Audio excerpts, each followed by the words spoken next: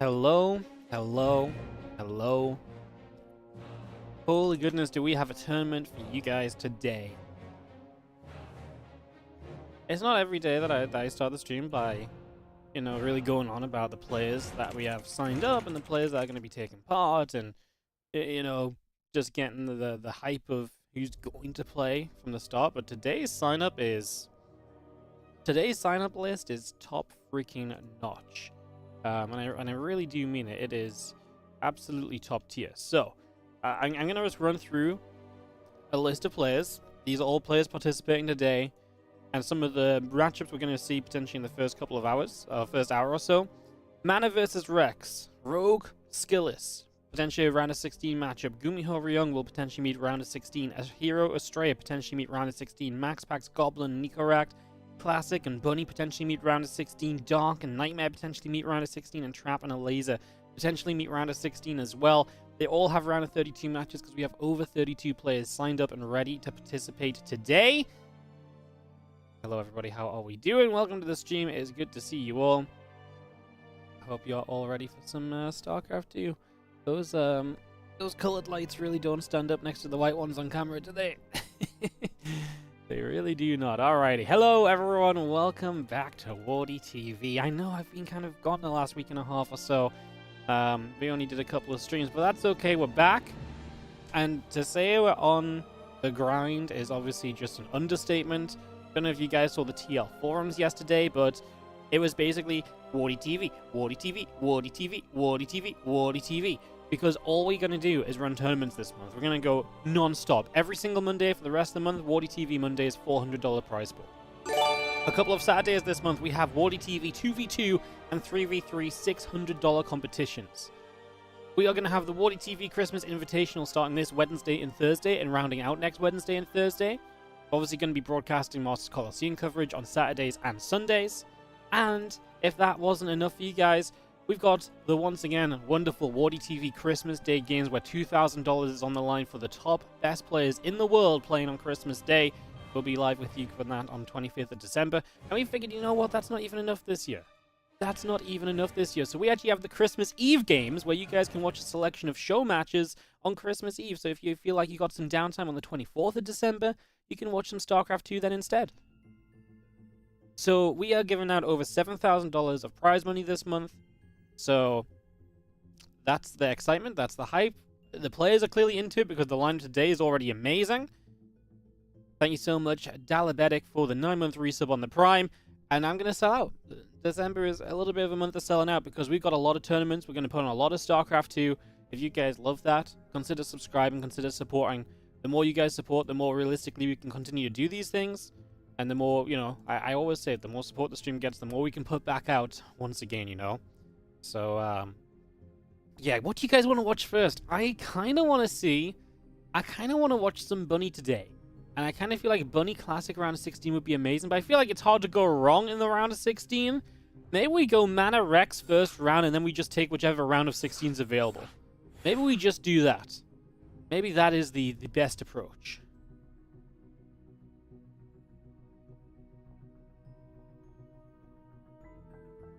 Maybe that is the best approach. You want Trap versus Laser into Winner versus Dark? Mate, all these matches are great. The best part is at least we do have a bunch of different, the Cranky Ducklings at least are currently live. Come cast, Lambo. You can just come cast the games if you want. If you want to just come cast, or you can cast on your own stream if something, if you fancy it, honestly. We've got so many great games, they deserve coverage. If you want to jump in and cast those, go for it. Yeah. Gonna be a fun day. We've got so much StarCraft 2 coming up. We are going to start off on the bottom right side of the map with our very first match of the day. I'm going to go into this one. This actually is a very cool kind of first round matchup where there's definitely no kind of guarantee or anything of who wins this. We've got Mana in the bottom right, our red Protoss taking on Rex, the blue Zerg in the upper left-hand side as we get things underway in the round of 32 of the WardiTV Monday. The fact the round of 32 is so stacked already is pretty impressive. Again, great to see the player list just lighting up, getting full. I'm genuinely very excited for this month. We are going to be streaming the majority of days. I take a couple of the Fridays off. In fact, I take this Friday off, and other than that, I pretty much just go with StarCraft 2. There's just StarCraft every single day. It really is just going to be absolutely non-stop StarCraft. So hope you guys are ready for that. Hope you guys are not going to back down from from my challenge, which is watch as much StarCraft 2 as you possibly can. Really do think it's going to be a very fun month of StarCraft 2. I think we're going to have a lot of good games. Yeah, I actually have to send out the invites for the Christmas Invitational later today, so I'll be doing that after this event as well. Getting players lined up to play later this week. So, yeah. It was kind of funny because I actually went to do the scheduling for my Christmas Invitation, and I was like, wait, I've only given myself 4 days for this tournament. And I was like, why have I only given myself 4 days? What have I done? Like, I guess I probably had 5 written down, and then 1 got overwritten by another tournament, and I just never made another day for it, so... Christmas Invitational is now going to have 2 groups on 1 day as well, so one of those days is going to be even longer. Let's just get ourselves set up. Hatchcast Pool coming through, a couple drones on the way. The Nexus building from Mana. As we got our Cybercore on the way up as well. I'm on Indy's camera here today, guys. Just admin stuff at the start usually does crop up a little bit, so yeah, we'll just be on Indy's camera. If he's AFK a little bit, that's on him, not on me. I've got admin stuff to do, you know. I've got excuses to make. As we get ourselves a couple of queens and a few lings just continuing up. The Cybercore and the Nexus all on the way in as well. I want to give a quick hello and welcome to the YouTube viewers as well. A few of you already in here. Good to see you guys. If you do have a chance, hit that like button. The earlier you hit it, the more YouTube's like, oh my goodness, people like this stream. And then they send it to more people. The viewership rises. I really feel good about it, guys. And I don't know. I've had a bit of a break. We've been away. I was ill last week. I'm not 100% right now, but definitely doing a lot better. Feeling good to just get the StarCraft grind going again and to really bring you guys, like I say, just some top-tier StarCraft. We really do have great games, and I don't think anyone is really disagreeing with that. She shouldn't be, because the games really are good.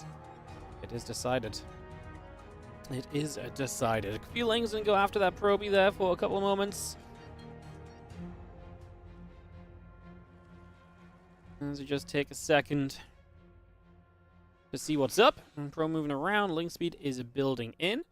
And yeah, we just take a moment here, chill out a little bit, figure out where we're going to go. Give it a few moments time.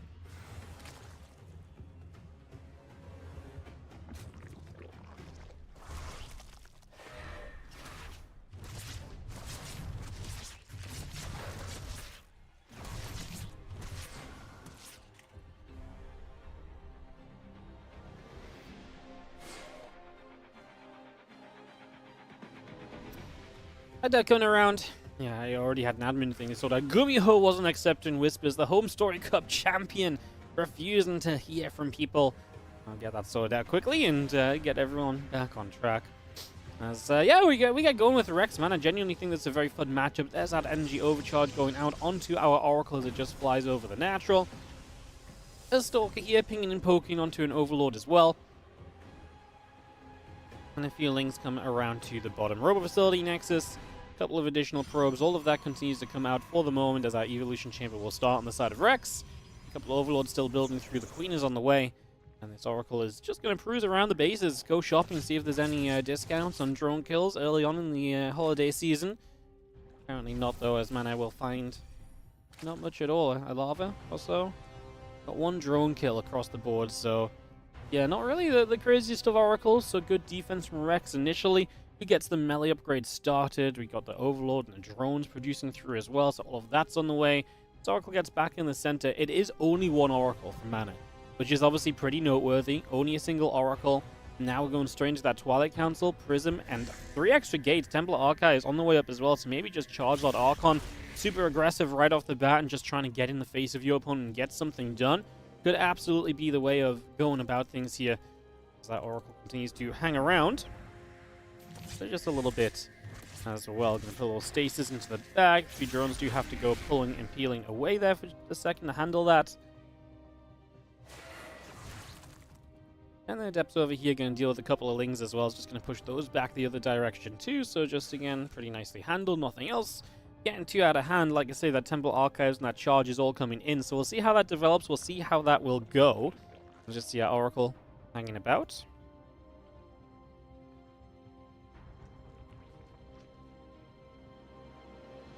Wings pulled back. Queens pulled back. Let's take a few moments here for things to once again, like I say, just settle down. I mean, PvZ does not have to be all go, go, go. It will be very soon, I think, with the Archons available, and then obviously the charge lots becoming available as well. I think all of that is going to kick off in just a few moments.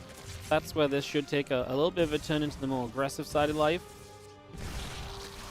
As those lanes trying to fight the Archons is never really a fun thing to try and do, as the Queens are going to be fighting back as well, so a little bit of engagement going on over there.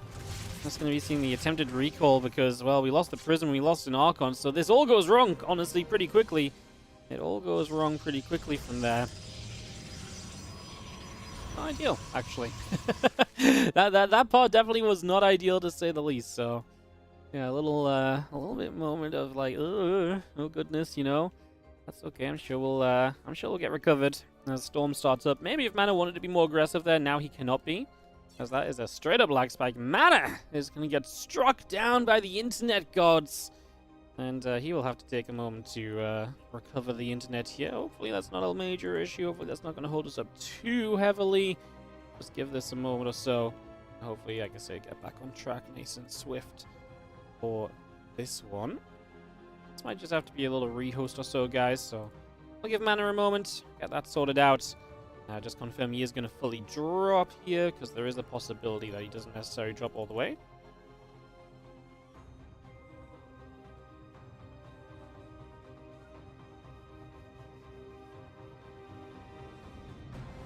But it does seem like he's going to drop all the way.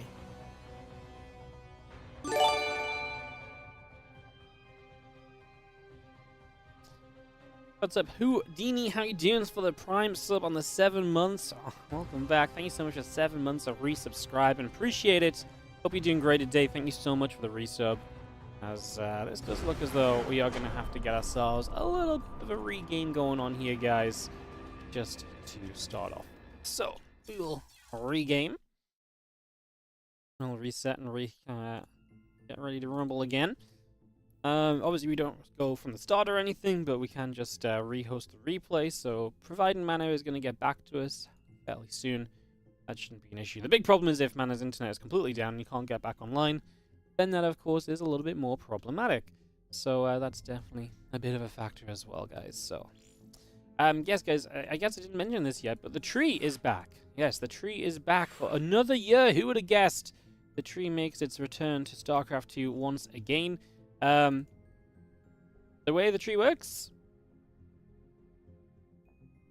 Okay, I'm trying to explain the tree right on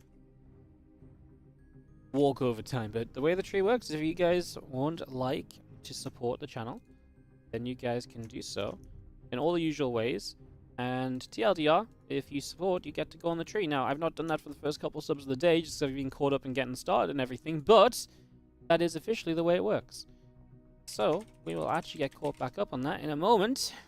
Let me just put my walkover in here.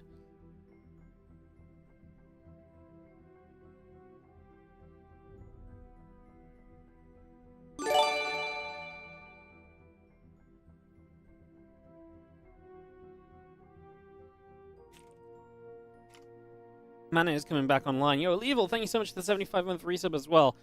So, yes. I put the thing somewhere. You know, we're going to start with Gingerbread Men this year. We're going to start with Gingerbread Men going on the tree. I don't have a pair of scissors. That's not going to be useful. Alright. We're going to start with Gingerbread Man, which means I'm going to have to write kind of small, but that's okay. I'm also going to have to tie some knots. It's going to be a whole thing. But Mana does seem to be coming back online, guys, so this should be fairly quickly resolved. And yeah. Let's start filling the tree, because the tree right now is extremely empty, to say the least. It's kind of funny, because I'm so used to seeing the tree completely full of decorations. Because obviously, we fill it up pretty quick, but right now it's kind of barren the first couple of days.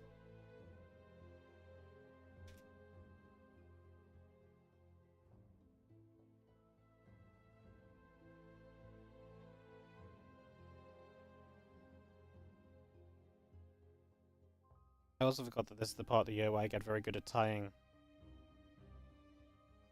over and under knots on little bits of string. Really, my not tying game's not there yet though, because this one took me Took me a little while. How many subs we had so far? 3? Alright, let's get 3 people up on here. Let's do it. Ay, ay, ay. Very professional start to the stream, guys, as you can tell. Had a player lag out. Wardy wasn't ready with the tree. I don't know where my pen is. Ay, ay, ay. Oh my goodness, these little things are very small. I don't know what I was expecting. I won't lie, I didn't actually go shopping for gift tags this year because I kind of just thought that we would have enough, and then I've kind of... has not actually been the case. Yo, Arbrak1, sorry, I missed your 40-month resub. Is the doggo streamer there's sometimes StarCraft? Absolutely. Thank you so much for your resub as well. You guys are all going on the tree. There was one more right at the start of the stream. Ndala Bedic, or Dale Bedic. Thank you so much as well. As we're going to get this resumed, Mana has rejoined us.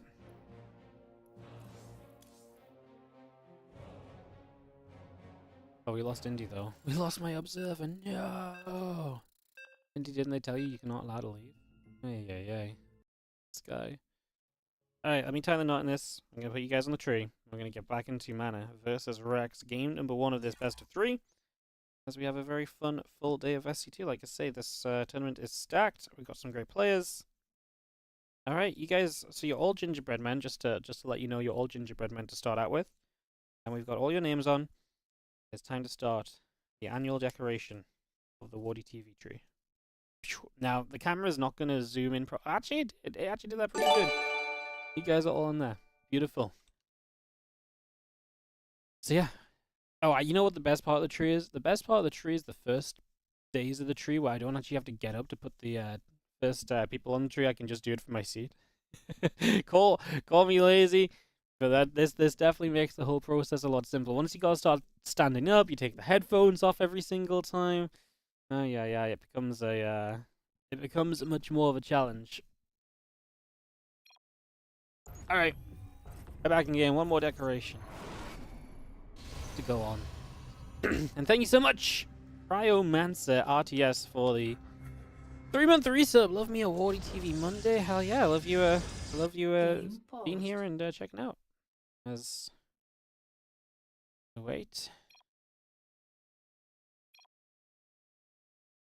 It's because yeah, I know exactly what that is.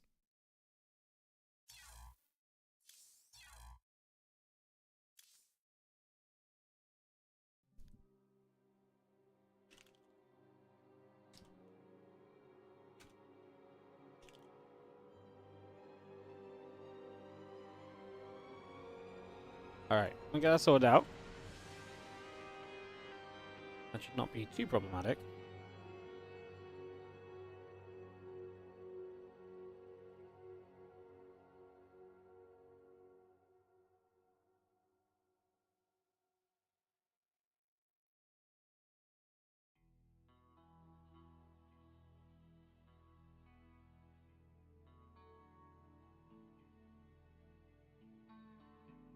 Alright.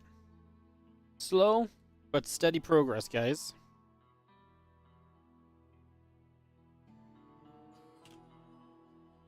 Slow but steady progress. Right, I'm trying to write Cryomancer down as well.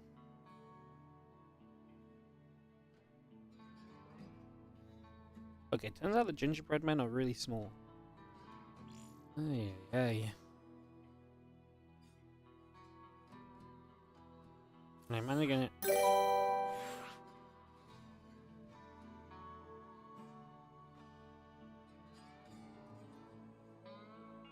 Alright, we're getting sorted. Sorry, this is obviously becoming a little bit of an interesting little something. Let me get this going. Thank you so much, Andy, for the 500 bits as well. Thank you so much, Skillus, for the 100 bits. Appreciate it. One of the groups for the invitation can be announced as soon as I actually invite some players. Currently, I can tell you the entire player list if you would like. Our currently confirmed player list is very exciting, I know. Super hyped to see all of those guys playing later this week. Cryomancer, thank you so much for becoming a gingerbread man. Andy, I will get you sorted out soon. as the game gets going, or so.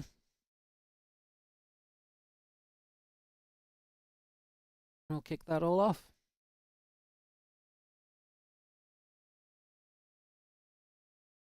We will kick that all off. Alrighty. Alright, back into Manifest Rex. We might swap series here, guys. I'm not going to tell you. No, I would tell. I literally just told you everybody that's signed up so far. That's been invited. I just haven't done any invites yet. Yeah, I'm watching a couple of the round of 16 matches, guys. We might jump out of this run in the round of 32 to jump into one of the round of 16s that I think is particularly exciting, but we will see. We will see. As we do have a lot of links here from Rex. This is going to get awkward, guys, because now I'm trying to write decorations and observe the game. This is why we needed an observer. Oh no, Bunny's done. Bunny and Classic are going to play. No, I want to watch Bunny Classic. What do we do? I guess we're going to let Bunny Classic go by. No, I really wanted to watch Bunny Classic. God damn it. I blame Mana's internet dying.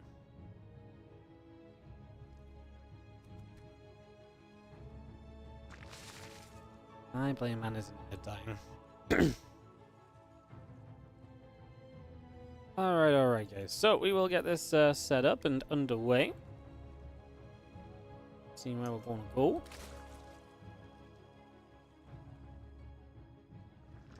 Feelings and Hydra's joining up as well as we get settled down on this one. Switch? Ugh. Surely I can't just ditch these guys. I hate the idea of like leaving mid-game. If they were still struggling to get the games restarted again, I would, but if we were out of game, I don't like switching in the middle of a game. It's like we've just watched the entire build-up of this game to then be like, bye! You know? To me, I don't love that, so... Yeah, I don't love that at all.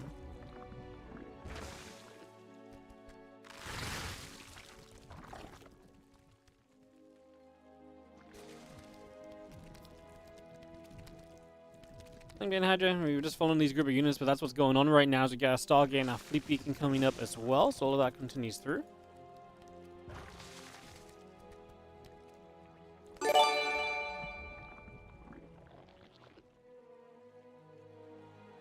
And well, it's little Danny the Veteran.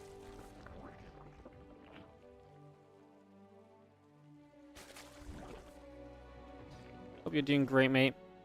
And I'll get you on the tree. Thank you so much for the 29-month resub.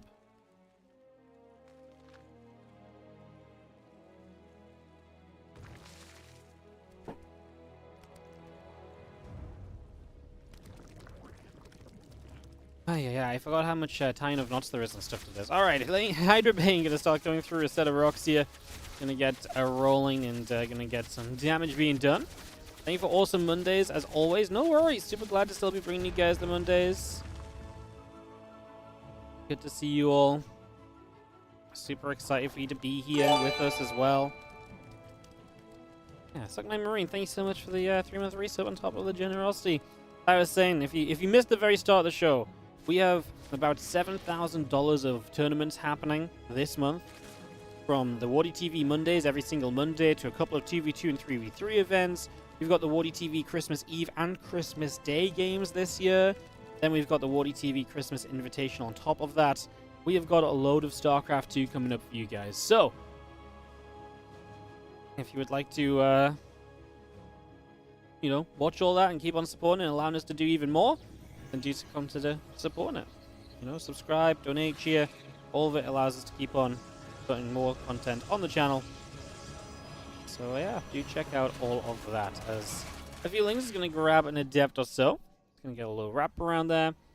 There's a lot of cool, by the way, a lot of cool round of 16 matches starting, guys. We might, after game 1 of this series, jump over to something else. But we'll just see what's available when game 1 of this ends. We're going to stick in game 1 of this no matter what, pretty much. So yeah, we'll stick in game 1 of this and we'll go from there.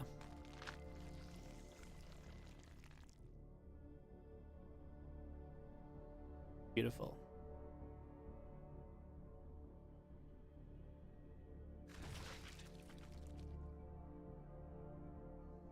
Playing aside is joining up together.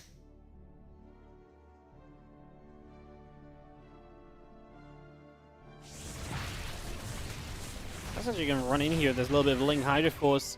Main force at the front has Ultras now involved as well. Mana's also been building his way up to the Tempest. So all of that has been going on. All of that has been situating itself so far.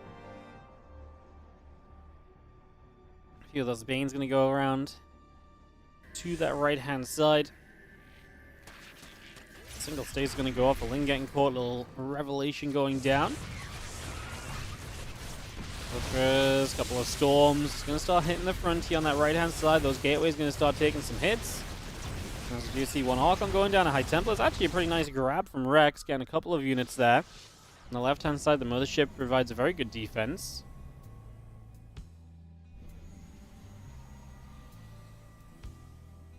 Units will gather. There's going to be seen a few cannons are set up as well. And on the right side, all those Hydras join up together. It's 6 Infestors, a lot of Lings, and a Greater Spy coming through.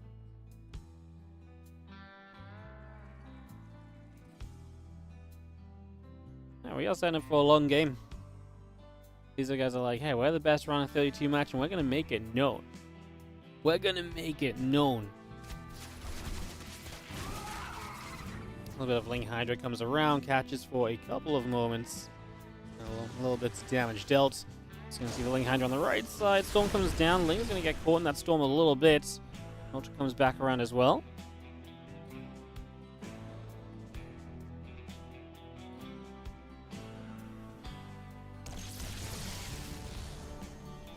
Archon's coming through. Just going to get the Ling Ultra coming down the bottom.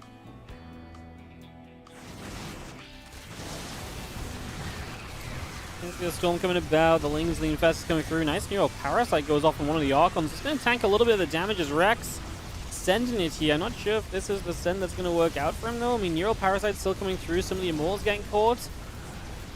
Rex's supply is dropping. Just going to see that army of mana pushing back over the left-hand side. The Infestors trying to sneak on and away out of here. That's a group of High Templar. I mean, Mana is basically instantly saying, I can counterattack on this, and I don't disagree. The only thing I don't think he has is a high Immortal count on this counterattack.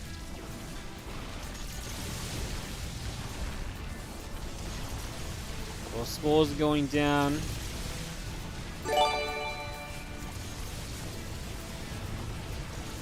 That's those Lings just gonna get grabbed. No! Was that Mana's internet again? That's Mana's internet again. Alright guys, we'll tap out over here.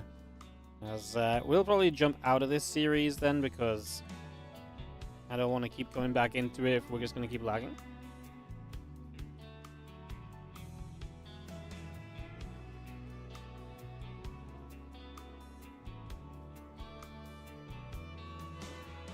Well, while we wait to just lag out, I've got Suck My Marine, Grown Mime on the 37-month respawn in the Prime, Danny Levette and Andy Figueroa. Well, you guys are all going on the tree as little gingerbread men. Welcome to the tree. You guys are doing a great job of being decorations so far, I gotta say. We're almost out of gingerbread men. Hey, Andy, Danny, yours is not tied for some reason. Yeah, we're doing a great job at decorating. Early on, whoa, Mana came back. Holy goodness. Mana came back.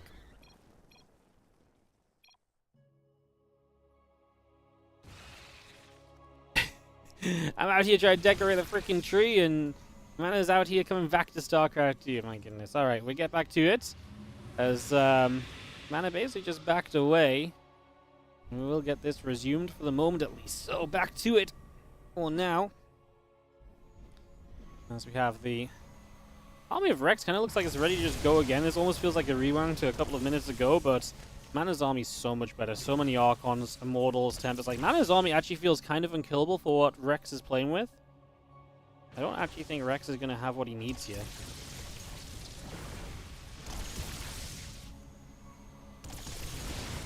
Man, this actually looks very good at the moment for Mana, who is going to take this fight, and you can see those Ultras are kind of already just melting, right? So Ultra's kind of melting, a couple more Neural Parasites continue to come down into play. Constant Wall is going to be there to push those Queens back as well, so they're just going to keep on getting shoved the other direction. Mothership overhead. I mean, Mana, we're basically rebuilding Ultras again, but I just don't think they're ever going to make the difference right now. Mana's army is clearly just a little bit too good for what Rex is playing with. This is unfortunately just not really working out. As our units continue to step through, Mortal Archon, Mothership, we're going to get that going.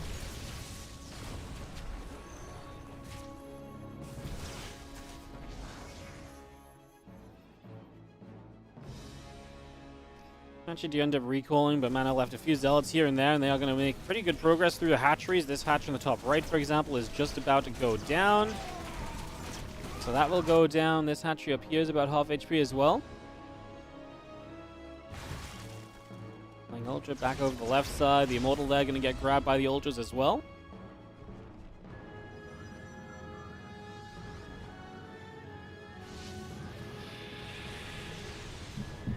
Another Archon just morphs in. High Templars are going to gather together.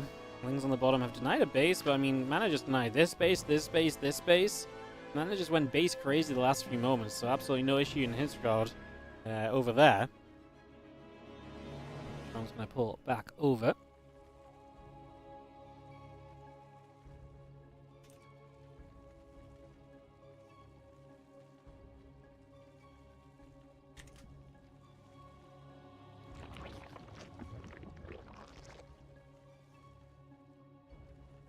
After 3 flights, 26,000, 9,000 kilometers. On your last train home, and Wardy's here to see on the right. Hell yeah. Got some good games. They've got some good games today. It's very fun. Very, very exciting as we settle in. Just going to be seeing a couple of spines and the hatches coming up. Just got Ultras moving about. The Archons on the left-hand side going to come over as well. For a little bit.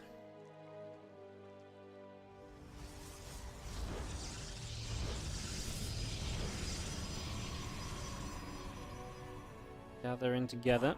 Let's see those Archons joining up as well. I mean, this army just is not going to get stopped at this point. I mean, it's pretty basic to say, but that's just the way that this is going. This army not getting stopped in the slightest, and it does seem as though Anna is just going to kind of cruise through to a victory here in game number 1 of our very first matchup of the day. See you guys. And get to get some StarCraft rolling, huh?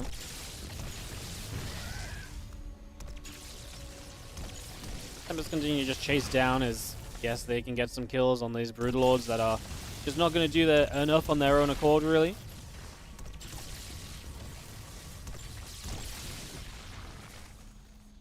Ultras gathering in. Let's just see. I mean, feelings on that right-hand side. Massive army of Mana on the bottom, so he's just going to hang back a little bit for a few moments here as well. We're just going to press up. Just going to be seeing them rock straight into Immortals is not exactly going to help. On the right side, there is a Ling run by, attempting to do something, but I just don't think it's going to be really quite enough at all. I think this one is getting decided fairly early here. You seem to be seeing a GG. Mana takes game number 1. Alright, so Mana grabs the first game of this one, and he will be taking that victory. Let me check the bracket then quickly, guys. There's so many cool round of 16 starting up. In fact, pretty much all the round of 16s are starting up. Yeah, that we might be too late to jump into most of them because of the delays and the issues we've had here. Let me hop to the Asian server and we can have a look.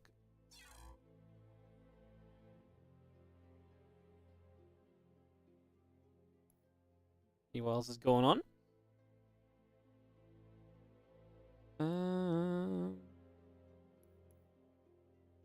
Yeah, everyone's in game on the Korean server already. That's okay. We could continue just finish up in Mana Rex. I just feel like there's so many cool round of 16s I want to watch now. Let me see where some of them are at.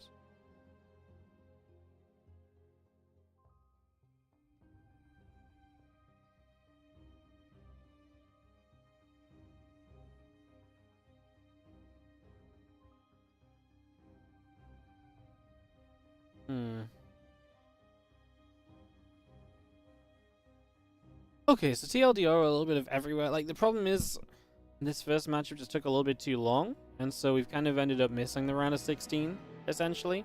Is going to be what happens here. I guess let's just go back to NA and see what we can get into. Yeah, pretty much just everything started, apart from like Trap, a Laser Rebellion. That part's still going on apparently, so still waiting there.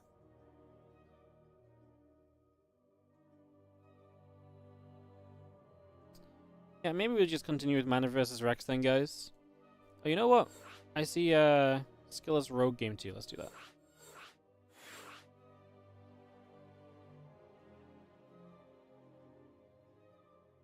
Yeah, we'll jump into Skillus Rogue game number 2. Seems like a reasonable way to go. Skillus is leading by 1.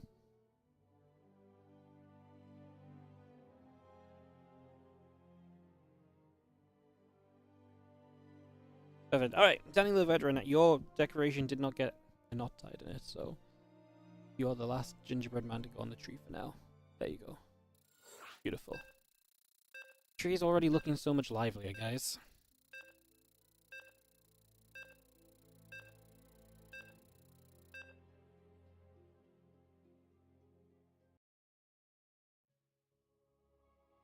Alright, I'm going into Abyssal Reef. Let's get this going. Why does it say 99 on Rogue versus Skillus? It does not. I know what you mean. It says 99 on Rogue versus Nikic. Which is because Rogue got a walkover in the previous map. As we have ourselves this one, in the bottom right side, our red Protoss player is Skillus. While in the top left, we are going to have ourselves the blue Zerg. This is Rogue. Nice looking tree. Thank you so much.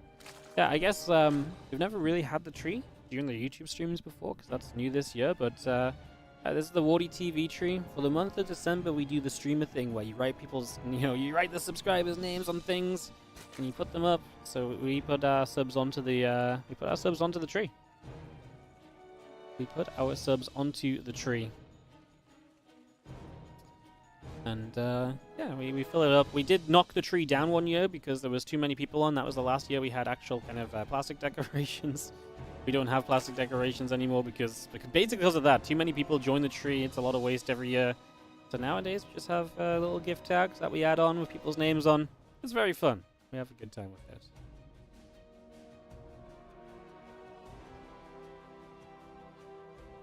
We have a good time with it. Gateway coming up. You can see now where Nexus going down, Gateway coming online. Again, hatchery pool, and drones coming in and get settled here for a little bit. Just gonna be having our Nexus and our Cybercore continue to come online for a little bit. And yeah, just a probe coming about. So apparently Skillus is up 1-0 in this matchup, starting us off here.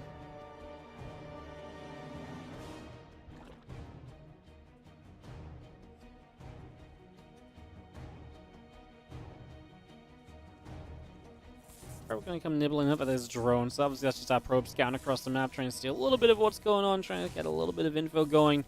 Just going to see a couple drones pulling back the other way.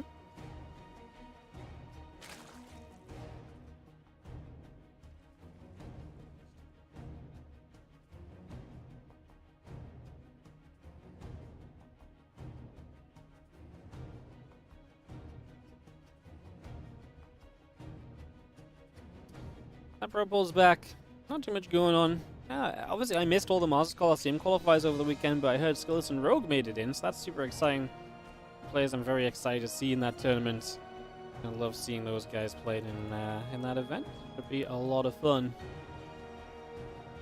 Yeah, definitely looking forward to hearing about all of those guys and actually getting to see them play as well, obviously, because we will be watching the Masters Coliseum games come this weekend for the first group.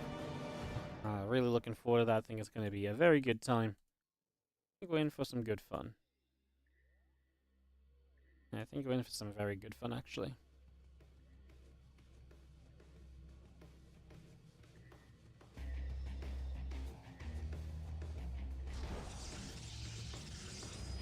You just take a moment here, Overlord chilling, and you have the Cybercore setting up, the Gateway coming through, the Nexus goes down on the third base as well. Hatchery sets up from Rogue over to the sides. And just get that settled as our Overlord Again, hanging about a couple Queens, drones, Wolfgate, and the Nexus coming through as well as Vordre activates and gets rid of an Overlord, so Rogue ends up supply blocked off of that one.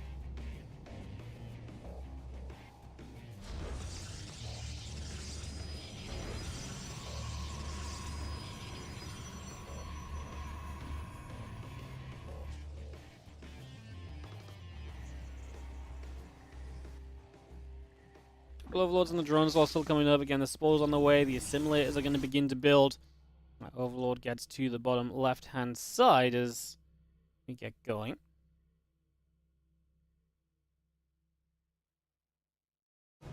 I mean, again, just a little bit of setting up here. So far, there's a couple of adepts of Skillus will shade out in towards the center of the map. Again, Nexus finish up, and that fleet beacon just super quick in this game, so we are going to get some fleet beacon action. This is just a single Stargate. It's truly just for the mothership. The mothership has been good enough to apparently justify building into on its own lately.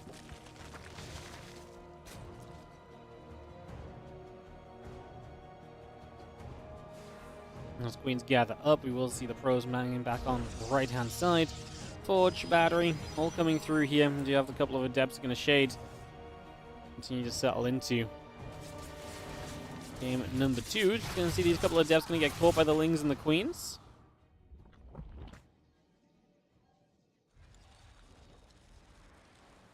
Eight more drones coming online. The lair coming through. The extractors all building as well. So there's a little bit of Ling Queen action on the left-hand side as well, gathering up together. Tempest, Twilight Council, +1 attack. I can say a lot of good stuff coming in for the moment here as we just have Vordre trolling around in the center as well. Tempest will begin to move into the middle. Again, Vordre moving about as well. Everything is looking good, guys. TLDR. Everything is looking good here in this game number 2. Like I say, with the mothership and a single Tempest rushing out.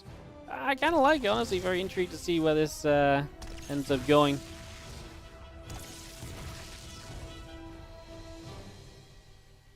Let's have ourselves the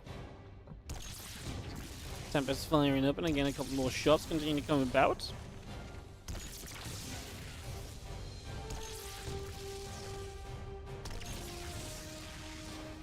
So the Tempest just poking away. This map is very good for Tempest. There's a lot of ledges and stuff they can hide behind.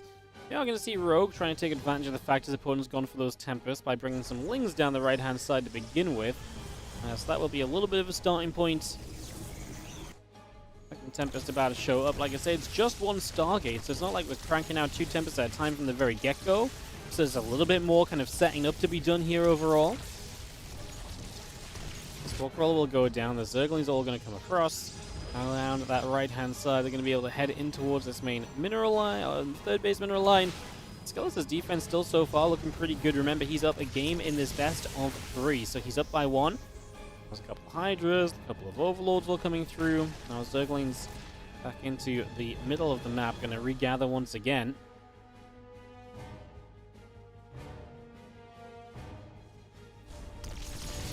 Again, Tempest just going to shoot. A couple of Spores going to go down, so we are going to get our kills on those. The Spores will drop. The Zerglings on the right side just going to pull back a little bit as well.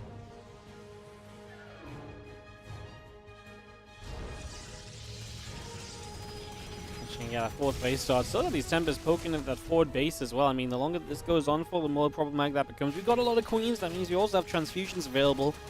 Rogue takes the moment to open up these rocks as, I mean, Blink, Storm all coming through.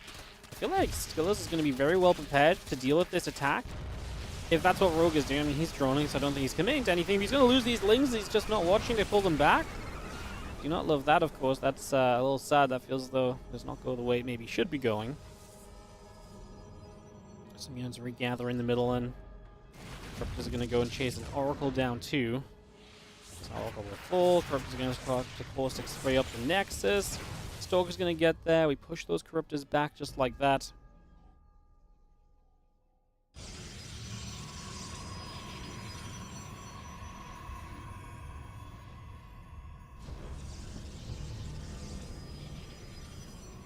Still got Star Stalkers now.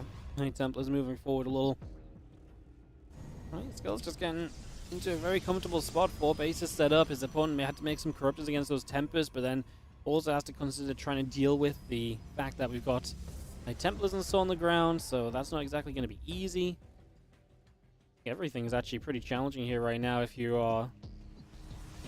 Yeah, I think everything's pretty challenging as Rogue. I feel like Skillus has set this game up in such a way that it's going to be very difficult for him to really not succeed.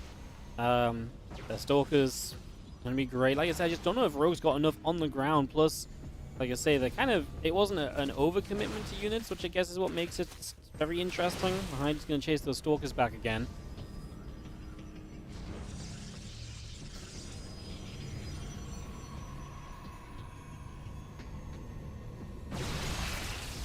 Coming about, just going to be seeing a couple of shots in the middle.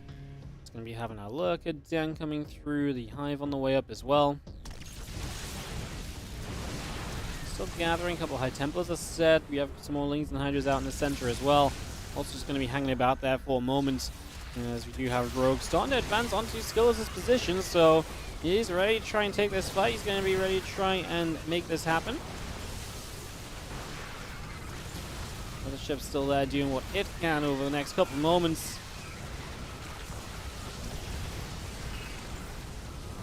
Time Warp goes down.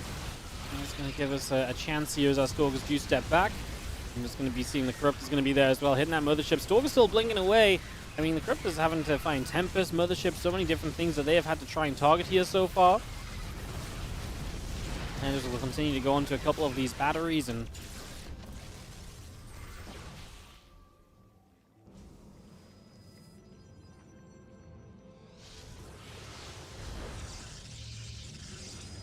Well, he's just going to move about once more. There's an Overseer's coming about as well. Keep on moving. Just going to be seeing these units still gathering together.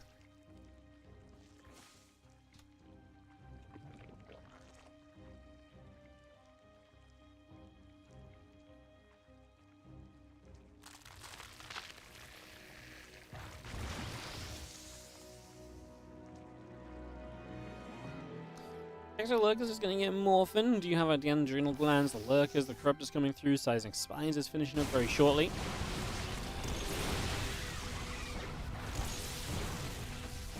Stalkers will come through and get rid of quite a lot of creep as they go, so once again, Skill's kind of pushing back. Rogue's army is advancing, he's about to hit the Lurkers, right? So that is going to be a bit of progress on this army compared to what he was having before.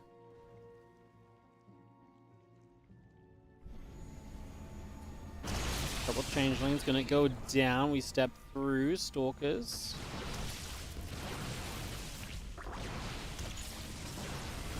Gonna blink up. Couple Overlords gonna go down. Tempest shot's gonna come about as well.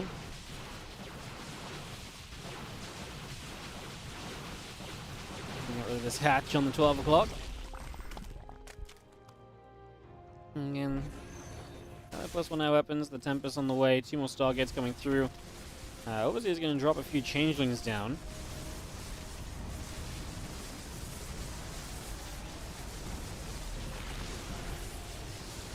Interesting, because we still have some Tempests from earlier, so I almost feel as though we already have a group of units which are... Yeah, a group of units which are good against these Tempests, but we're not currently really putting them into play at all, so not getting as much out of those as we maybe would like to. The Hydra's still pressing up here. The Sentry goes down now.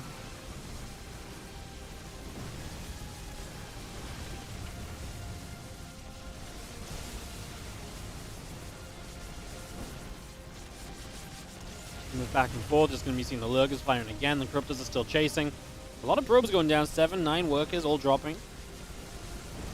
Now the upgrades coming up, +1 flyer attack upgrade.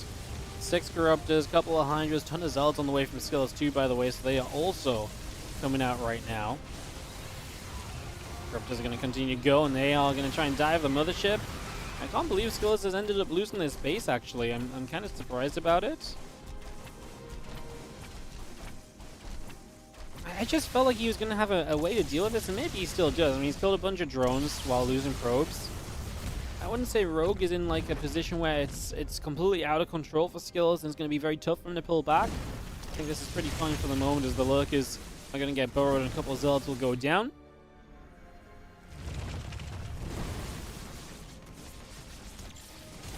Tempests are going to shoot, the Lurkers are going to fight. Corruptors are going to chase in. Storm goes down again, hitting the Corruptors a little bit. Our Lurkers still doing great against those stalkers. There's the robo facility. Will still be taking some hits. The robo taking damage and a storm goes down. Crypto's taking a lot of shots as a couple of lurkers will continue to drop as well.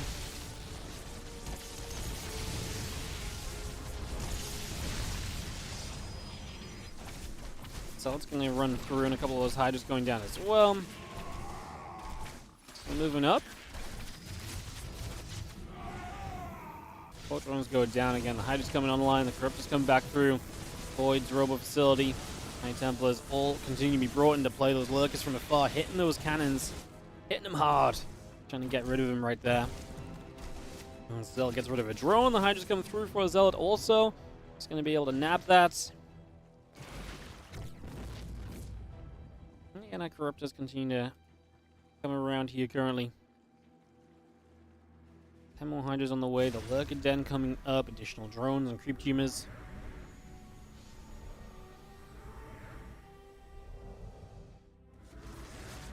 And big push right now at the right hand side here from Skillus. There's a couple of our hydras taking some damage. Gonna fire some shots with the Tempests. I mean, Skillus fighting so many corruptors. I mean, the corruptors become dead weight, but dead enough weight for this to really matter? I don't think so is the issue, right? GG's called. Rogue is going to take game number 2. We get tied up 1-1, and we are going to a game 3 here in this round of 16 matchup. Some of the round of 8s coming through. Classic beats Bunny, so he'll be the first player to advance into the round of 8. Otherwise, everything else still ongoing in the round of 16, guys. So that is all taking place. That's all happening. And yeah, a bunch of people providing coverage today. I know Lambo went live to cover some of like the trap and the laser games and stuff. The Ducklings are live. Indy is live. We know that this is an event with a lot of great games. We are getting as many people to cover this as possible. This is definitely a community-focused event. Again, shout out to all the different people that help support this event. Loco dishing out the YouTube money to help make this one possible. Same with Winter. OSC helping to sponsor this one too. Thank you to those guys. They really do allow us to keep on making this. $400 every week. $400 a week is not easy to put up for tournaments, but yeah, this case it is a little bit more manageable because of the help of all the awesome people we have trying to make sure that this keeps on happening, basically. As we wait for Skillus Rogue Game 3 to get hosted, just jump into that one, get that going.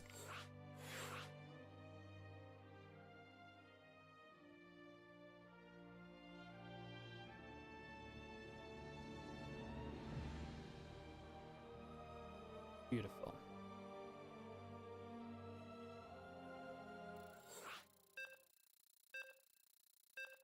Alright, countdown is on for Frostline for game number 3 of this Skillus Rogue series.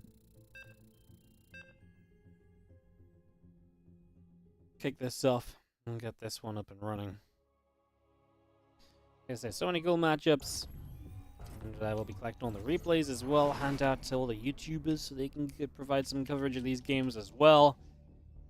Honestly, just Monday Cup is becoming a very cool event. So nice to see so many people being so into it as well, to be fair. On the player side of things, right? Because the players are definitely, a big part of why this succeeds. And they are definitely helping it to succeed by showing up and playing in good numbers. Good to see so many people here and participating, right? Absolutely. Got Clem versus Mana in the bracket. Hell yeah. Yeah, so Mana did come through against Rex. That's cool to see. That wasn't a guarantee, right? Like, Rex has been pretty good lately, so like I said, that definitely wasn't a guarantee in my eyes. Good to see Mana just make his way through that one. So again, in this game 3, we got an early probe, just going to block the hatchery, force Rogue to go to the left-hand side.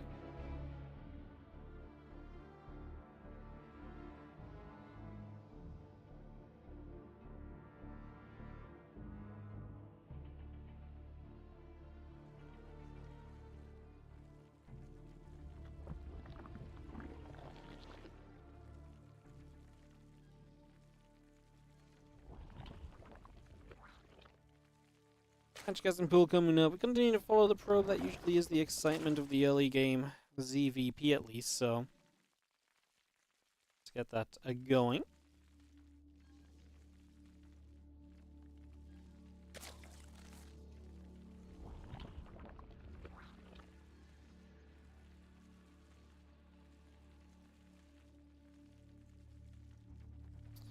And an Nexus Cybercore Simulator continue to come up. Settle this down for a few moments. And see where we're gonna go. Let me catch up on the chats a little bit. This guy's Maui did indeed play in Home Story Cup. Incredible.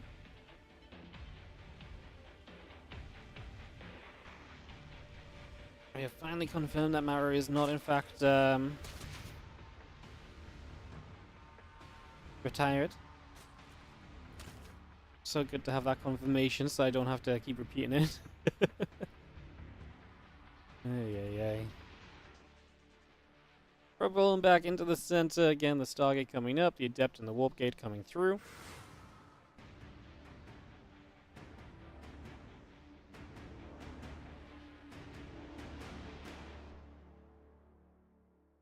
Adept Chrono boosting along, Probe pulls back into the natural.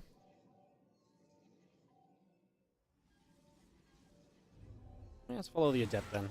Obviously, this is going to be fun. One Adept already on the other side looking for opportunities to create some action and to make some stuff happen. Gonna come through, gonna get a drone.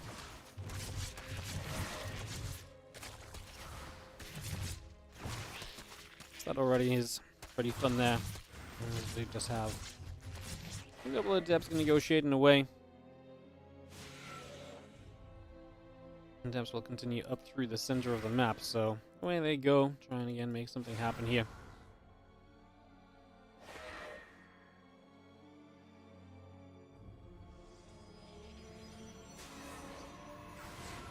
Adepts don't do too much. The Lings are going to continue to cruise around looking for that opportunity to maybe make something happen, so they will wait for that chance in the future. But with the Oracle poking around, second Oracle on the way up, don't know if we've got too much that's really about to break out here over the next few moments. And the gateway coming through, the probes and the warp gate continue to build.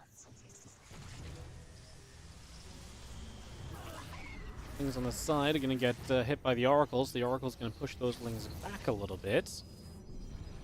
More damage done there as the drones come through as well.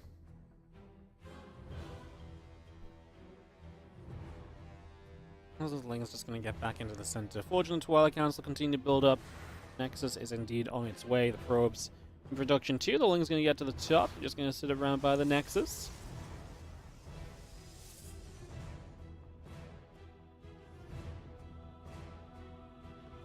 I'm just going to pull back. Still got the Oracle poking. It's only had a single kill. The defense from Rogue has been pretty consistent there, so not too much really happening from that one. And yeah, Twilight Council and Forge both building their skills. Takes a bit more of a standard approach, not going to rush into the mothership as we saw in that previous game, right? So, like I say, a little bit of a different approach here to what we saw last time from him. So yeah, that's going on. As those couple of Adepts are going to join up, and they're actually going to shade into this mineral line. They are going to get a good surface area kind of set up on themselves, so limiting the surface area that's available. And that makes it so much more difficult for the Lings to then play cleanup, right? You see the Adepts will gather around still.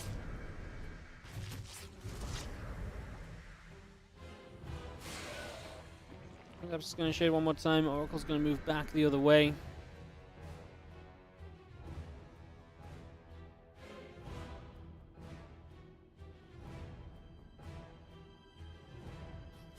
All these Lings. Rogue is so good at setting up the counterattacks.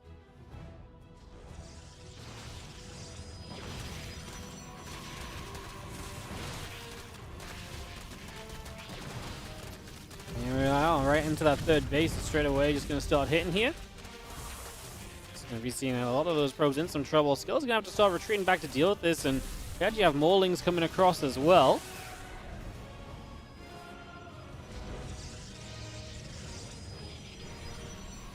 And still gathering together. The Lings are going to move up as well. Lings, melee upgrade, joining up right now.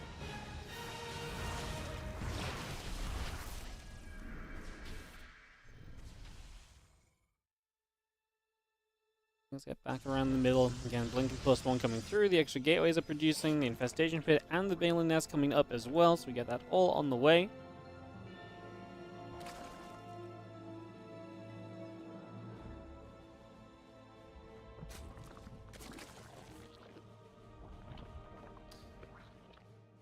This game continues through. Charge on the way up. The Oracle will come to the top side. Look to see what it can get up to moving around in that direction. Just going to be seeing the charge, the gates building up right now. The Baneling Nest is on the way. The Infestation Pit building through. Bunch more Zerglings on the way out. The Burrow upgrade also part of what's currently ongoing. And then you get that Burrow going. The Ling's looking for a counterattack again. This time deciding it's not worth it to commit. I was trying to get that Overlord. They didn't quite finish off before backing away towards some stasis swords on the top side of Frostline here. Let's come back over too.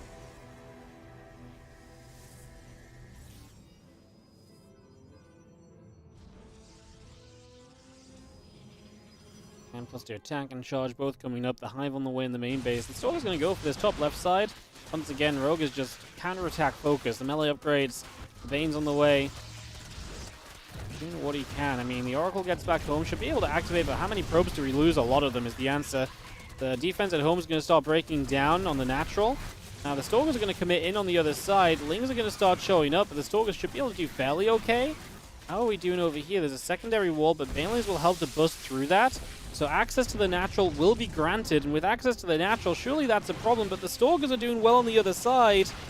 40 new Lings on the way up. Oracles will clean up these Zerglings. I mean, we're going to maintain the third base as well so far.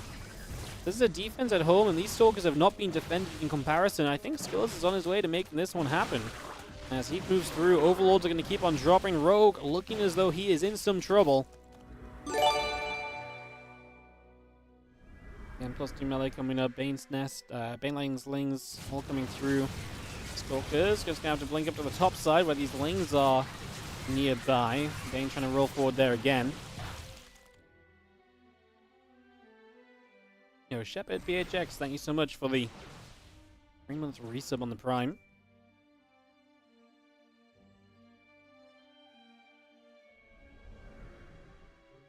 Appreciate it, mate.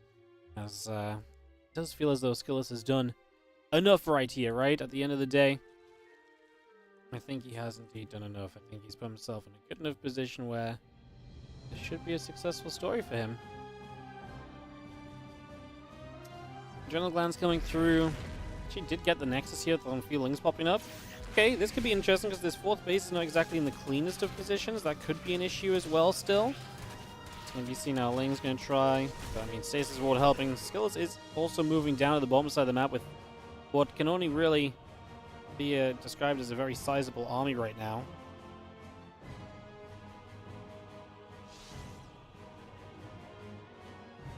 So yeah, large army down on the bottom, and that's going to push through. Stalkers and the Zealots gather up together, pushing onto the Spore Crawler here initially, and, well, the rest of this is just Ling Bane. We're on our way to Adrenal Gland's not there yet. The Stalkers can soak up some of the Banes. It'd be amazing just to let the Zealots kind of get in there and do the rest of it. It'd be great.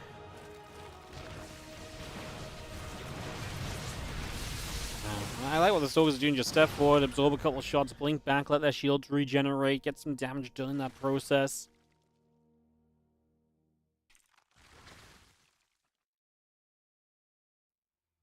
Two probes going down once again. Run buys have not exactly stopped, but I do think I'm watching here because I feel like this is going to be the storyline, this position, although I guess Rogue is just not really respecting it, and he's just continuing to counterattack. Skillus very good as our Stalk blink up into the center. Plus 3 melee. Lings, Overlord continue to come around. Stalk is still firing onto a few more of those Zerglings. Queens as well can be pushed back just a little bit. A couple of Archons are going to be there too.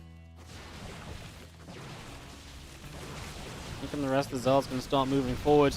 Going to get rid of a couple of those spores. The Ling Bane going to start rolling through this as well. Going to start crashing straight in.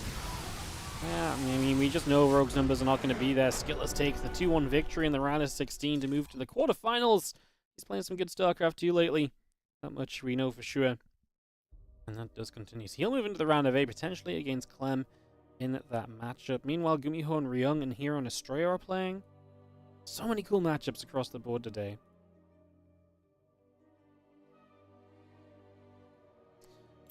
Awesome stuff. All right, guys.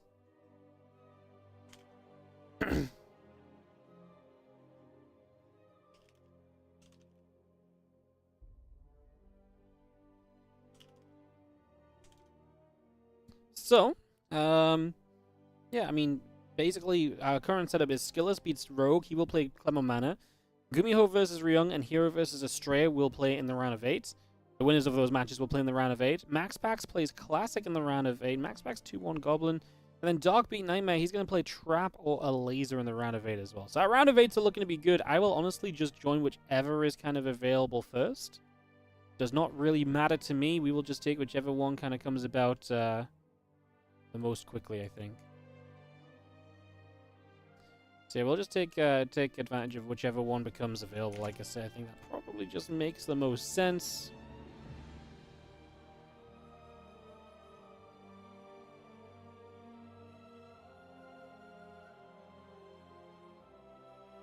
Let's do that. All right.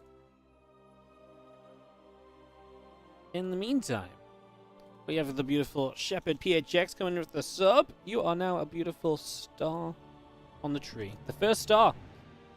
Everyone so far has been a gingerbread man, but you are a star. Beautiful. I'm trying to tie knots in these decorations. In any of the downtime that we get. You tell your wife? Yes, please do. Make sure you tell her that this is simply because you gave some random man on the internet some money. Can you get a deck? All decorations go up when your resub comes through. If your resub doesn't come through before the 25th, then tell me, and I can probably make a special alteration. Problem is, if I do, everyone's like star on the tree the moment on the like basically the first like 3 days are just like non-stop decoration. So yeah. Yeah.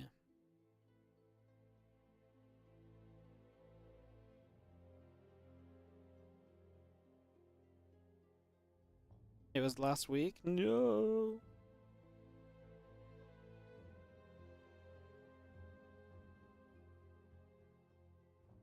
Okay, Ghostface, how about this? You remind me in a few days. Remind me in a few days. Prime sub is a sub. Yeah, that works too. Because right now, I feel like I need to try and get ahead on like tying the decorations together. And then, so just to, like the first couple of days, I'm just going to be trying to get ahead on that. So if you remind me in a few days when I have some excess ones ready, and so yeah.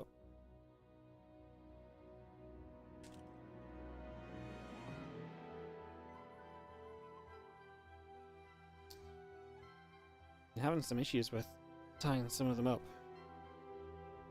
This is not an easy endeavor, guys, I tell you.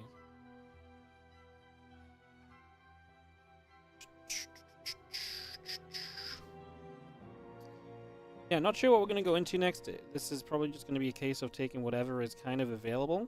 I don't think there's really a bad matchup. So whatever kind of comes about, we'll probably just go for. That might just be... Let's see, Clem Skillus. Skillus is playing well. Clem Skillus could be pretty fun. I think that could be pretty neat.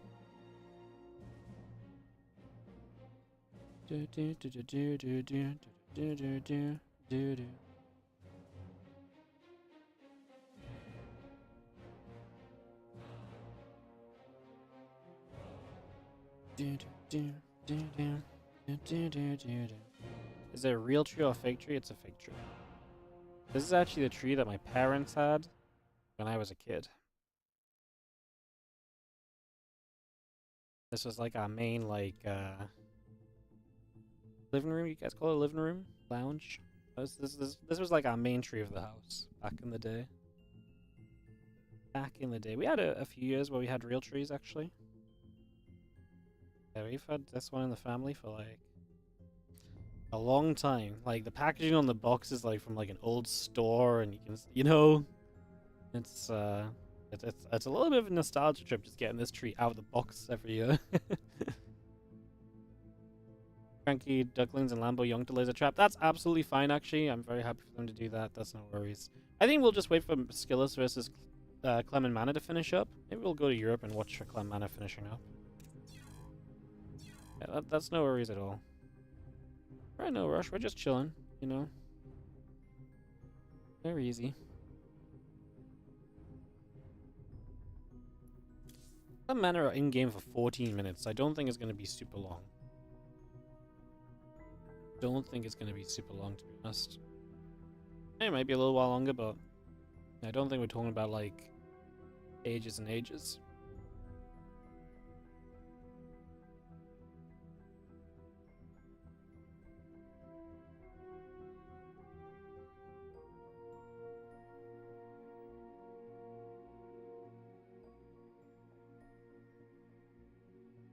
Do, do, do, do.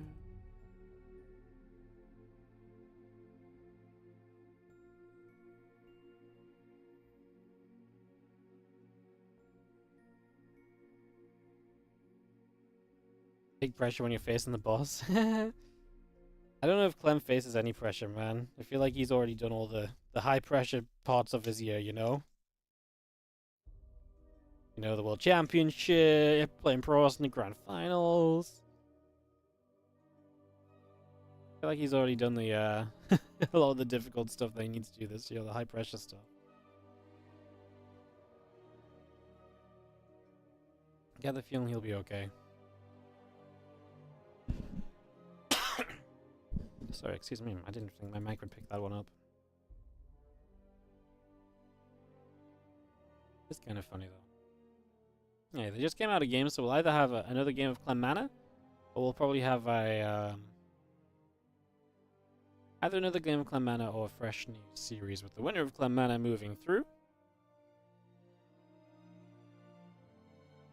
Just try and figure that out.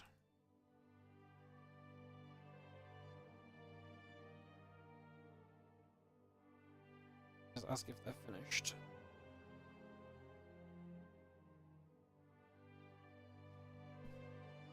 Might already be on the results page. Nope.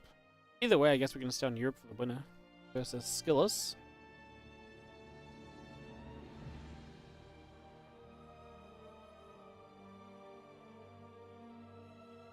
Oh, looks as though Clem's hosting the game, so maybe they are still very much so in their series of Clem versus Mana.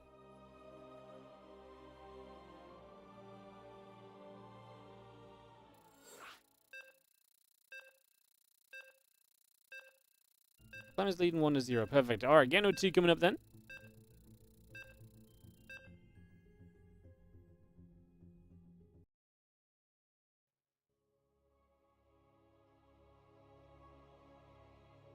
As we kick into Amygdala for this next map, actually. So this is going to be Clem leading 1-0 over Mana right now. Get this up and running. Get this on the way.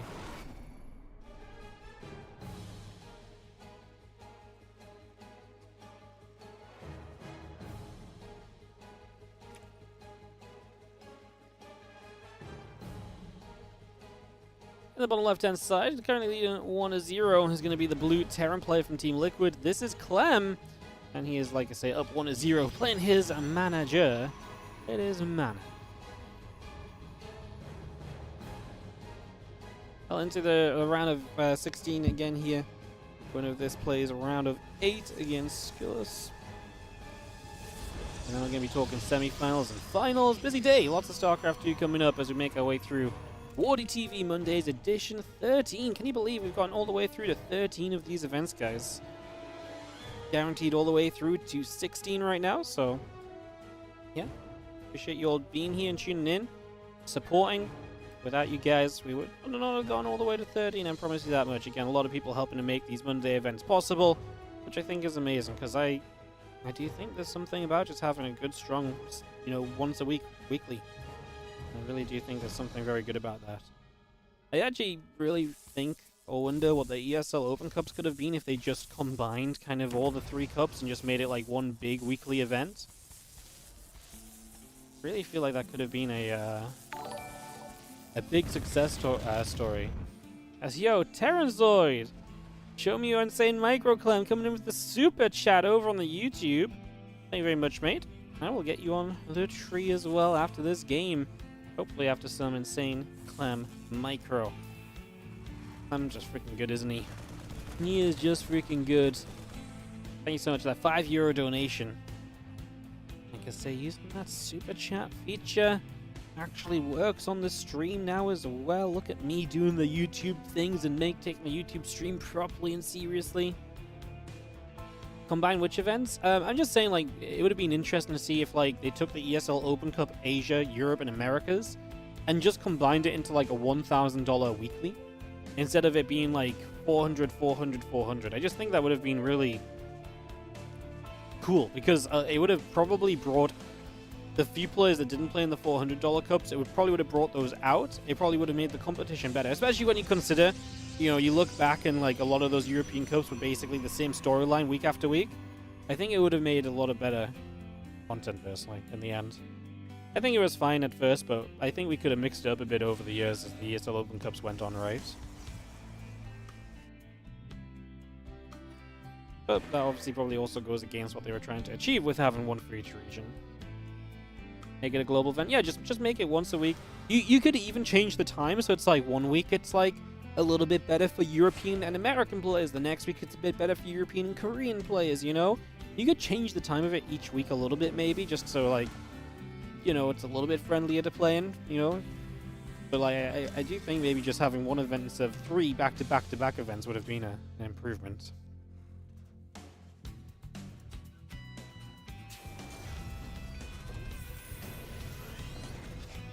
Marine's going to step out. Medevac and Marine's coming about. As we set ourselves down, the command center is going to float across into the natural. A couple of adepts out the front as well. Just going to be chilling over there for a moment. As the Widowmine is going to step forward, and a few Marines are going to be there as well. A couple of adepts will take some shots. The Marines will continue to come through, chasing those adepts down. Skulk are going to be in some trouble too. Nice from Clem to be able to grab so many of these gateway units.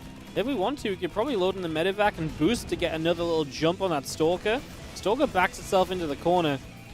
I mean, I guess there's no real winning there. Clem was going to boost ahead of you, or he's going to come and trap you in the corner. Like I said, there's not really much you can do to win in that scenario. See how medevac going to fly out onto the map here. Away it goes, just going to go journeying across. As again, the Prism and the Blink coming up. The Liberator and the Siege Tank, the Marines all producing through as well, so all of that continues to come in. Harstem with the raid! Holy goodness! What did I do to get in Harstem's good books? Thank you so much for the raid, mate. Welcome, everybody. Hope you guys are having a fantastic day. A few Stalkers gather together. They are going to intercept that Liberator. Bye-bye! That's a nice catch. Liberator goes down. And Stalkers take a Siege Tank shot to the face. Something we've got to be careful about there. Next is still coming through. The Observer is still coming up. Harstem deserves to be on the tree. You know, one year Harstem said he only wanted to be on the tree if you could have a completely black bauble. And so I used an entire Sharpie coloring in the decoration. An entire Sharpie, guys. I used an entire Sharpie coloring in a decoration, so it's completely black, and then put him on the tree, the special Harstem bauble. I'll throw back that one was. As our Stalker's coming through, a couple of SCVs going down. We will have ourselves the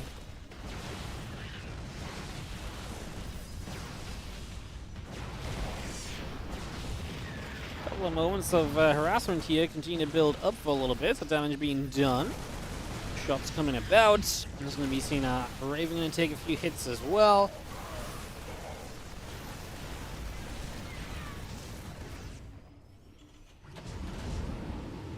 Medevac just going to come boosting back over.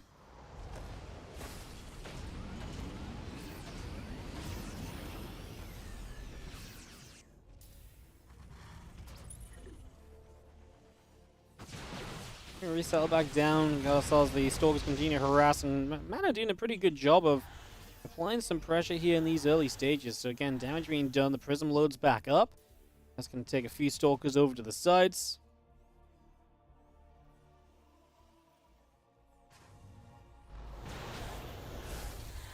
And there's the Prism unloading those few Stalkers again. A couple of SCVs will take some shots.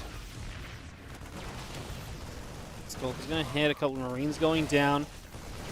Marines will continue to fall there as auto turrets come in as well. The Stalker's going to get pushed back into the Prism, and they will retreat away for the moment.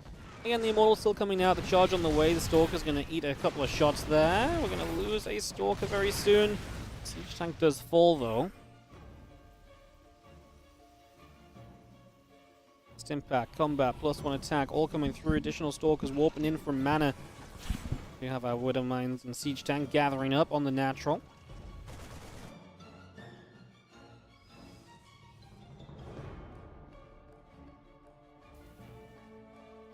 So I'm just going to step forward again. Just a couple shots on the depot there. And stem combat and +1 building up. Marine Marauder Medivac on the way in. And his pressure's been good, but Clem has sustained throughout, and obviously as he gets those bio upgrades online, that's 100% going to be a moment here. There's going to be a moment where Clem gets on the map and can start doing a whole lot more. So we'll see how Mana is able to deal with that phase of the game, because it's definitely going to be the most challenging phase he plays against in the next little while. Again, tank sitting tight. Prism up overhead, +1 attack, and the combat shield both coming through.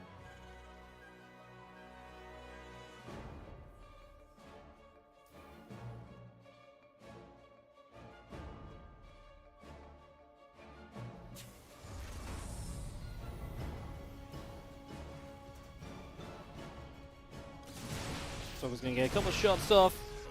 Marauder's going to take some hits. Raven and the Medivac's moving through as well. A couple Stalkers get chased away again. Concussive shells and +1 armor coming through.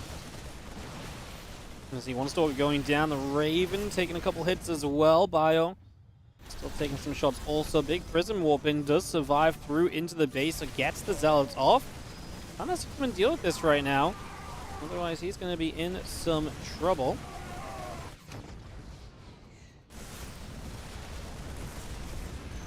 Let's see. 6 SCVs go down. Clem cleans up. He forces the recall away. Not bad, not bad. And we've seen a couple of force fields coming down. Is that enough to protect Mana here? So far, does not really seem like it. Uh-oh. Mana is in trouble. His supply ain't holding up. There's a lot of tank shots available. A lot of Widow Mines available, too. As they get used up, you can see there's not really many Zealots left, which is kind of the important factor here. Without a lot of Zealots left, we're definitely going to start running into some trouble as well, so definitely issues to be had.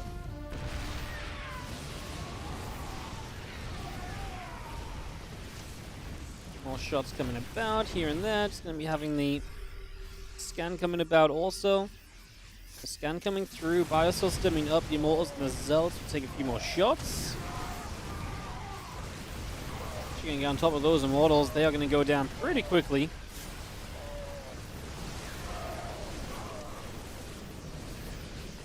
Clem just has a little bit too much here. Looking good, looking as though he might get through to that round of 8. Play against Skillus today. We saw Skillus looking good, taking out Rogue on his route here so far.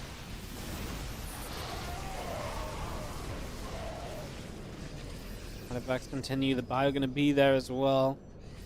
See that force field dropping down is a big factor. Gonna step through, a couple of shots coming about. Coming up as well.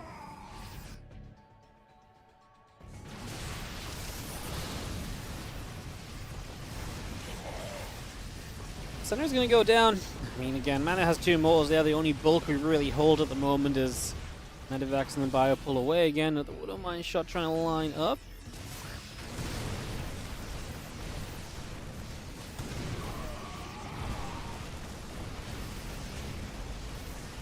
Gonna get that Immortal. Stalkers and the Zealots still stepping through as well. We've seen a couple of Zealots getting shot down. Stalker still being warped in. A couple of those Zealots will still take hits. I mean, Clem again is just going to reinforce and rally behind this and should always have enough just to continue to close out.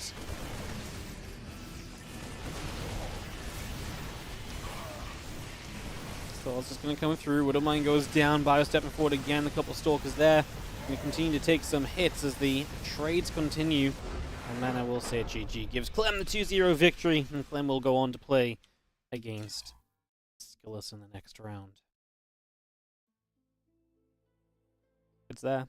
Terranzoid. Man, my camera actually likes picking these names up today. Beautiful. Thank you so much for the super chat, mate. Gonna plop you on the tree. One sec, just to make sure that I'm not. Oh, we're good. We are good. Oh my goodness, there's not a lot of space on the hanger on these ones. I'll really wrestle you onto the tree. There we go. We made it with some sound effects to boot.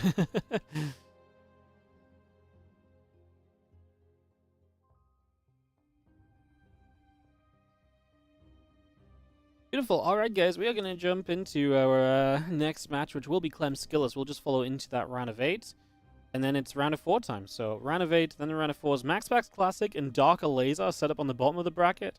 The Laser 2-1's trap. Sick. All right, Laser on a roll. So Laser's going to play Dog, MaxPax Classic. Yeah, we got some good matchups coming up, guys. Semifinals are looking to be hot. Ryung 2-1 Gumiho, Hero 2-1 Estrella. So Ryung Hero is also happening in the round of 8. And we will go into Clem vs. Skillus. Perfecto.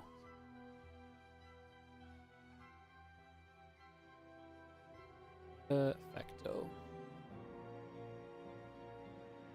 And then, so Clem Skillus, both semifinals and the finals. That's what we've got coming up today. Awesome. Hell yeah.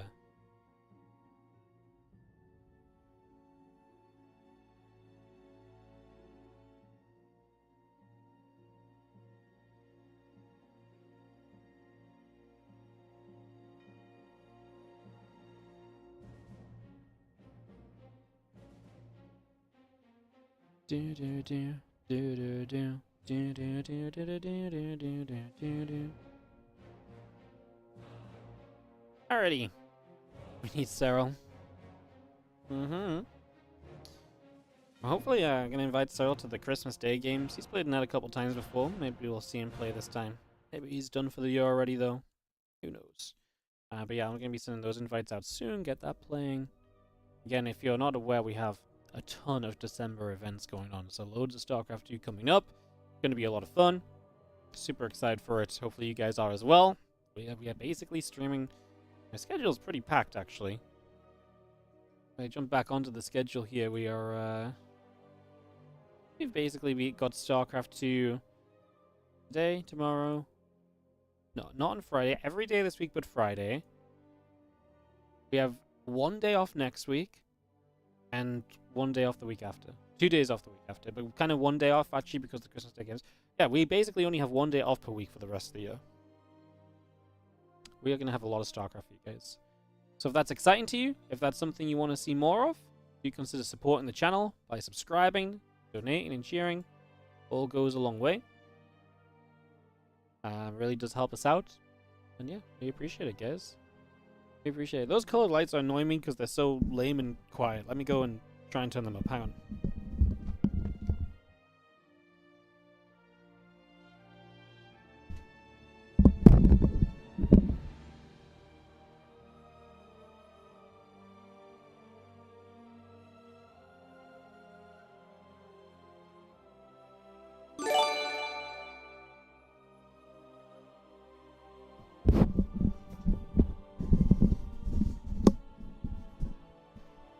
The colored ones are just so unbright compared to the others. That's crazy.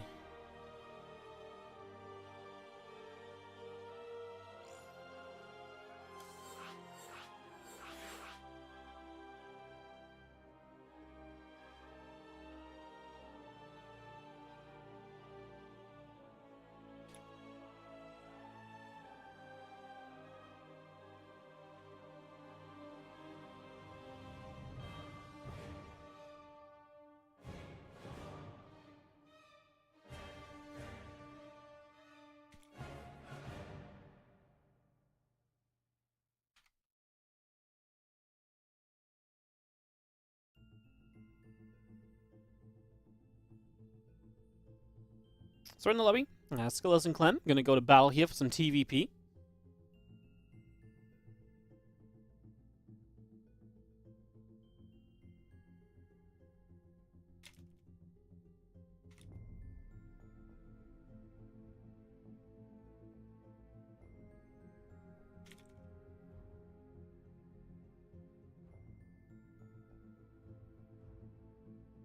Just waiting. Get this going. Coco and GLHF's to Skillus.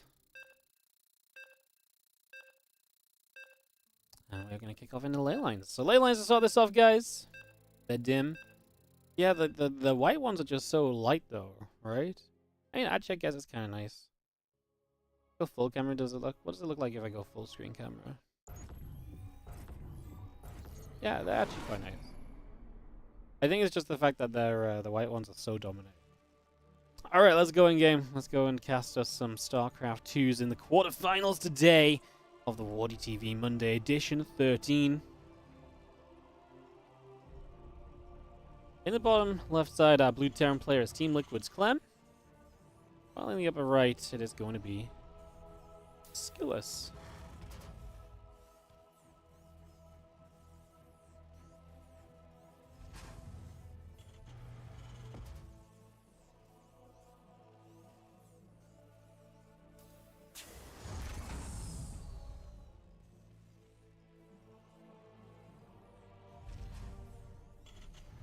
Max coming down, Gary and the assembly coming up. There's going to be some probe going through.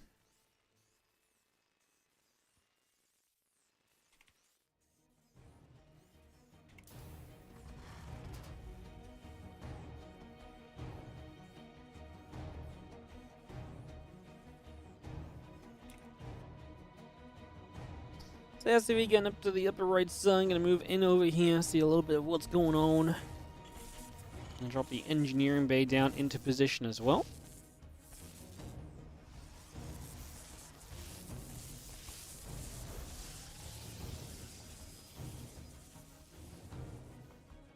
SCV moving about. Obviously the engineering bay block gonna be a little bit of an annoyance.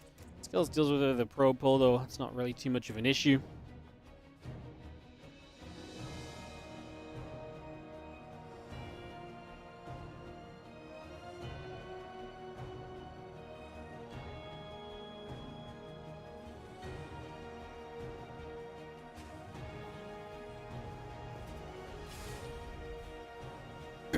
SCV still moving about.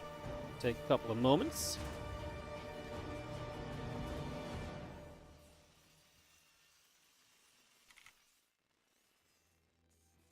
Oh, there's a factory coming online. Skillus now getting his nexus up back at home as well, so getting that figured out, getting that problem solved.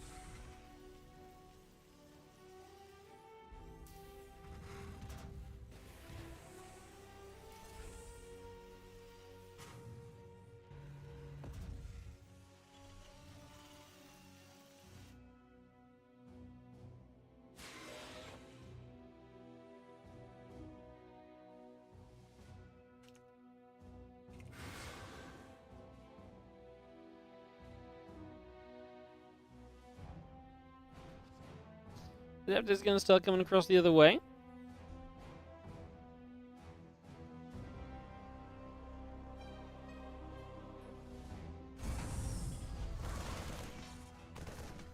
Adapter's going to move through. There's going to be some couple of Marines coming about.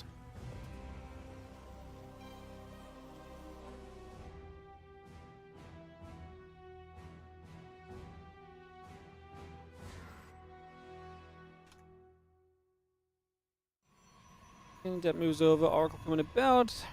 Okay, coming up.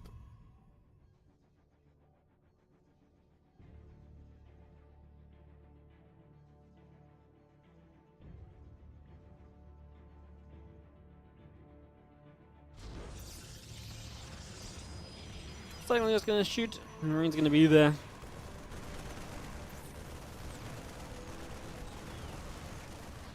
It's gonna have a Cyclone and Marines is going to shoot. The Adepts are going to be there. Oracle overhead. The Adepts going to try and fight back a little bit. Some good damage being done with the Cyclone here supporting the Oracle. I'm going to have to fly overhead. Don't love that. That Oracle is going to just live. Good pullback. Problem is you don't have anything else. Everything dies before the battery is ready, and Skillus gets caught completely off guard there, unfortunately. That's going to be a GG, and well played. That one will go just like that. So Clem is going to take the first map, as we have a very convincing first game of this quarter-final.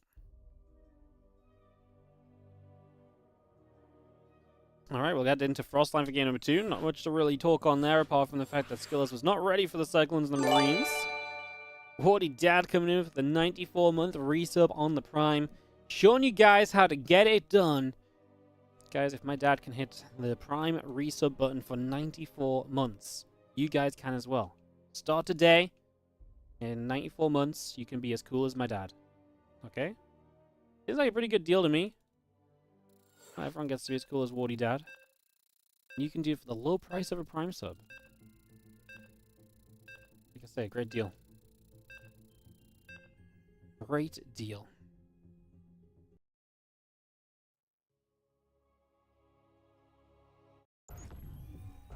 Count into this next map as we get this going.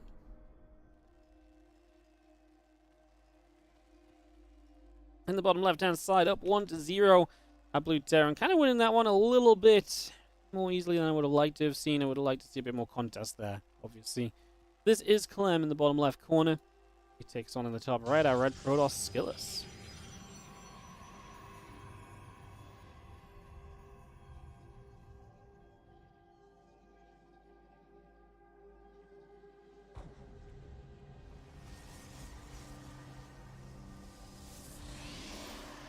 Game number 2.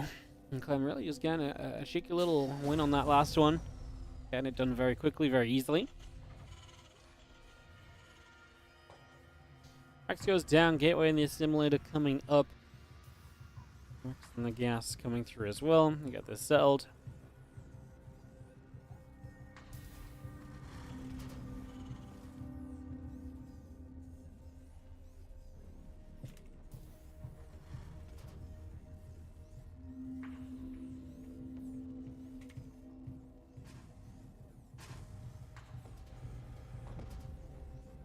Ranks is going to be coming through, refineries coming in, and getting the gate and the probe coming up as well. We got this rolling.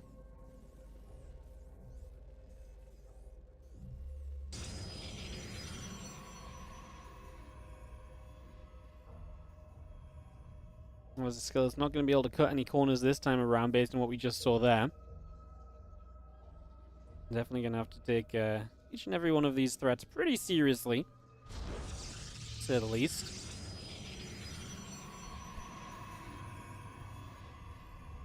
Is Clem some sort of a secret? I don't think I've ever seen anyone call Clem a sea creature, but that's a new one.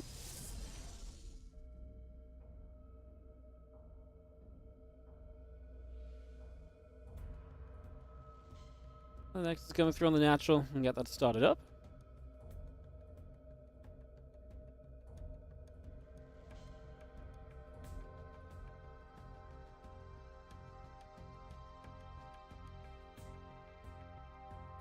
Here it comes over.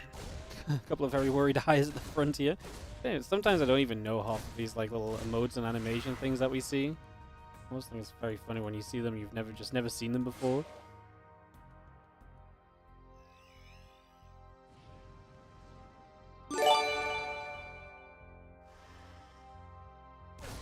Yeah, what's up, Calamity Thrill? Thank you so much for the 17-month resub on the Prime. Appreciate it.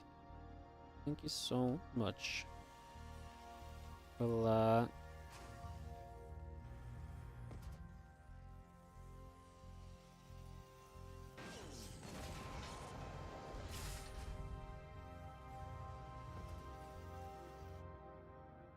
get you on the tree for this match.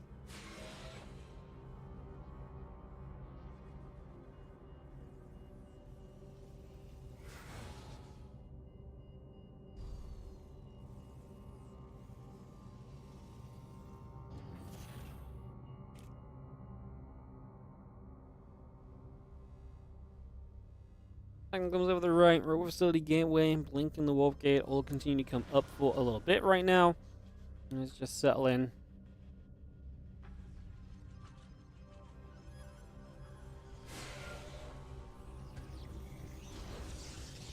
Pylon down, Blink coming up, a couple of depths still continue through as well. Again, the Cyclone and so coming through. Cyclone, the Reaper hanging about there, obviously Clem so dangerous for those Cyclones, you got to be very careful about them. You do not want to give Clem a chance to get away.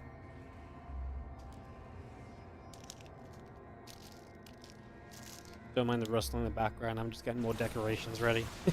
This is my life through the month of December, guys. Just permanently in a state of getting decorations ready for the tree.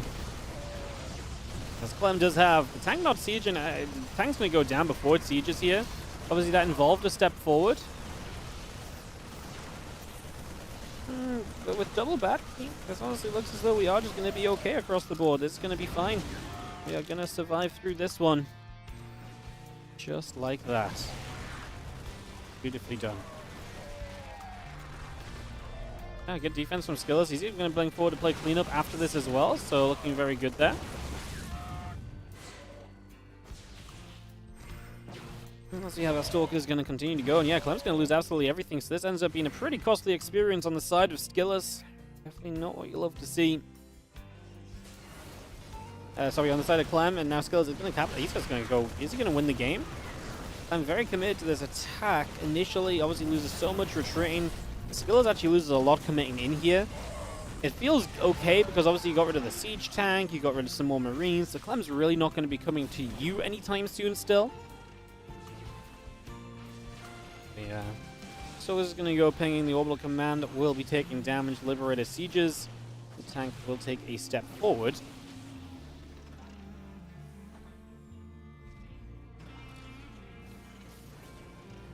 Stalker's ready to hop into the main. A few Stalkers jumping straight up there.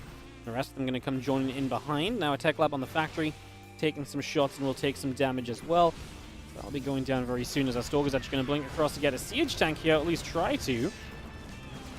That at the very least seemed to be the attempted effort that we just made.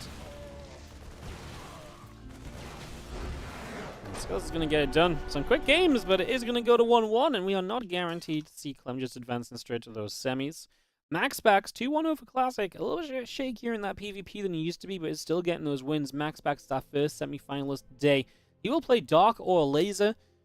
Meanwhile, like I say, Clem Skillus are 1-1. Ryung and Hero are playing their series as well. I think that's live somewhere. Dark is up 1 against a Laser. Let me find some other matchups. Who has the... Does anybody have... Hero Ryung? Yes, Inu does. Hero Ryung is 1-1 as well. Okay, so the series are just going all over the place right now. I love it.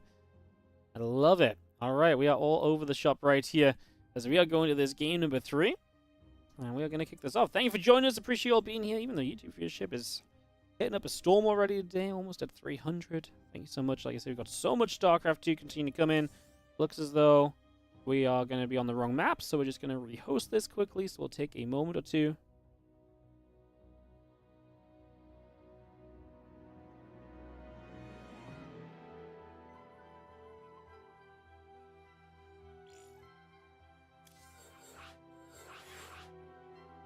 So we're going to go into Amygdala for this next one.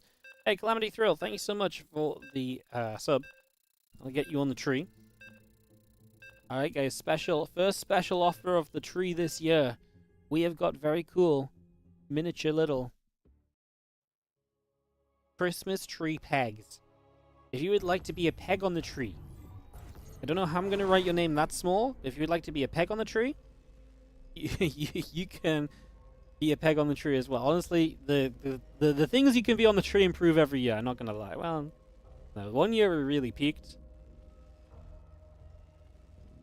Yeah. All right, let me get up and running. Kick this off as we get into this, and we get settled down on this one.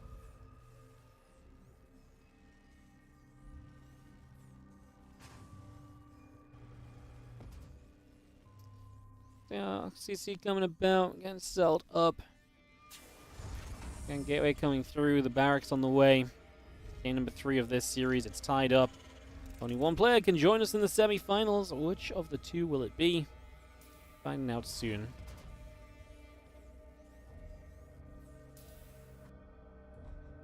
Finding out soon. Thank you for keeping S2 alive almost single-handedly.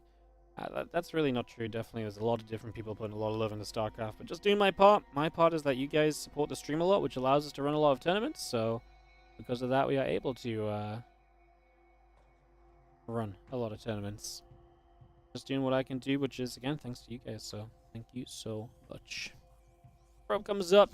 Scouts in. Gonna nibble that SCV a little bit.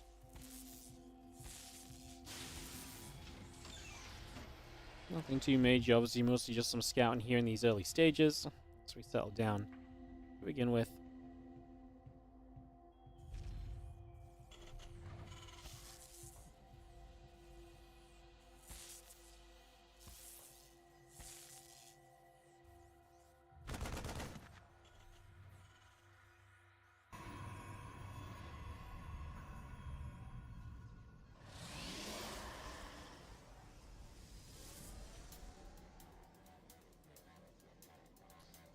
Yeah, just gonna have ourselves the assimilator coming up over here as well. The next skill currently boosted along. Assimilator coming online. Creeper coming through and get settled for the moment.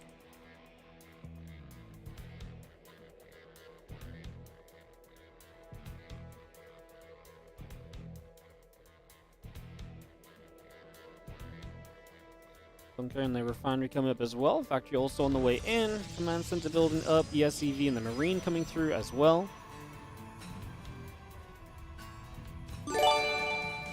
Mr. Dingleberry, thank you so much for the 27-month resub on the Prime. Appreciate it. You want to see Dark versus MaxPacks? You will see it if Dark wins against a laser. Mr. Dingleberry, could I interest you in being... Would you like to be a decoration, a normal decoration, or would you like to be a special Christmas tree peg? This is a once-in-a-lifetime question. This is not something you get asked every day. This is definitely not a an everyday question when it comes to the tree. I don't know why I bought these pegs, honestly.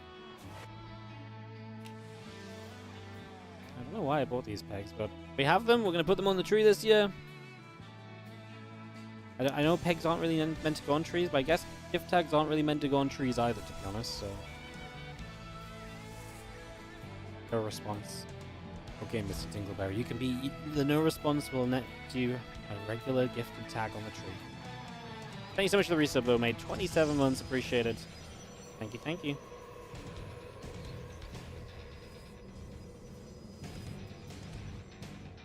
Will either be Dark or MaxPax versus Clem in the finals? Well, Clem kind of has to win this series first. That ain't happening just yet.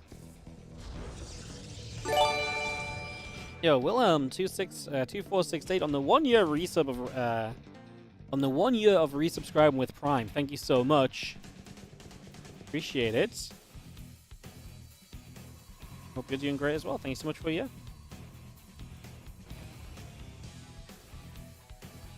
You're going to be our last gingerbread man on the tree. As our Wouldn't Mind drop comes in. Oh! Pro pull was not good to kill, but the pro pull was good to get it low, and the split was good in the end anyway, so it didn't really matter too much.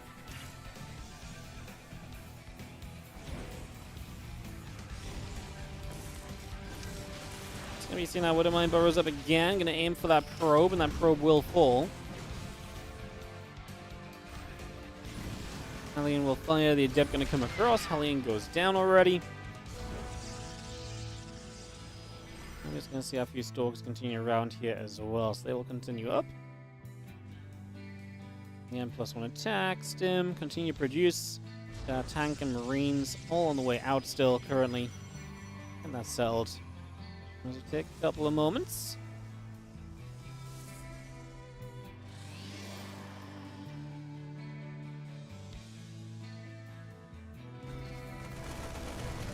Going to step up. A couple Marines will begin to go down. I mean, nice to get Skillus into this natural, but there's not really an escape plan here, right? Can we blink to that low ground? Yes, we can, just about. I don't know why, it looks like there's no escape plan over there, right? But there is one, a very narrow one. And that will be good enough for this, in this case. The Stalker's still gathering at the front here currently. We get that set up, Stim Pack, Combat Shield, and +1 attack, all still building up. Observer still overhead, moving around where it can and doing what it can as well to help out along the way. Charging +1, Prism on the way. Again, extra gateways are coming up, the probe and the pylon coming through. Stalkers blink over to the right-hand side.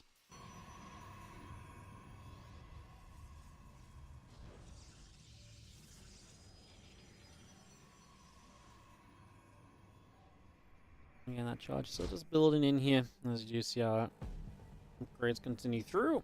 Once the bio upgrades are done, you know that that's going to be exciting.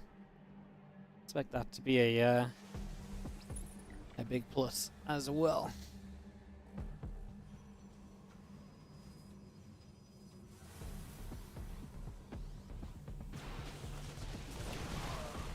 Couple stalkers get there, Raven taking some shots. Couple stalkers going to go ping the medevac back the other direction. Now the stalker's going to go after a few Marines, go after a few Marauders. Raven still overhead, hanging around for the moment.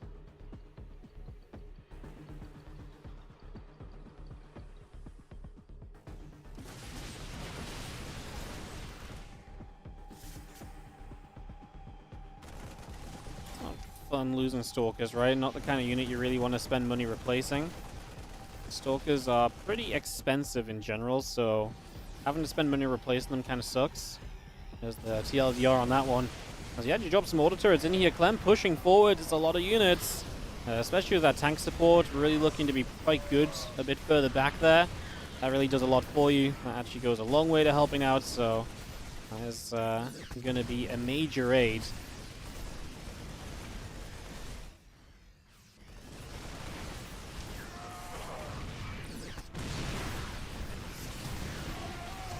As we just have, attempted cleanup. Yeah, we're going to kind of get there, but Clem's also in a major way dropping the main base, so that doesn't exactly look as though it's going to go too well for you. It's not looking super pretty right now if your name is Skillus. Down in supply across the board. Dropping the main base is absolutely dealing a lot of damage right now as well, so that is becoming a big issue at the moment. A couple of units are going to get there. Colossus will take a few more shots. Medevacs load back up. We escape away for now. Getting out of that currently.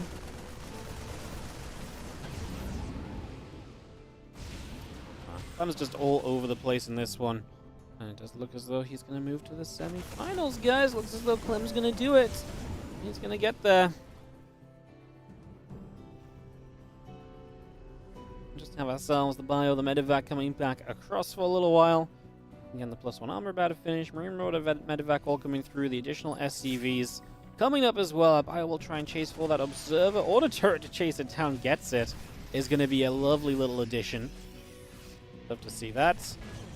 Yourself's going to get active as well. A few of those SCVs still getting shot at. The Stalker's going after the Marauders too.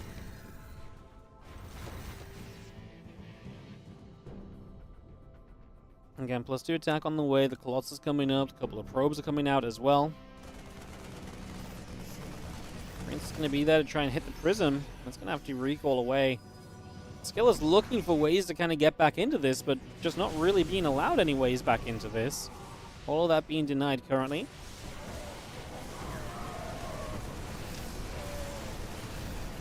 Fire still fighting. We step back. The Widowmine shots are pretty decent. Quite a few of those Zealots going down. We start to jump onto some of the Stalkers as well.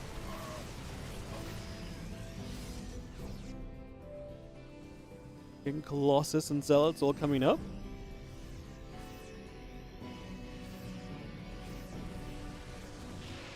When a turret goes down, our Stalker's still taking some shots. Stalker will go down. Auto turret gets the other Stalker as well.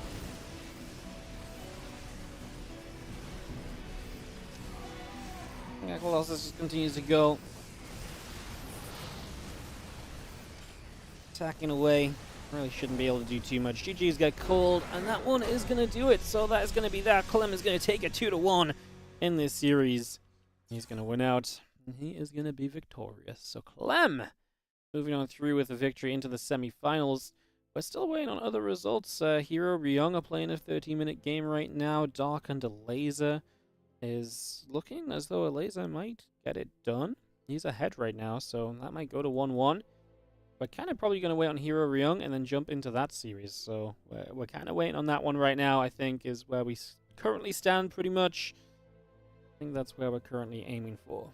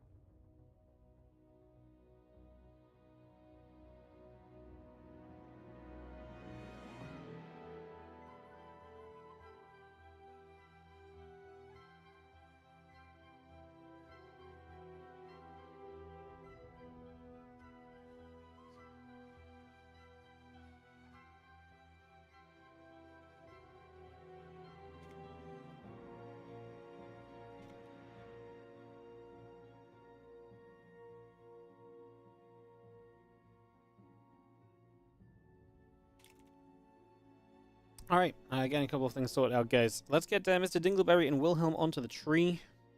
Welcome to the tree, guys. Thanks so much for supporting. Appreciate you a lot. Thank you.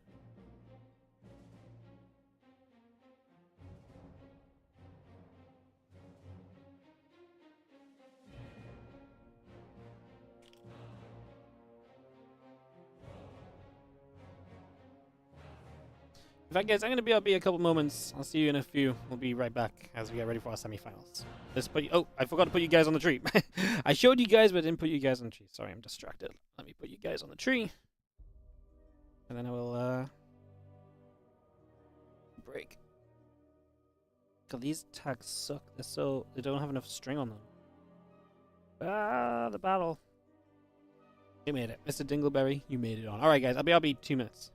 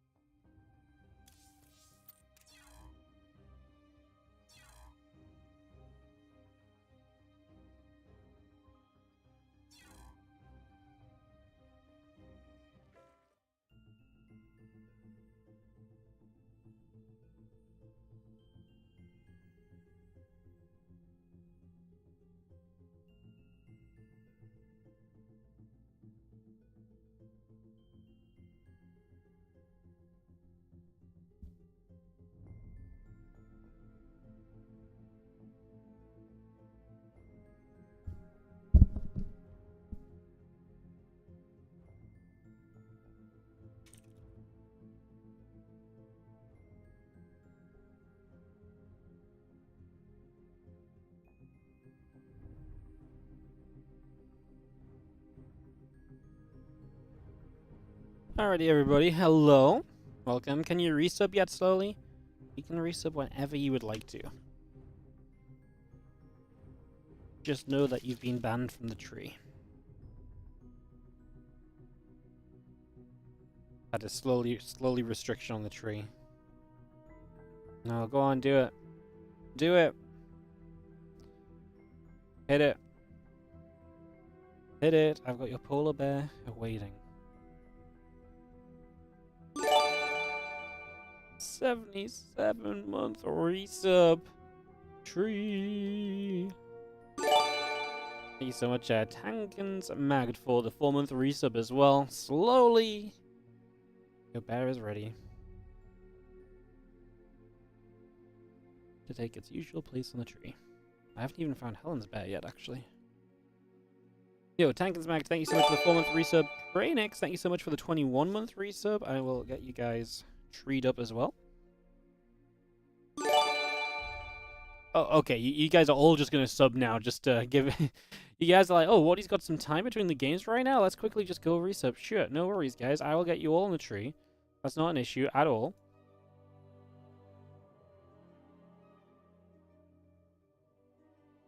I'll get you guys on the tree right now. You're not. Calif1 on the 42-month resub as well. Cheers, Wardy. Thanks for a great year. Thank you so much for supporting, mate. Thanks so much for supporting. I do have this, again, fantastic offer as well, guys.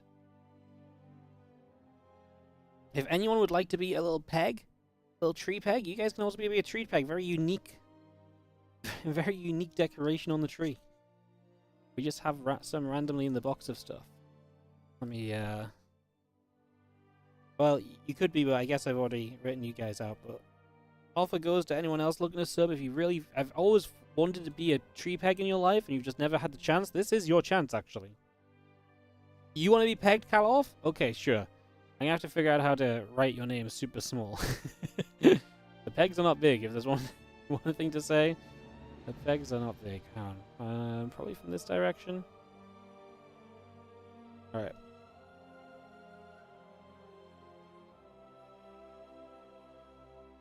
You know what? Your name fits. Your name actually fits on the little tree peg. Look at that. I promise you it says colorful. It's not going to focus, but you can be our first little tree peg on the tree. You can go here. Why not? There you go. Beautiful. Thanks to Mag and Brainix. You guys are also joining the tree family. Thank you so much. We are a sub away from a hype train in case anyone's feeling particularly hype trainy today. Feel free to start it up and get the sellout going.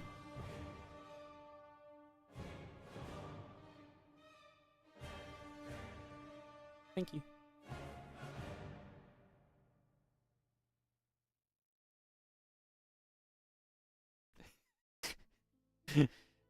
Ellie's decided to make an appearance. Ellie has a...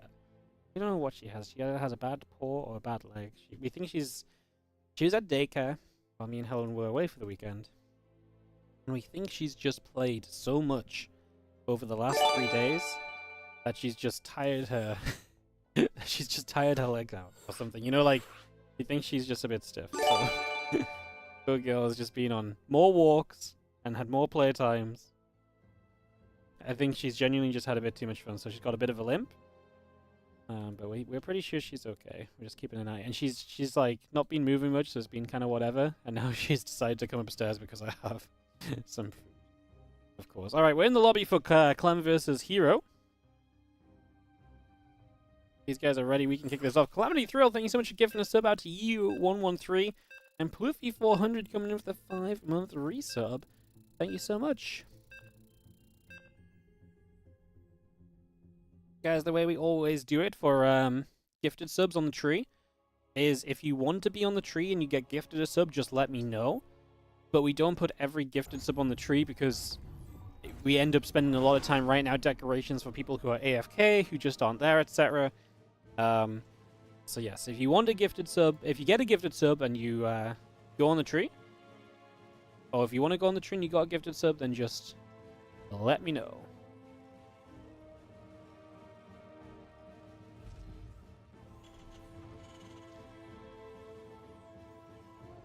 Alright, let's go in game. Clem in the top left, and here in the bottom right as we kickstart into game number 1 of this best of 3 semi-final.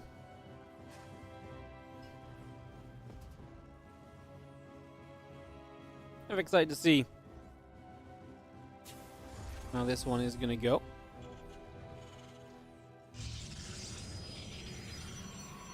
is going to be a good one. Clem Hero is always a lot of fun. Clem does have generally the tendency to win these matchups lately.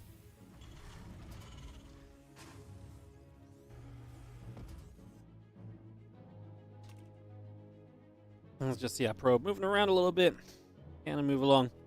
Seeing what's up in these early stages of our first semi-final of the day. Thank you for kickstarting the hype train as well. Didn't actually mention it, but you did kickstart the hype train, guys. So if you're feeling like getting scammed by the scam train, you can sub, donate, and all the rest to help it along its way.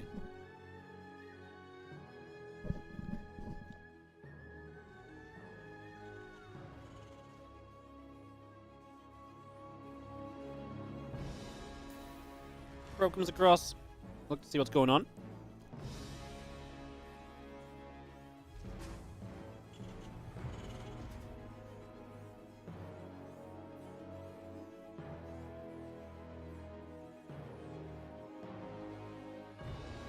Next is Cybercore, the simulator all building up.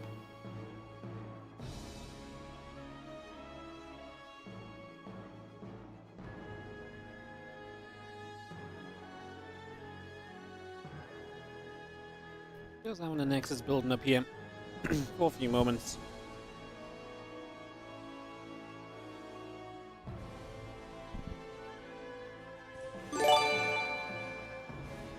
Yo! Ian, my boy. With the 5 gifted subs going out to 5burger, NG92, Crowd Goes Wild, Leadhead19, and Angel Mro 1. Thank you so much, Ian.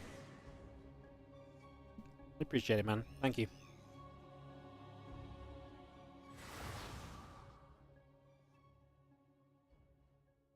Is this live? Yep. This is as live as it gets.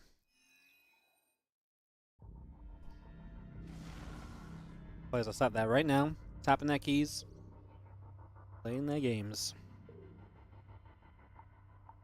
Lots of live content this week at you guys. I don't think we've got anything. Maybe a Lima League from replays and that's about it.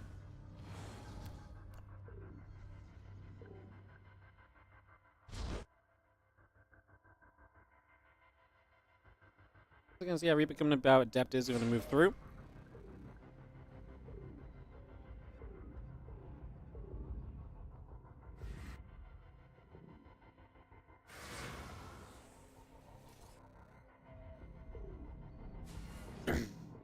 Excuse me. As we just have, again, the Reaper trying to see a little bit of what's up. Adept playing defense. CC will move to the low ground. Oh, we got a probe.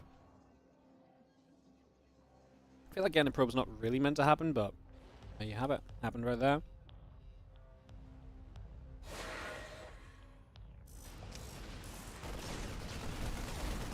Bit of my Marines come through. Energy overcharge on the Oracle.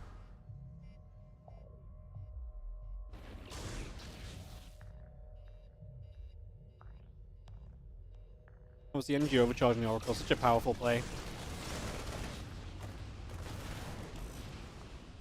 Can do so much for you as that Adept trying to come about.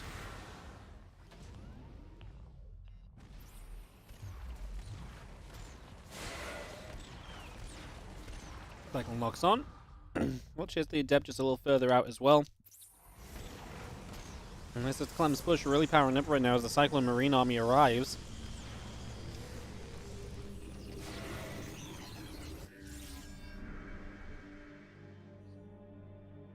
His battery is not quite ready, but currently getting away with it.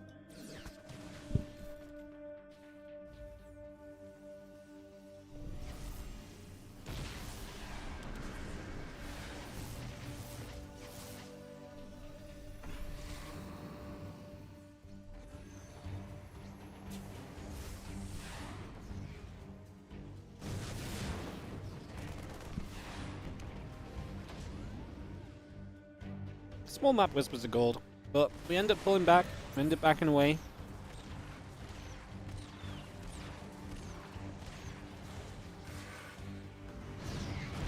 Cyclone trying to chase those depths down. They're going to just commit for the mineral line, try and do whatever they can.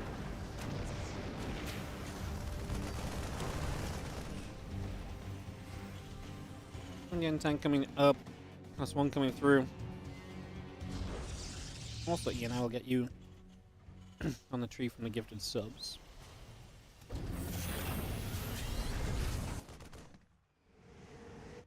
Thank you so much for the generosity, mate. That's what you said. I'm a StarCraft. I'm not a StarCraft hero. I'm just doing what we can, thanks to you guys' support. Appreciate it.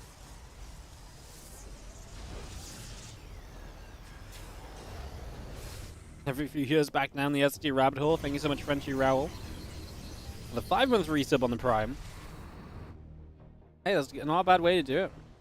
The thing about StarCraft is you can always come back to StarCraft, I feel like. This is not a game where you kind of get left behind if you... Maybe playing-wise doesn't, go too well for you if you stop playing for a few months and come back, but in terms of viewing, you don't get left behind viewer-wise if you're step away from it for a little while,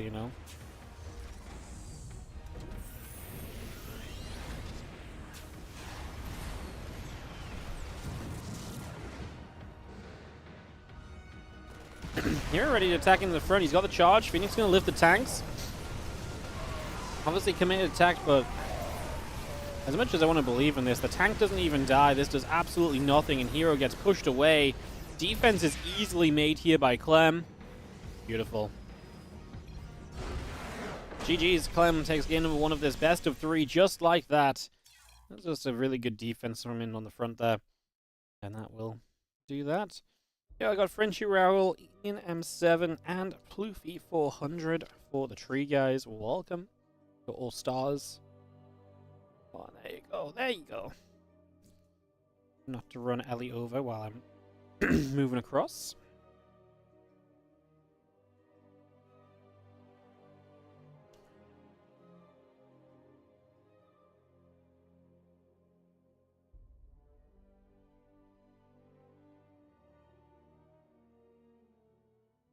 I love how it's day 1. I'm already like, which branch do I put things on?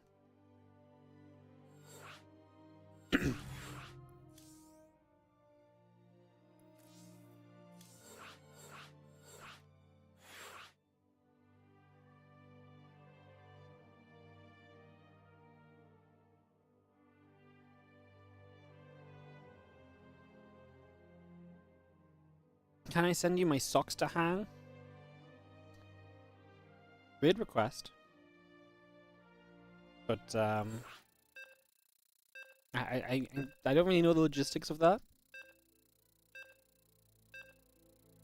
Where do you buy a Zergon plushie? This one? He's a Carbot plushie. You could only get them if you bought them when they were on the... You have to, like, order them in the 3 weeks that the campaign is on for, and then they only make as many as are ordered, so right now you probably have to go to eBay. Or something similar. In the bottom left, up a game is going to be our Red Terran player from Team Liquid. We have Clem.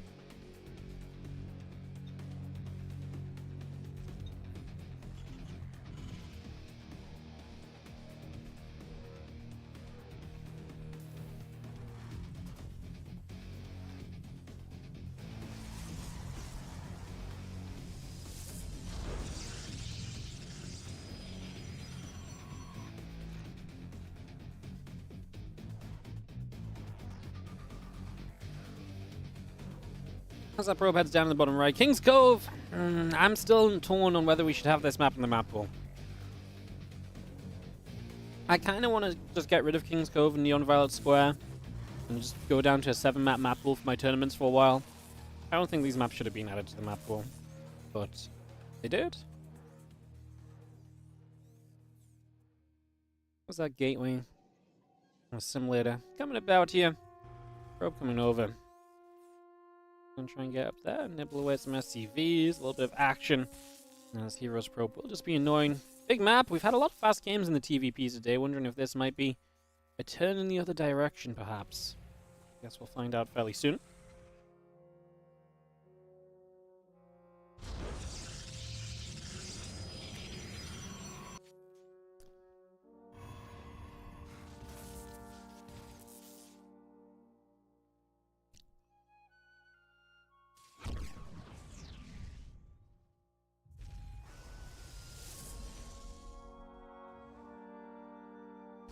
Let's see if he gets a probe there. Cybercore coming up.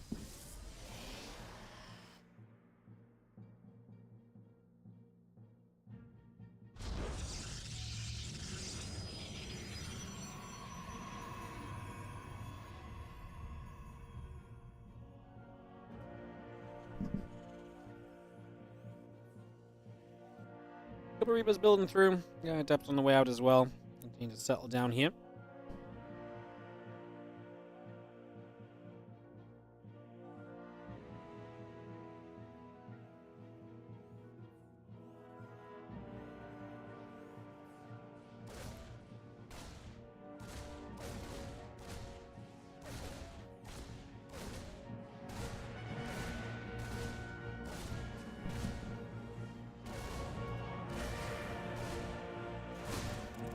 I think Reaper's going to the front.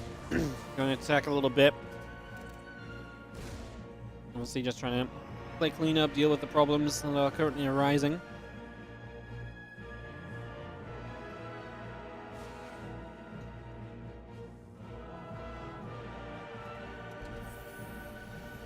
Dealing with any and all of that pressure as the factory comes online. The Adept and the Woke Gate's still building. He's going to fight against the Adepts there. Oracle comes through. We'll start a fight back a little bit as well.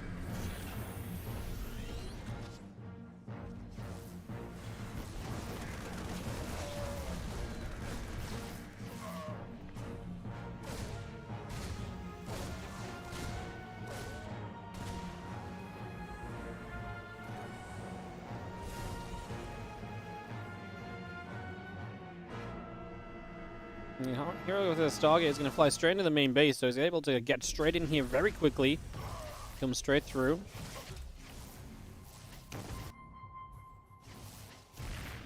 And we have on the Oracle. I was able to do quite a lot of damage, Clem. Couple units going across the map. We'll see if that can do much, but I mean, he's taking serious damage. It's a fresh mule that's about to go down as well.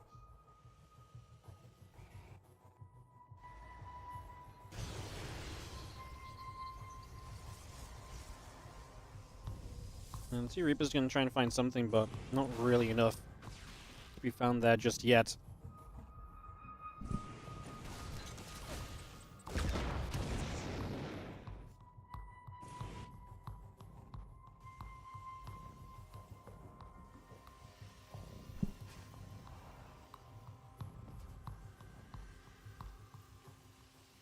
Interesting stock as Hero actually really gets some damage done.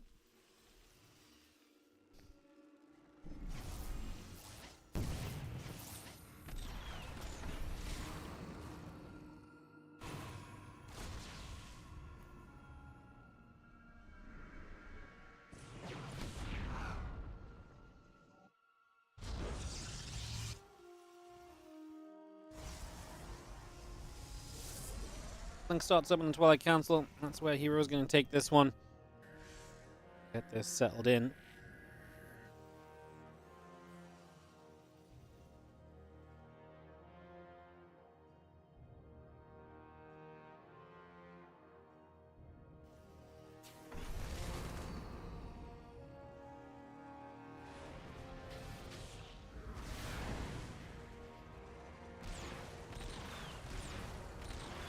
Two Cyclones going to hit that pylon. Just going to be seeing the pylon going down. Obviously, we can clear our way out of this.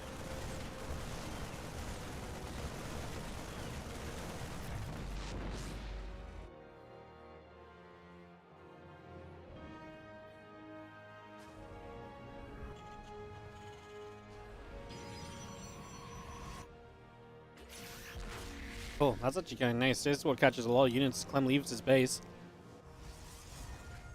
It's going to do a lot of work for him, for Hero. And the Oracles are back to deal some more damage.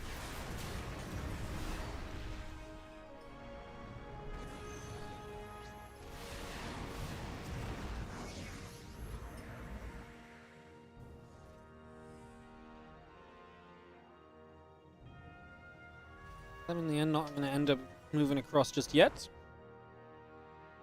Settlers down instead. Just gonna see again, Blinking +1, both on the way through here currently. So we get that on the go. Bring that all up. Why is Clem up in supply? It's honestly a very good question.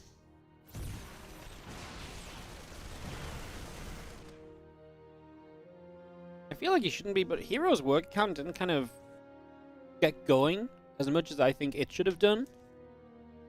So I wonder if that's maybe part of the reasoning.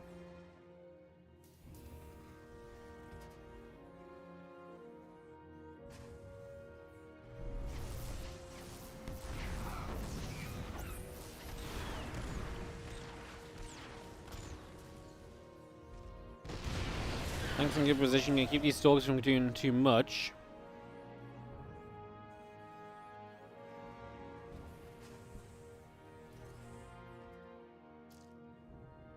Stalkers got chased down. Oh, still moving about. Drops a little revelation in as well. Again, sorry for the sound effects, guys. I'm prepping more decorations. I repeat, we are prepping more decorations for the tree while the game is chilling, while I have an observer. Our stalkers are continuing about here. And the +2 attack is on the way up. The charge is coming in.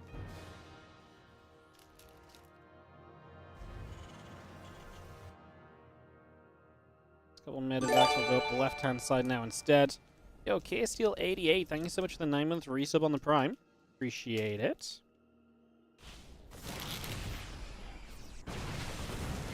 There's our CC. Travels across, going to be seeing the Marines. Dropping back through as well, so Clem's going to do a ton of damage here, man. Hero just struggles so much against Clem. Like, I know that shouldn't be like a super crazy concept or anything. Clem is very good, but I really thought that,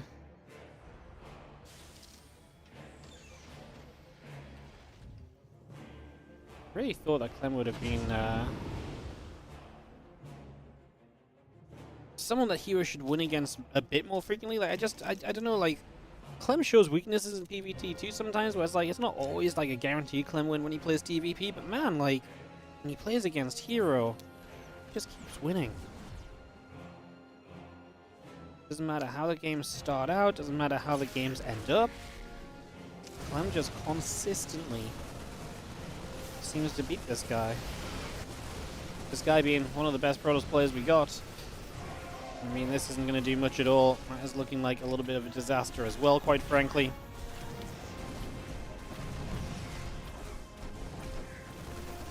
These units are just not going to get enough done in the slightest. There's a couple of Cyclones are going to get force fielded forward. A little bit of Bio coming back the other way. Still going to fight here. The Adept and a couple of Zealots going to take some shots.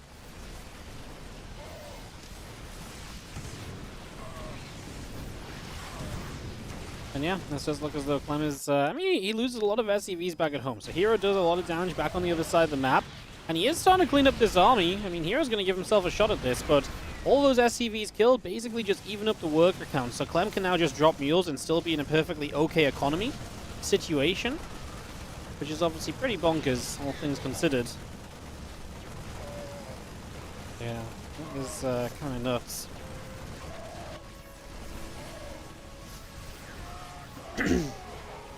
Bio will come through. It's going to go after a few more of those units.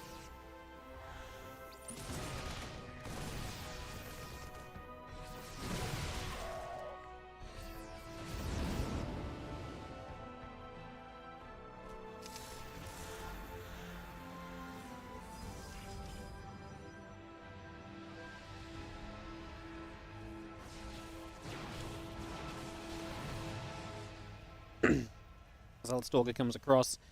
No, already come in just counterattacking, but I mean, don't get me wrong, Hero cleaned up a lot. Did he clean up enough to actually go counterattacking? Clem might just have to pull back a little. Like I say, Clem's economy is still fine comparable to Hero's, so I don't think Hero did enough economy damage necessarily.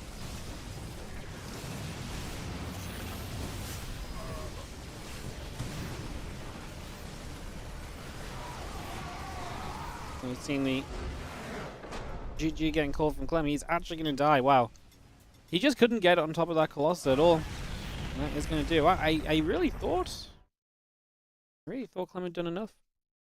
Hero says no. Counterattack is going to be good enough. And that is going to be GG's. Alright, game number 3 coming up, guys. I'm sorry, I'm definitely a little bit a little distracted because I'm getting decorations and stuff ready today, so just a little apologies for that. I'm not going to apologize too much because you guys love the decorations, really. But maybe not the best casting. I should have done more of the decoration prepping before the stream. But I was away this weekend. It's actually the first time I sat down on my computer in a while, so. Alright, we will get into it. Game number 3 of Clem and Hero. It is MaxPax Dark on the other semi, right? Yes, Dark did lose that game 2 against the Laser, but he won game 3 pretty quickly.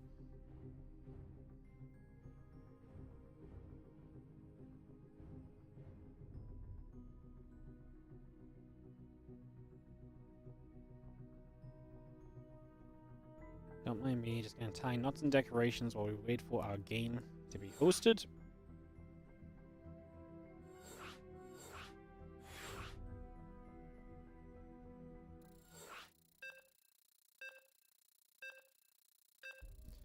Beautiful. Ready, and GLHF gets cold.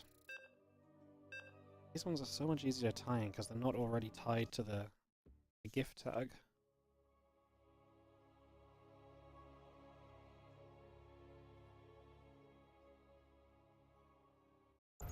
Maybe I should just buy some of the plasticky hangers instead. Those were always so much easier. We had those when we had like the actual baubles and stuff.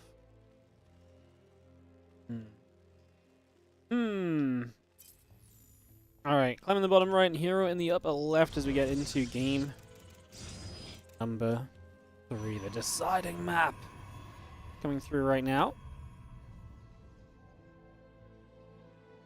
The deciding map. Here in this first semi. Then we got Dark MaxPacks in our second semi-final. Oh, I think we're in for a good one, guys. I think we are in for a good one, honestly. Very much so looking forward to see how this all plays out as we have ourselves the racks and gas coming through the gate and an assimilator coming up on the side of Hero, so we get that underway.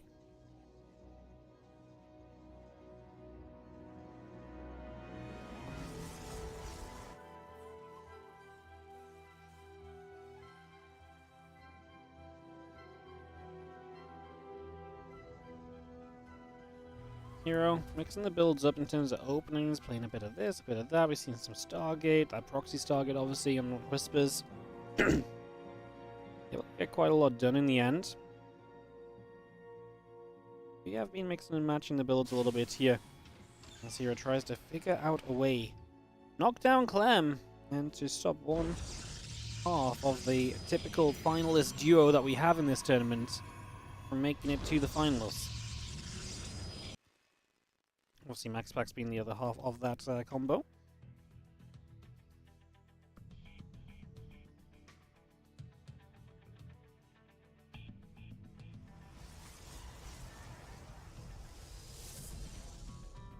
Let's see, we're just moving around. Just gonna have a reactor coming up, deep on the way, command center building as well. So all of that is coming out at the moment here.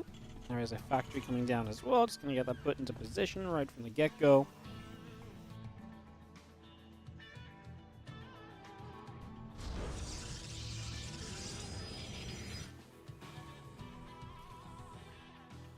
See if he can move into the natural and into toward the main. If you keep on pushing across. Again, a couple of Marines still on the way through. Command center factory, continue to build up.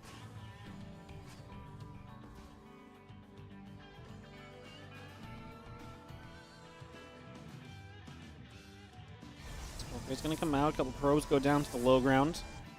Battery comes online as well. Just going to be seeing ourselves continue to progress here. Trial Council is going to come up as well.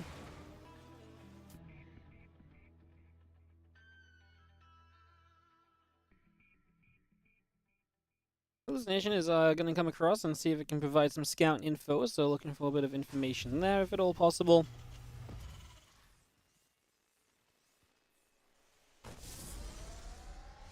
There's that blink upgrade starting up on the side of Hero as well, so that blink will begin. And the warp gate coming online, the hallucination flying overhead. Marines are going to get there just to shoot down a couple of units now. At this point, obviously, Hero's going to keep on trying for information. He's going to keep on trying to challenge the kind of ability to scout. He's obviously got that. He's got the hallucinations to keep on scouting with, and that's exactly what he's doing. The Marines keep on trying to fend that off, but not able to just yet.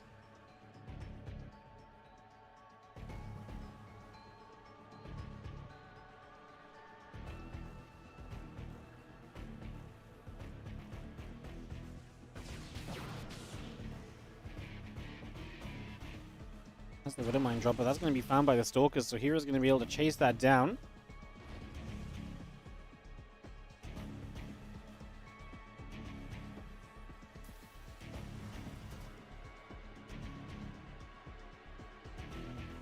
I'm going to blink about to finish up. The Stalker's still producing. Nexus sets up on the third.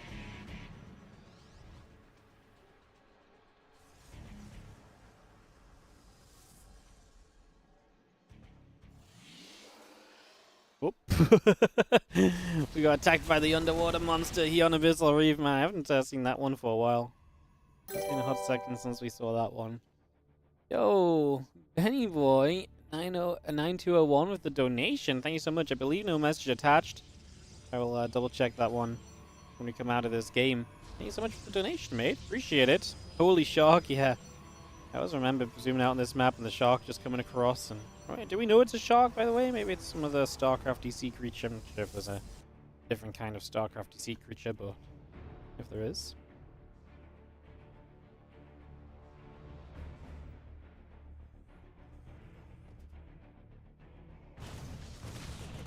Water coming through, Stalker coming about. I see that auditor again. A few shots fired up. Temple Archives, gateways. Continue to come on in. +1 attack and charge. Continuing to produce as well. As do have the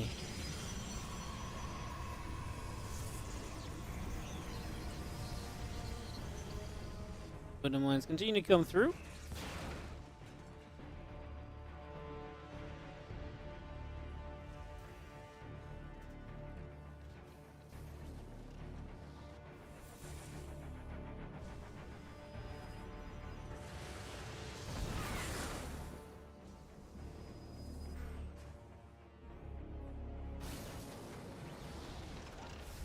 Again, Stimpak Combat +1, all still coming up here for the moment.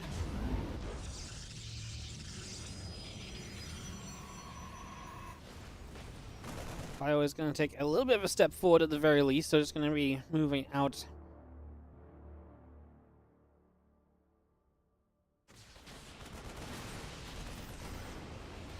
And Bio can unload out of those medevacs. Stalker's just doing a good job of defending the Fusel to set up for some run-bys. Not sure if there's going to be much that can necessarily come of that, as the Fusel is going to step up. Tank and Bio going to be there.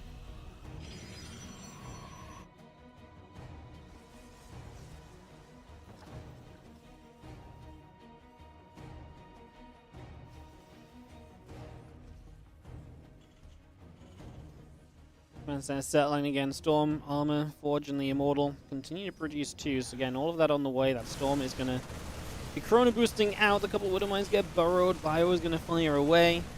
The Rock's going to get knocked down already. So the Rocks will fall.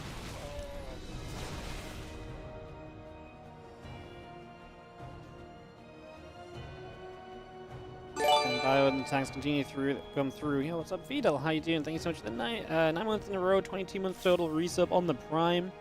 Thank you very much. Appreciate it. Clem is pressing forward, looking to get set up here on Abyssal Reef. A lot of chokes you can set up on, a lot of ledges you can play up and down from. Not surprised Hero's not rushing towards the 4th base, because I think if he did, he would probably actually have a pretty tough time holding on to this. It's kind of the situation you get into on this map. I do think the 4th can, in theory, it's like it's just forward a little bit, so it can do okay. But I think sometimes it's you can definitely get a little bit messy, that's for sure.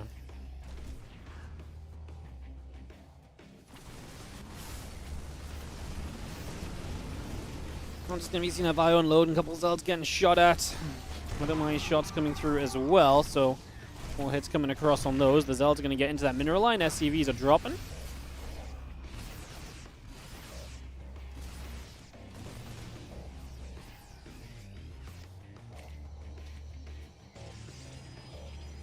Nexus and Nexus. Double expansion. The Clem takes some damage. Hero will try and double expand instead.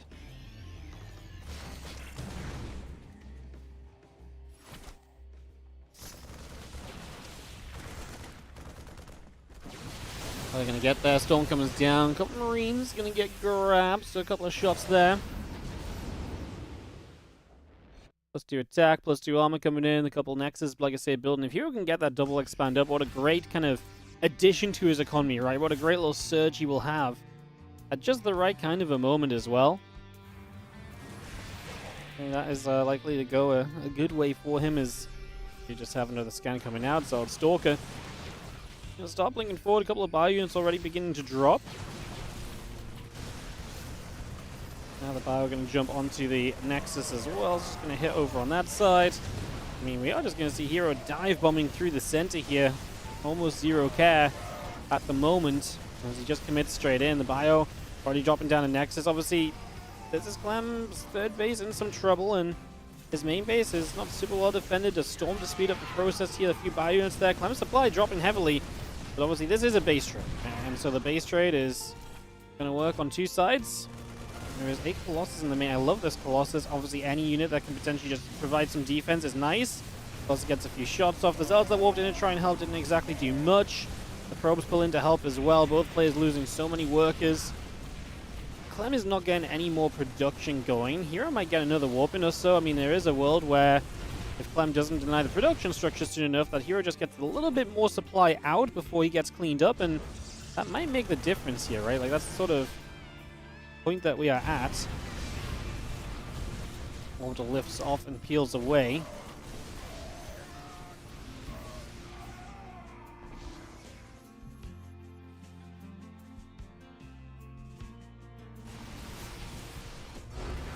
I'm just going to say GG. He does not have enough to win this out. His army's not going to be good to do it.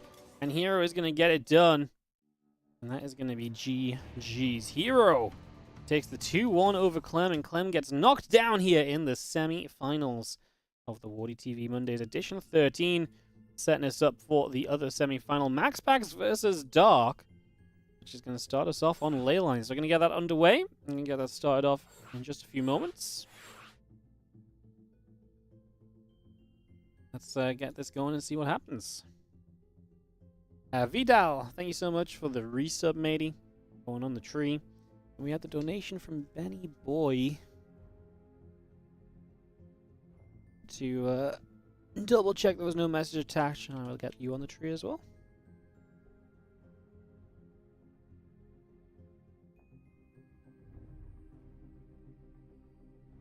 Oh, that didn't say Benny Boy at all. What the hell? Why? Am I crazy?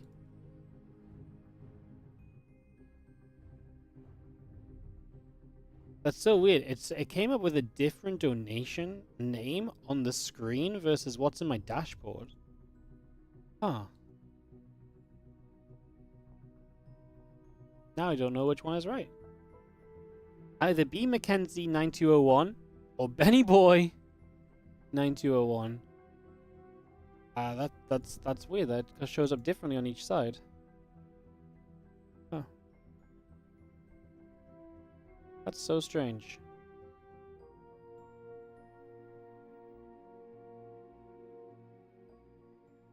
Double check everyone's here. Oh, Lambo's gonna join us, I think.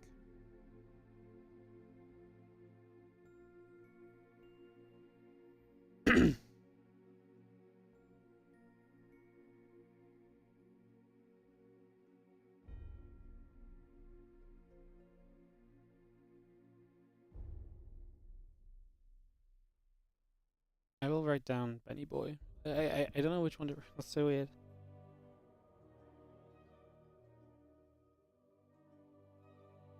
Thank you so much for the donation. Appreciate it. Yo, Panda Bandit. Thank you so much for the 34-month resub. I will get you on the tree after this game, or maybe before, because Dark is not readied up just yet. Let me call Lambo as well, though.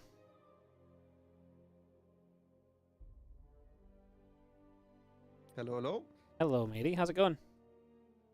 It's going fantastic. Nice. Yeah, I just wanted to make sure that you cast the series that I wanted to see, because I wanted to see how it goes. I wasn't even sure I'm allowed to cast that type of stuff, you know. So that was sick. No, it's all good. I'm a big believer in, especially for this event, just getting everyone to cover as many games as possible, because there's like way too many good games like early on, you know, the first rounds. Like the entire round of 16 was cool today. So yeah. Yeah, it's crazy. The sign-ups. This is also at a good time, right, for Europeans and Koreans. So yeah, that's the goal with these events. Just it's a good, you know, European daytime, Korean evening. So it's yeah, it's got some good crossover. So you got to watch some Dark kind of on his way here. I guess you watched a laser trap and then Dark a laser. yeah, exactly. Were they fun? Was a laser building limited amount of queens again? Exactly 3 queens, not a single queen more against Trap. And then the series against Dag was also fun. Nice. Very cool. All right, well, now we've got a pretty cool one as well, as we're going to have MaxPax taking on Dark. MaxPax in the upper right and Dark in the bottom left. What do you think we're going to see out of Dark's EVP or MaxPax PvZ? Anything in particular we should be keeping an eye out for? Well, I wonder if Dark is still playing the same stuff he always does, like the Ling Queen Nidus, the random Ling Bane attacks, that type of stuff, because those all-ins actually are harder to make work now, with the Oracles having more energy. And most of Dark's all-ins were Link-based, so I wonder what we're going to see from him, mainly from MaxPax. I'm assuming he's going to do the same as he always does. Maybe 2 games of Oracle Blink, 1 game of Charged Archon. He likes to mix it up once, and the rest of the games he plays Blink into Storm. That's how he usually rolls. It's definitely a little bit of creativity. As that Proby is going to scout across, Dark is going to have to put his Hatcher on the 3rd location as well here on ley lines for opening map of the semi-final. Again, winner plays hero in the finals as well. And man, I would actually kind of love to see Dark win it, just because I think a Dark hero final is always very cool.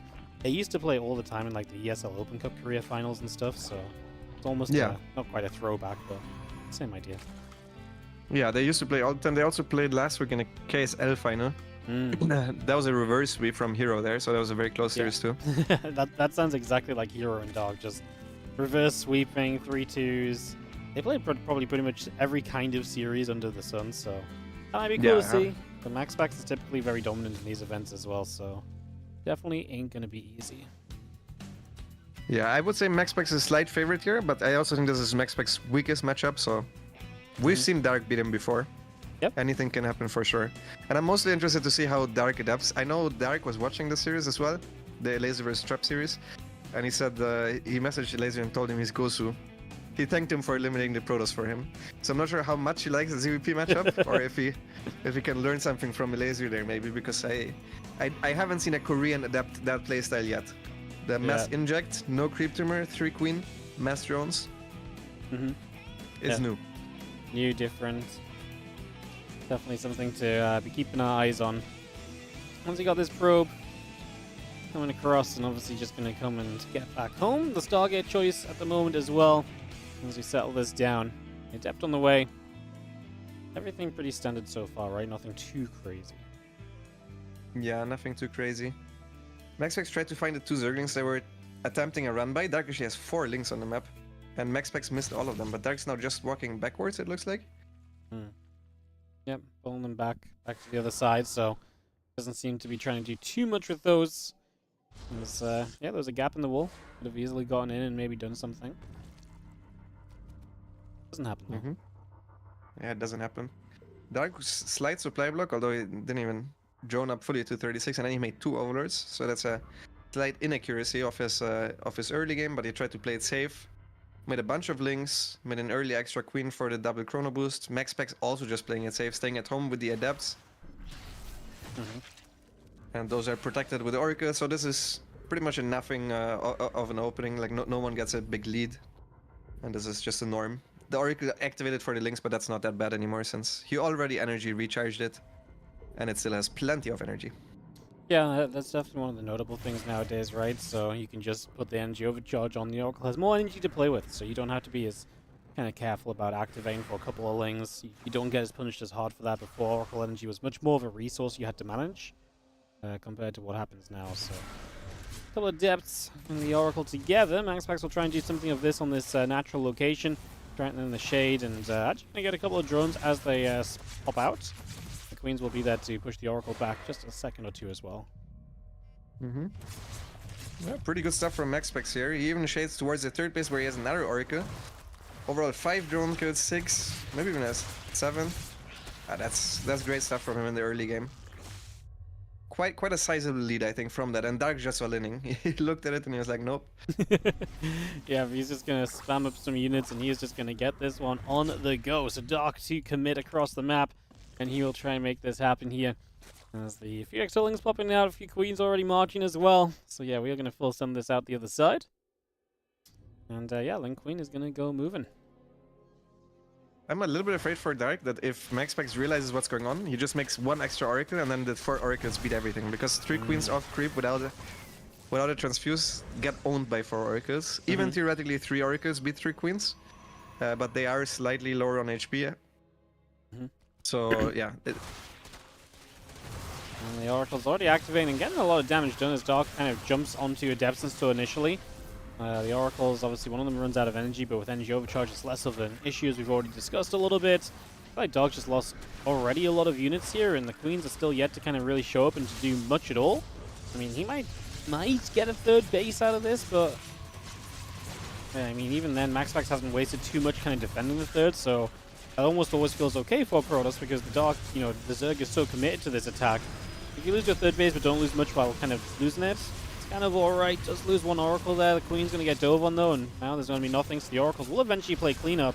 There's a few more Stalkers warped in, but the Lings and the Ravagers are in the natural, so this is your chance as Dark to really get the damage done that you need to end this game.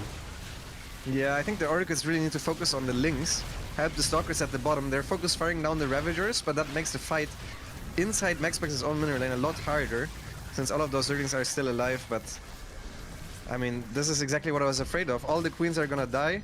Now you have Oracles. You can always energy recharge them, even though they're gonna run out of energy once.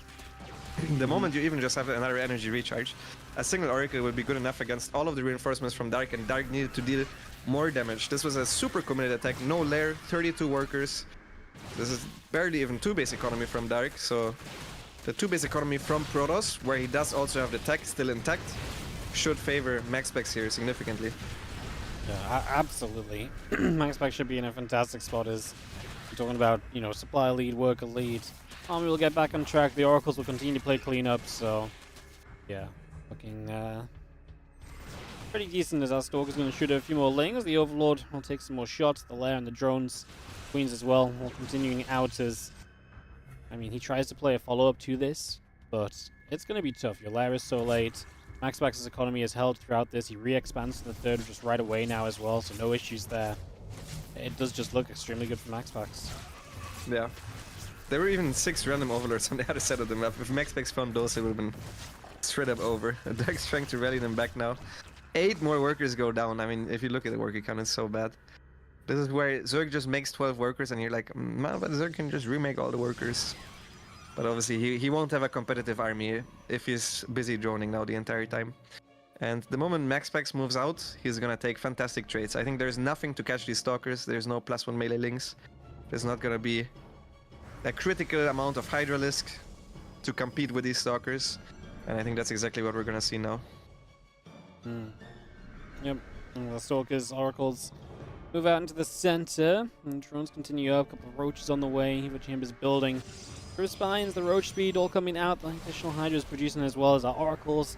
And the Stalkers will step towards the frontier and get ready. Just try and push their way up into the into this high ground. Yeah, he just can't kill a single unit here. There's nothing that he can do. GG. Yeah. GG's. MaxPax takes a pretty convincing game number 1. Does what he does best in these weekly cups, which is honestly just dominate. Like, he is so consistently.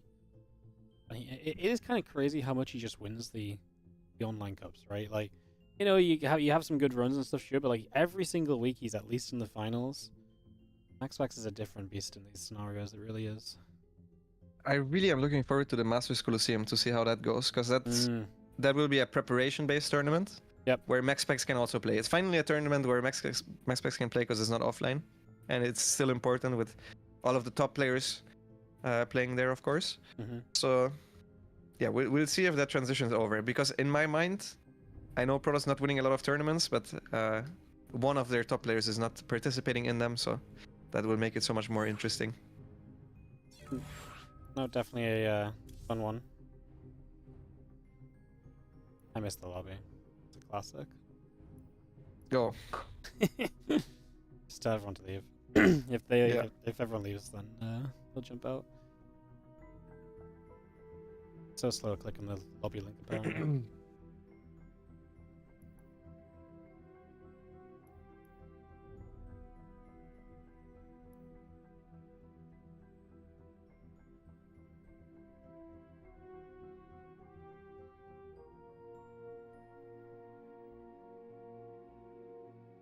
Alright, I'm gonna try to go El Dorado game 2. This map did not get played a lot at Home Story, right?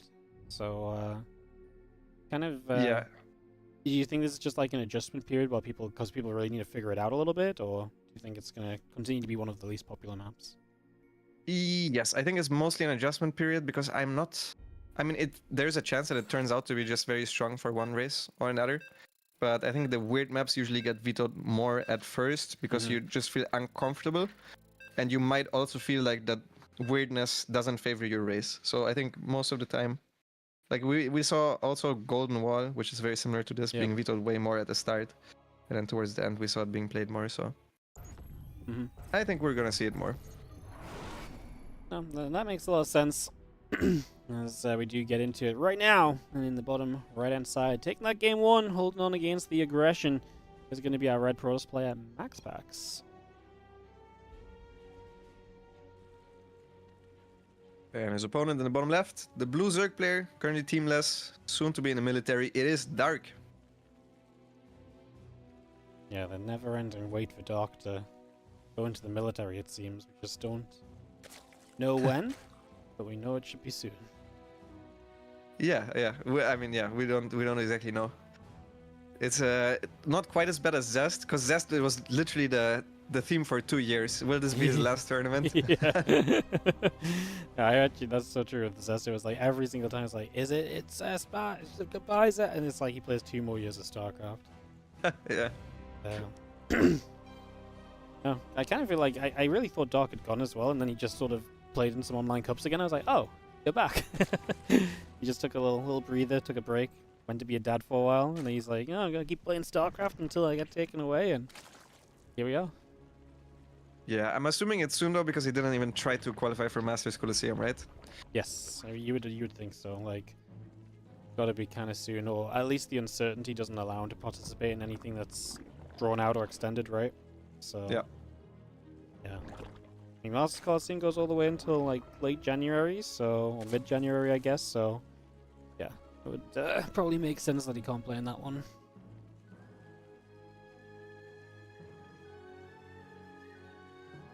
How have you liked this map so far? You're watching more StarCraft games than me. Do the Protoss players usually play the bottom side? I know a lot of Zergs like to play the bottom side, but... Yeah, I think Protoss play the bottom a lot. There was a little period where I think a few people like played up in a line, like straight up. But I think it kind of died out. Like, those bases are not terrible to defend, but you just give too much opportunity to the opponent. Especially then as the Protoss, you have no pushing power if the opponent's playing along the bottom as well, right? Yeah. So... yeah, I really enjoyed this map though. Like, I mean, it's kind of like a different Golden Wall. I mean, Golden Wall was so good for so many reasons, so... yeah, can't complain about this one. I think it's great. Yep.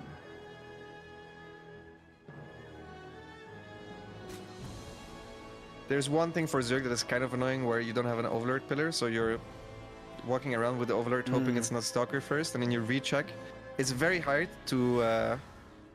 like, you're basically just gambling that there's no Stalker if you recheck, and if you don't, like Dark is doing right now, you don't know if there's a second Chrono Boost on the gateway. So you don't know if you need to make more Zerglings. You will also not see if there's an Adept leaving the base, a second Adept. So then you either gamble on not making extra links, because you're saying, okay, you're not going double Adept, or you make the Zerglings, and then sometimes it is no second Chrono Boost, it's no second Adept. So that is one of those things that is, yeah, whenever there is no pillar, I'm not even talking about the natural, but just in between the Protoss base and the Zerg base, you're gambling on the amount of Zerglings you make most of the time, and the timing of the second queen. This game, for example, Dark was basically banking on no double chrono, so he just played it standard. But he had no idea if there was a second adept on his side of the map or not. So definitely just a little bit. It's a little bit risky for Zerg initially. Overlord can't scout. Obviously created some issues, but Yeah. fair enough. Yeah, that's makes sense. And so Queens continue up, and the Oracle is on the way. Already saw the Void Ray knocking down an Overlord as well, so that a Void Ray can go hunting for any other Overlords. Dark will have to retreat any back, but he doesn't have any on the map. Also just pull them deep in the base. The Void Ray has to commit further to kill any as well, right? Just make sure that you really limit the choices or chances of this Void Ray. Now, with a Void Ray, usually I feel like the pros is trying to deny scouting a little bit to maybe do something a bit quirky. Do you think that's the case, or do you think MaxPax just kind of being safe as well in case of like another Roach push or something along those lines? It does deny scouting. That's one of the perks. And then the biggest thing the Void Ray does is it denies Overlord vision, so it sets you up for better damage with the Oracle later on. That being said, he already took so much damage on the Oracle, that's not gonna happen, and he only went for a single Oracle. He is going Twilight Force Robo, so I think this game he's gonna mix it up and go for Charge that Icon. Yep. That's what I'm expecting here, but I'm already surprised to see at least Dark not so expanding towards the bottom.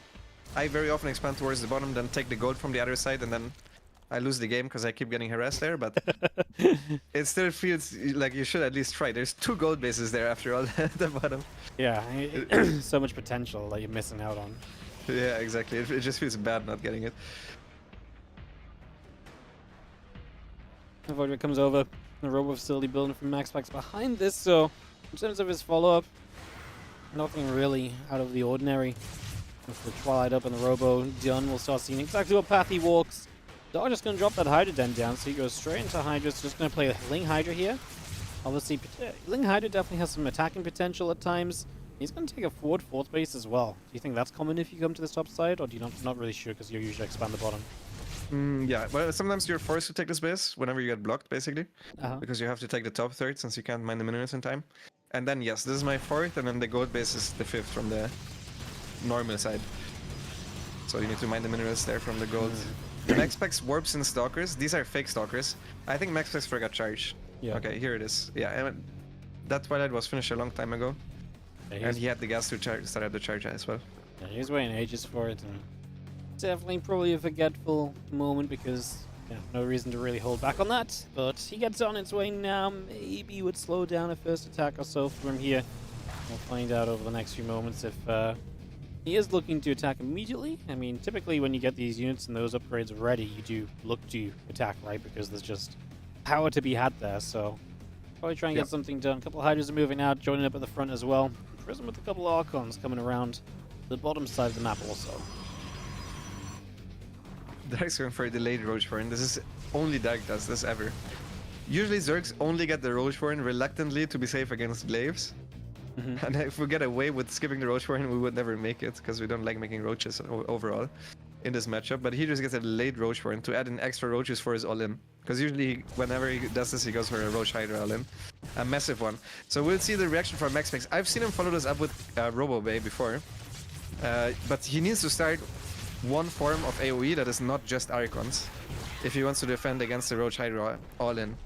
Theoretically, I think his early game went well, but there is a chance that Dark hits a timing that MaxPax is not prepared for, as he's starting to move out now and the Storm just now started. Yeah, he's a long way from getting that safety net of Storm. As the Ling Hydra will approach the front, a couple of Zards will start to go down. Ling's going to get caught in a stasis ward there, which is going to help to slow down the front line of the Zerg. Now the Hydras are exposed, and actually it's going to be Dark Chase back.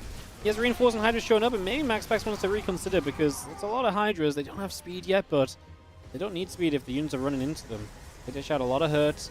The Lings are about to be freed up, and Dark is going to step back again as the Archons are back here trying to be annoying. I want to see how Ark is just reinforced with roaches, +1 missiles. He is ready to pretty much just click the full send button on this. Yeah, so what the roaches allow you to do, even without roach speed, is that you bring them forward and then you can use the gas to morph in Ravagers at the front while reinforcing with Zerglings, so you can manage your mineral to gas ratio there. Storm is getting quite close to being done now. I really wish he would use the 2 Archons at home on the defense because he's running out of units. He has hold position drones there and a huge stasis ward, which are helping MaxPax to stay alive, trying to buy all the time possible for the storm to finish. It is finished now. How many High Templars does he have? He has 0. No single storm ready to go, so yeah, storm ready, but not actually able to use it. The prism is low as well, still trying to micro an Archon forward and back. There's like another couple of units coming down this ramp, going to be in some trouble. There we go. We have one High Templar shows up, drops a storm, drops another. Hydra's hurting, but damage is kind of being done. You're zoned into the natural now as well, which means you kind of get stuck on that natural. Running down the ramp into the concave can be tough, but a lot of the Hydra's busy on the third base means that we do get down the ramp. Then MaxPax runs back up. It is Dark still reinforcing with just Roach Hydra across the map, trying to look to close out with this attack right here. Zelts do charge in. The Roach front line, great at tanking in that scenario as well. The Archon goes down, and any splash unit is going to cost you so much, as obviously the third base is going down, and Dark is going to hit the timing to get the GG on this game number 2. Yeah, that was a misread there from MaxPax as to what is happening exactly. He saw obviously 2 extra hatcheries, so it looks like macro just from that, from his point of view, so I can understand how he made that mistake. But he went for a 4th base, and then when Dark attacked, he canceled it and made another 4th base on the top side. And he also was floating like 2k resources during that attack, so if he cleaned that up a little bit, maybe he would have had a chance, especially with a big stasis ward that he hit. But if you're floating 1k and you're getting a second 4th Nexus, then against a 60 drone Zergolin, it's always going to be hard. It's also the worst tech choice if you want to defend an all-in. Like, this is so much easier if you go Blink. Well, we are going to go to Amygdala here for game number 3 of this series, so deciding map as we get this one ready to roll.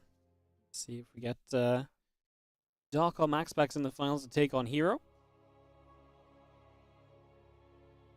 What are we thinking of Amygdala? Especially now, obviously Amygdala has those the rocks that kind of destroy themselves. You think that's an improvement? Is that something you like? How are you feeling about this map? I think it's an improvement, and I think the map in general is very cool. I think it's very different from all the other maps that we've seen so far, as in you literally only have 2 paths that you can take, and then in order to open up an extra path, you need to destroy the rocks. There's a gold base, like, there's a whole dynamic about getting the gold base, denying the gold base of your opponent. There's watchtowers that can see the 2 paths, so it's something that we haven't quite seen before.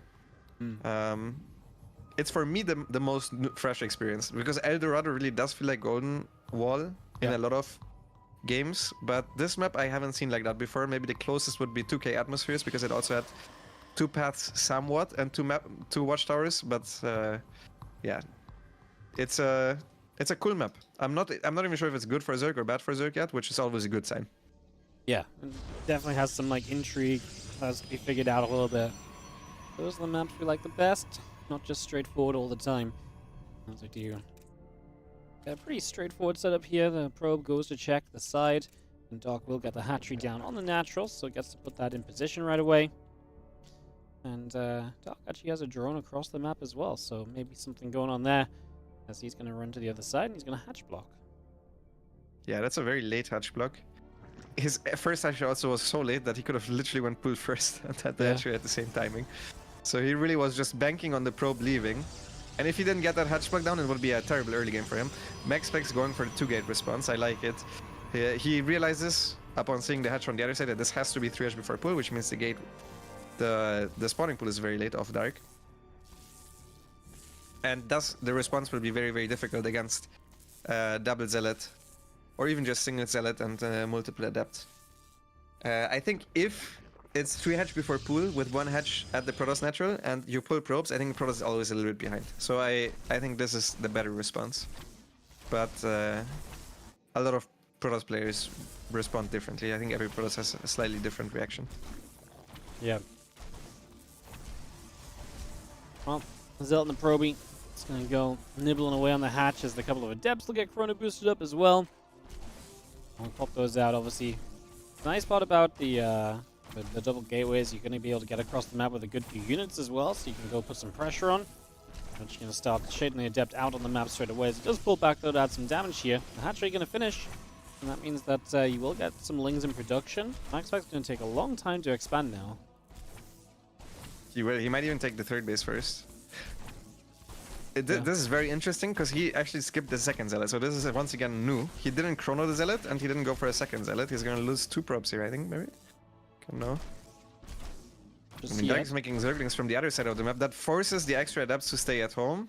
And that zealot might be in trouble as well once the broodlings spawn together with the rest of the Zerglings. Yeah, probably are. Just gonna leave the hatchery for a moment, but has to go and fight the lings. The lings actually run into the zealots, and a couple more lings pop out. The queen pops out. So now you're gonna get the queen here as well. So the queen's actually gonna be able to take part in this. Kind of crazy.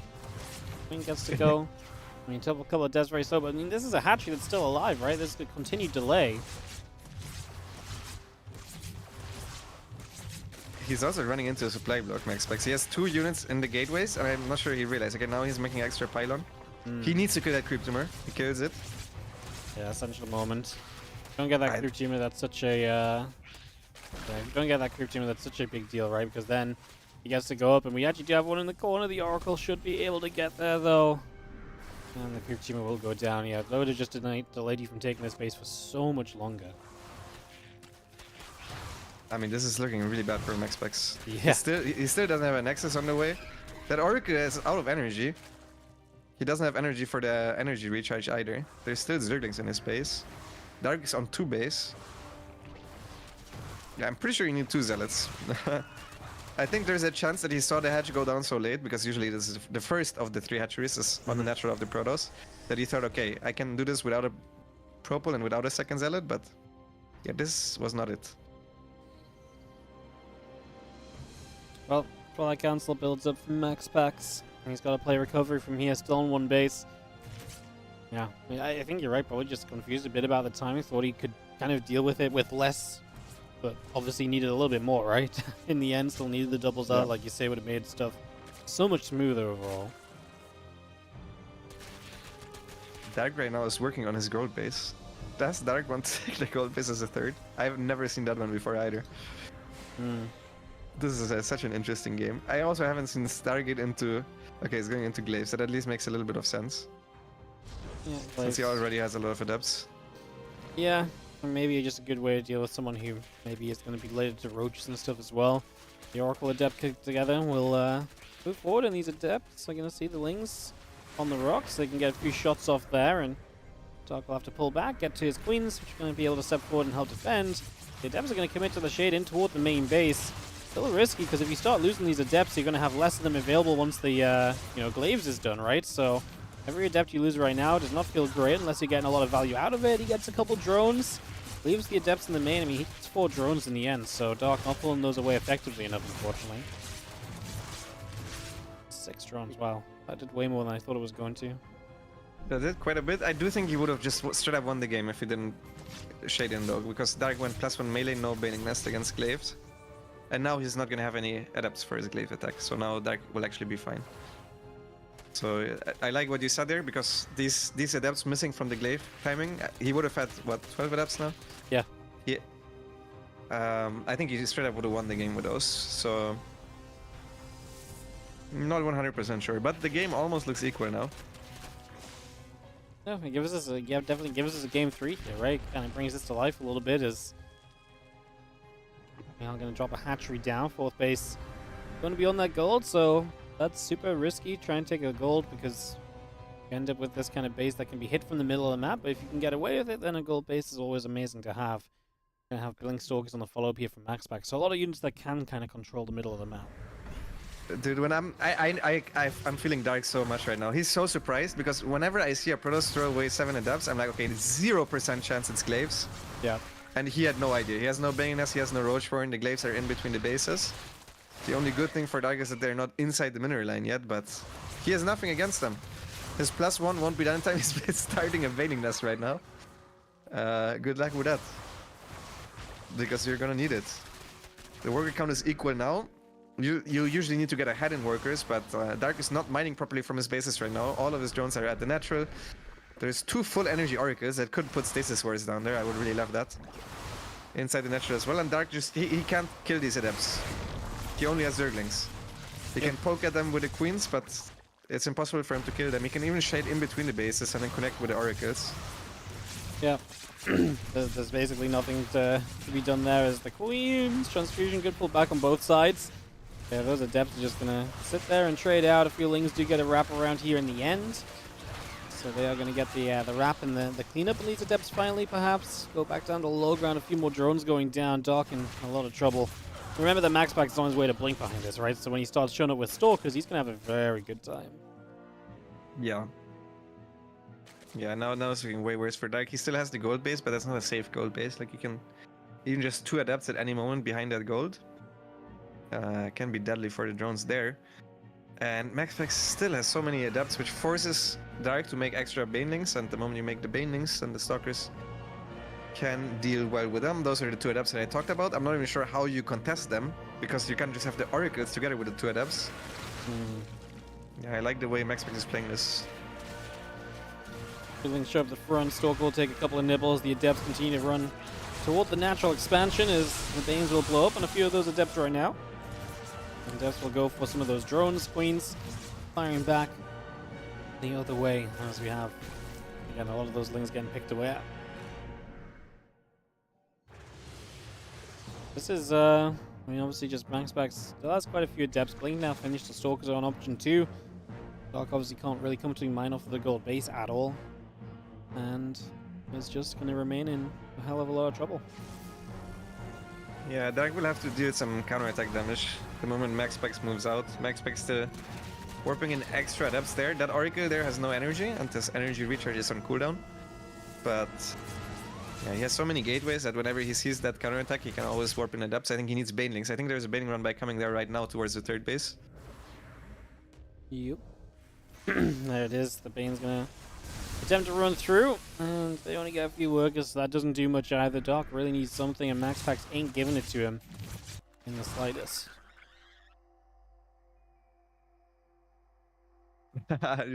Are you also just following Indy? Yeah. I was wondering. I said it because I figured you're missing the Baneling run by. Well, then I jumped across. So. Yeah. If you say something that Indy's not watching, I'll move. But yeah, the Indy cam is the best cam. Oh, Bane's actually gonna get a pretty good connection here. A lot of those Adepts are gonna get cleaned up. So that's pretty nice. Yeah, that's very good for him. These probes also not perfectly mining, but he's still up in workers. And he also just has a better army. Dark has no follow-up to this. He's playing Ling Bane. He has a Roach Warren, but MaxPax's next step will be Colossus, and he has so many Stalkers. And if you want to deal with Blink Stalkers with pure Zerglings, you really need like a critical amount where you can surround and then take a trade. Otherwise, all you can do is counterattack, and that's exactly what Dark is doing.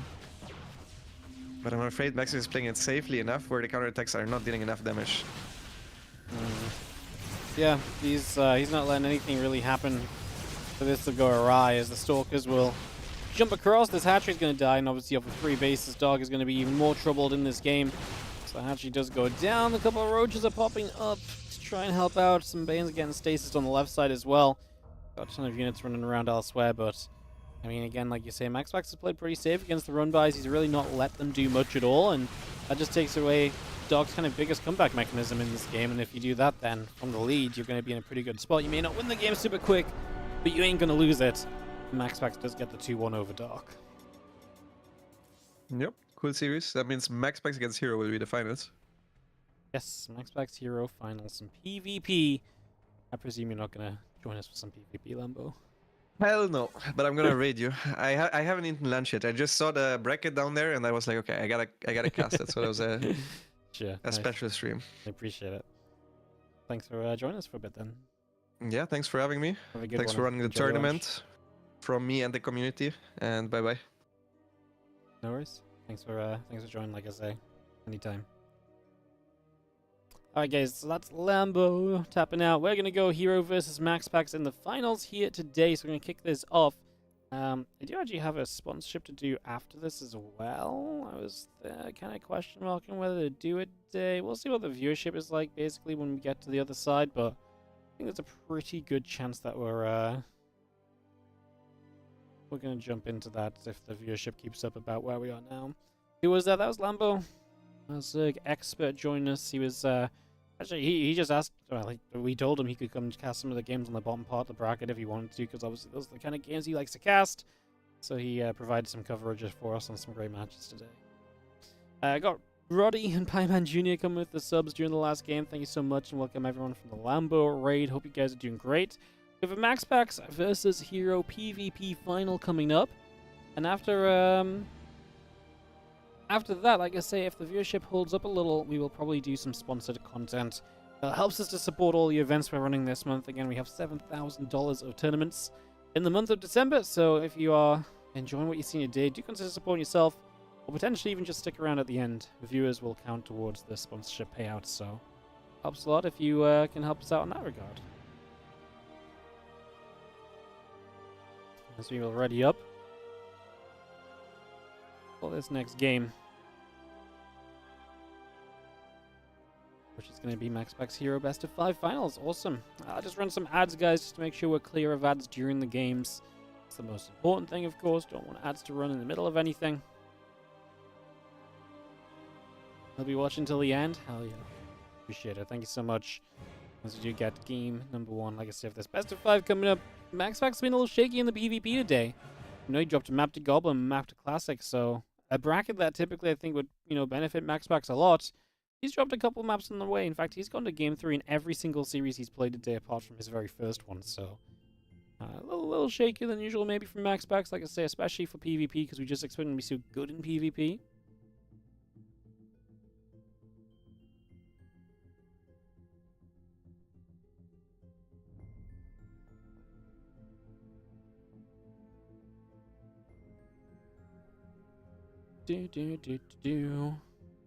Sirens outside. The flashing lights would drive you insane. What in the background? They're not really that bright. Like in person, they're really not that bright at all. Like I don't notice them. So they're much more effective on the stream than they are on the. They're way more effective on stream than they are in person. That's basically the scenario. Kind of funny. Tree's looking good, guys. Thank you for the support again. Appreciate you guys. Hope you're all doing great. Thank you for joining us. We have more StarCraft 2 continuing through here today. First proper stream of December, really. Again, I was a little bit ill last week coming out of Home Story Cup. We only did a couple streams. They were pretty short ones and definitely didn't have much energy behind them either. But, yeah. Excited to kind of get back to it and get back to casting and streaming as much SCT as we can, as you guys have probably figured out already. I should consider slightly dimming the main room light for more Xmas atmosphere.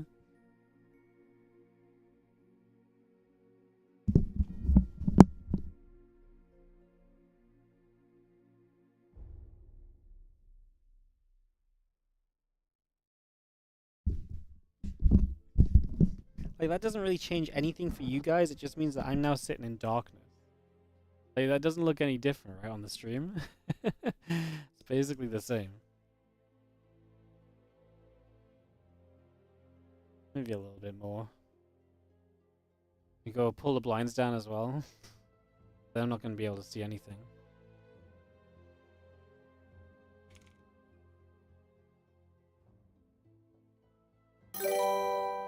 Yo, thank you so much for the donation. Give me 1 second, I'll get that opened up.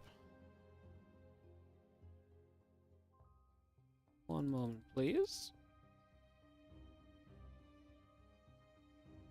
The £15 donation coming in from Stop O Flop. Thank you so much. Appreciate it. Stop O Flop. Thank you so much.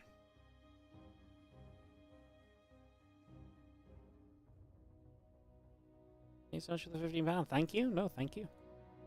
Raynor with the raid as well, my goodness. And all the raids. Okay, what if I pull the blinds down? Like, I'll just sit in complete darkness so you guys can see the Christmas lights.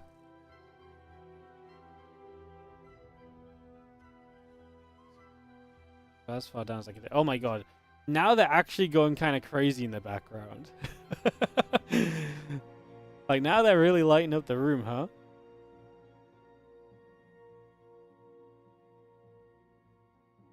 Okay. I need the blind up. I gotta be able to see, guys. You know? Gotta be able to see. Stop a flop. Thank you so much for the donation, matey. Thank you so much for supporting. Man, that's so weird. It keeps showing up with different names on my dashboard versus the stream. On the stream it just says Anon, and then on the dashboard it says stop a flop. Like, I'm so confused, man.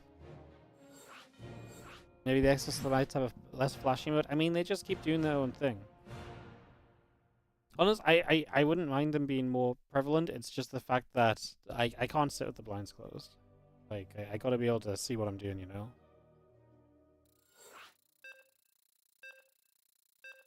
Alright, we are good to go into our finals today. Best of 5 between MaxPax and Hero. Been actually a pretty good stream. 3.5 hours so far.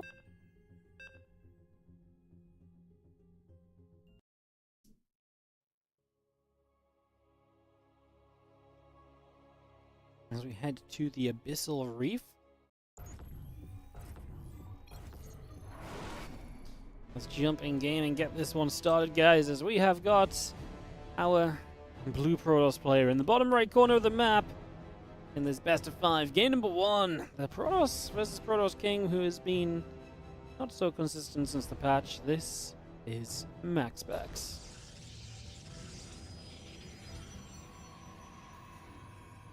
Up against the red Protoss in the top left-hand corner, we have Dragon Kaiser's Hero.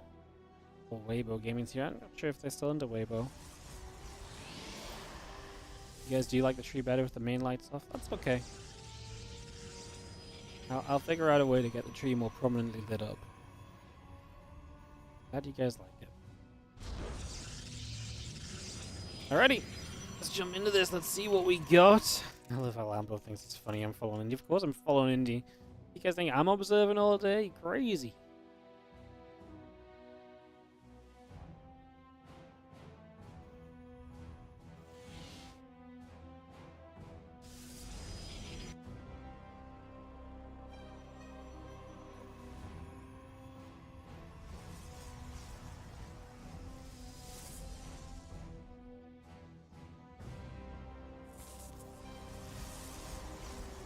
Pro's gonna nibble.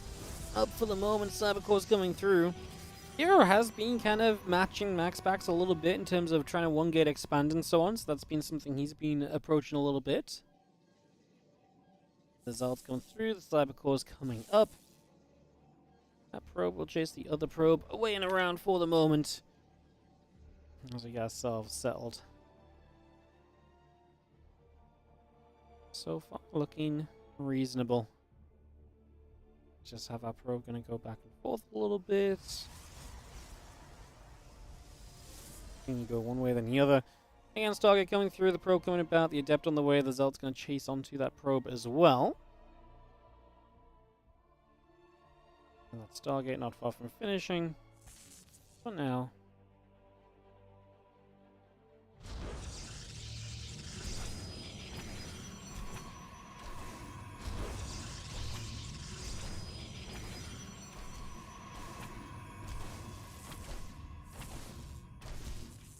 So just gonna go nibbling, probe gonna be there as well.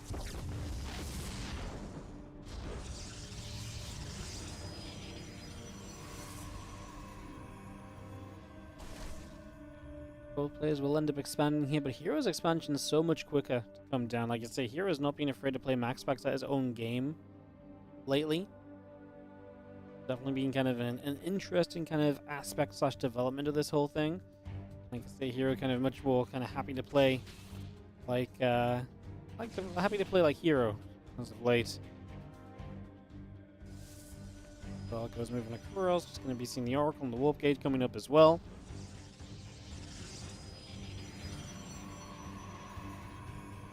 Oracle going to pop out the Stargate. Instant energy overcharge. Give it a little bit of energy back on track. Oracle is going to start cruising up to the top side of the map. Away it goes.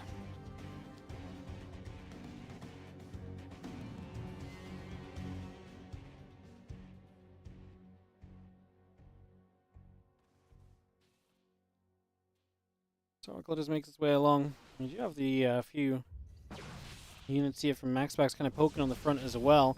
A couple of Stalkers of Hero will begin to play the deflecting game on those though. Push those back a little bit. Have the Oracle still showing up. Is this the first non-Clem MaxPacks final? No. We've had a few non-Clem MaxPacks finals in this event series, but we've had, for example, MaxPax Shin a couple of times being a finals. So yeah, there's definitely been some. There has definitely been some.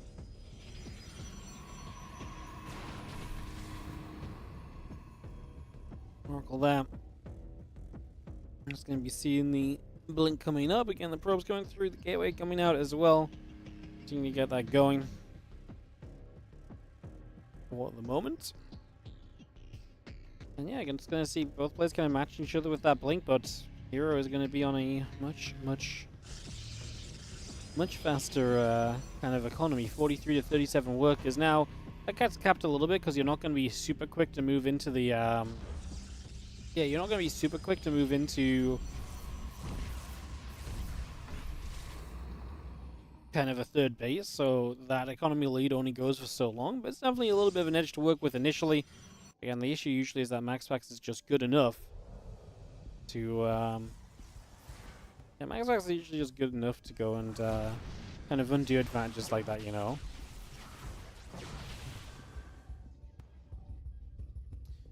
All coming about, the blink on the way up. Gonna see our robo facility coming in as well. A model about a poppy on the side of Hero, a couple of probes on the next is still coming by. An observer coming online, a couple of probes building up. The Oracle gonna go back over to the right hand side for a couple of moments. So that's what we're gonna catch. Just gonna be seeing the Dark Shrine building up over on the other side as well. Forge on the way, next is coming through.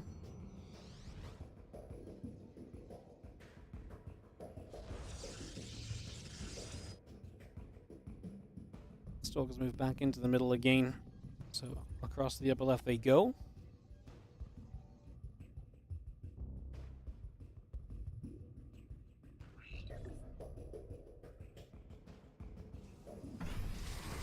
So it's gonna blink, observer, gonna go down.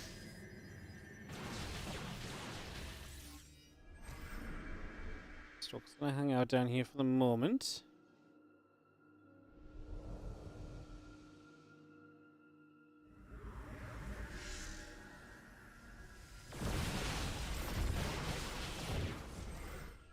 Shots coming about, the Immortal coming over.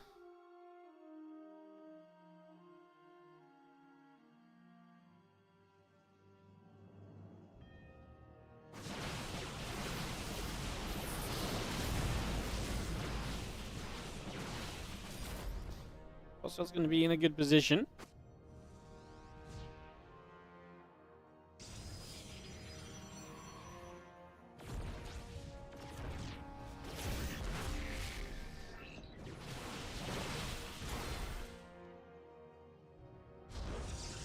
Just coming back over again, charging Dark Shrine, continue to come up. Again, just the +1 attack coming through.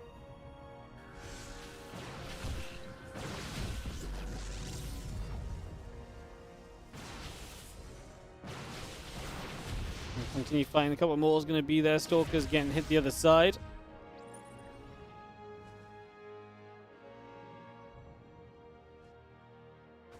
And the Emperor's coming through, charge on the way, a couple DTs are building. Stalker's still going to get there. Again, charge, Shadow Stride, +1 attack coming up as well. I'm just going to have the Oracle activate onto a couple of probes.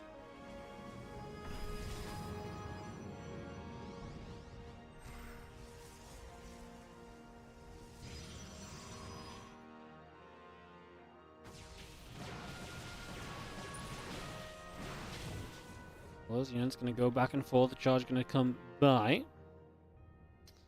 And the Immortal +2 attack on both sides. The Nexus coming up as well. All of that continues through for the moment.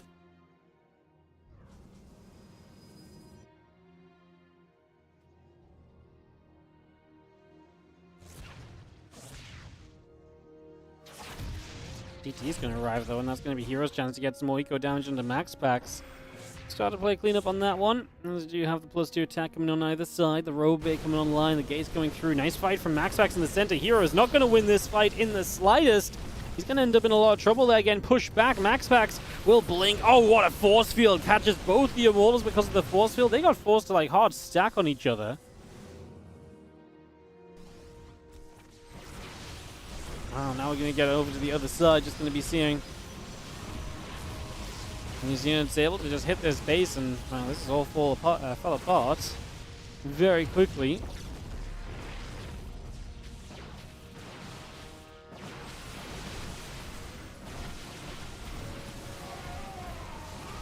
So we see our Stoics continue to fight. Just going to be seeing a couple of structures going down, the Archons as well.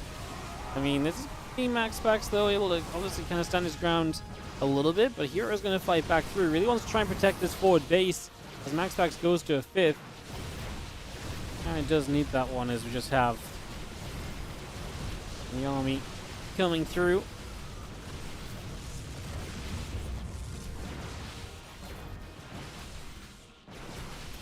It's going to be Hero playing cleanup. Wow, good defense from Hero. Turning that around is actually pretty impressive. Thought that was going to go a lot worse for him than it did. I thought he was in a lot of trouble there, but apparently not as much trouble as we thought. Well, the Stalkers and the Immortal gather back up on the other side again, so they get set once more.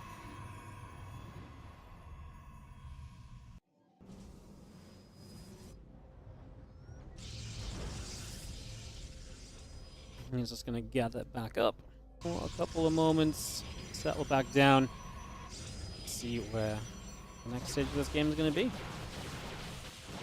It's back into chill mode for a little bit. And so let's keep moving about, keep on moving through ourselves.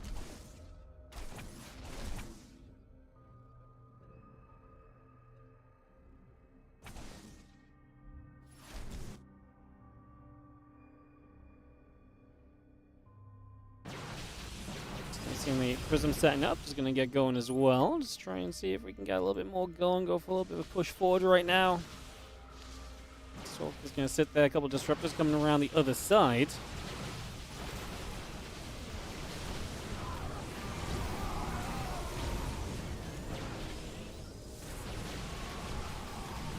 Move through, Disruptor Shot going to fire in. Stalkers will not do too much though.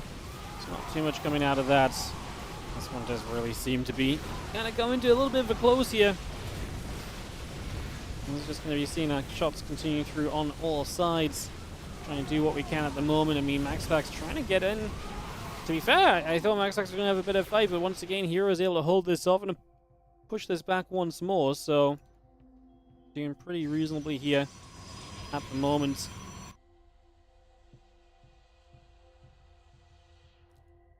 His defense has been good. Really felt as though we've had a lot of moments where it could have all gone wrong for MaxPax, and it's just not really mattered in the end.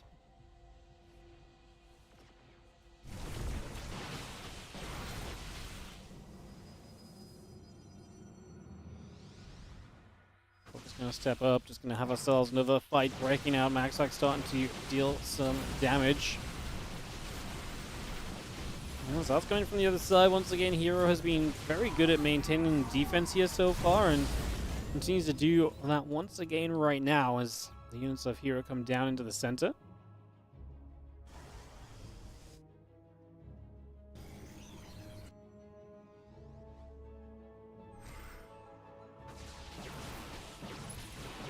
Stalker's gonna shoot. Battery is gonna go down. The cannon gonna take some shots as well, so a little bit more happening right there.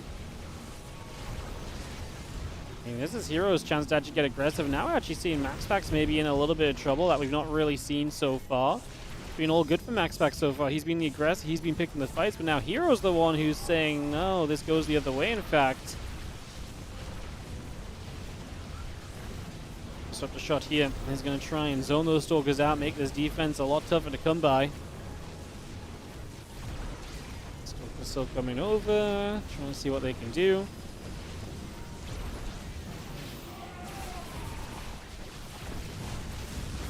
We lose the base again with the Disruptors zoning. This area is so choked up as well, right? So that's a consistent issue. Just that choked up area going to be very difficult to eat through at all. So the disruptor shot, the ram DTs are nice, but that's a great disruptor shot onto the DTs to just deny those, so they do not go anywhere. That's actually a very good denial.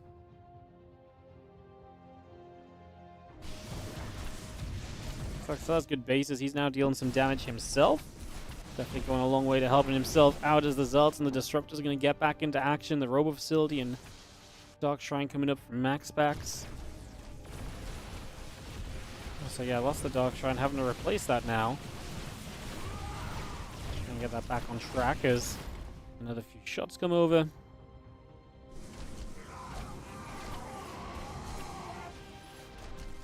Stalkers and MaxPacks go retreating away. So the Disruptor shot's going to go firing, but not quite going to land in the end. The Zealot's still coming through. Disruptors coming back and around.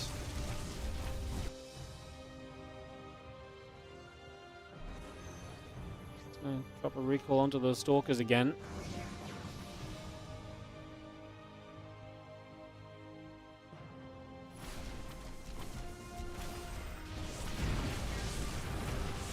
To get back to the high ground, it's going to be coming through once more. Just going to be seeing the Stalker still firing away.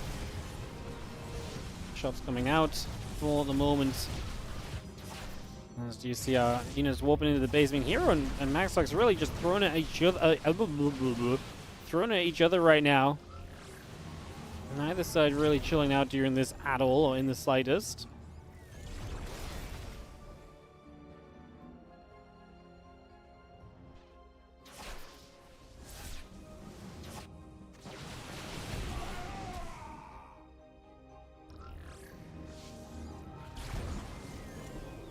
So the Disruptor again moving forward. These Disruptors from Hero allowing him to really do a lot of zoning, but is that enough at the end of the day? We are going to see him down on a lot of supply. Kind of needs a big Disruptor shot, so it's frustrating for MaxPax because he can't really stop the fight. But then he kind of has to stop the fight, otherwise he's in trouble. I mean, yeah, it's really not fun if you're MaxPax right now. Because it feels like you should be absolutely okay, and I think he probably still will be, just like you say, you've got to play it slow and patiently, and that's not always the most fun thing to be getting up to, right? You know, slow and patient doesn't feel great when your opponent's kind of like on top of your, your bases, because it feels like you are slowly losing, but you are dealing damage across the map. Like we said, Hero's not exactly in a comfortable spot during this either. He's not exactly been doing amazingly throughout all of this. As the blink forward as Disruptor's trying to land. The Stalker's just saying that they have enough, and MaxPax really believes that he can clean up right now. We're going to try and recall the Disruptors all but... okay, two of them get away. I was going to say all but one, but it was actually two, so I will correct myself on that one. Yeah, that's the GG, and not really surprising. That was absolutely going to be on its way at some point there. And there it is. Decided and done. MaxPax takes the 1-0 lead over Hero in this best of 5. So MaxPax taking an advantage. As we will head into our next map in just a couple of moments, guys. We'll get that up and rolling. More StarCraft 2 coming up very shortly. Alright, so second game of MaxPax and Hero coming through. We're going to go to ley lines actually for this one, so that's a very fun map as well. Hop into game number 2. Let's see what we get.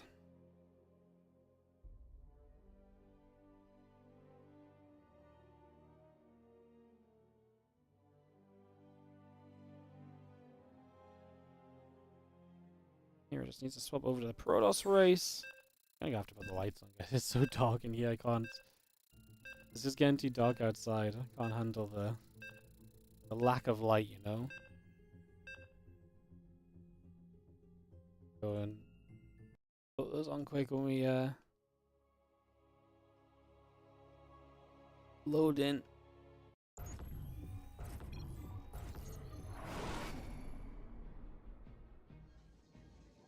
Alright, MaxPax bottom left and Hero top right. I'll just be 1 sec.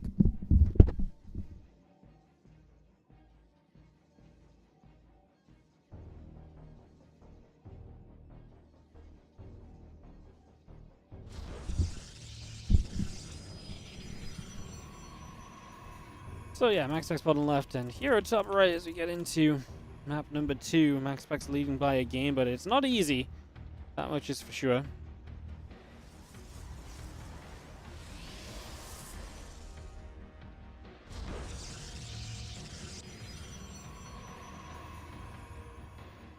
Probe moves out, it's going to come along. Out onto the map for the moment, as there is a gateway a piece just for the moment as well, so we set that up. We get this going.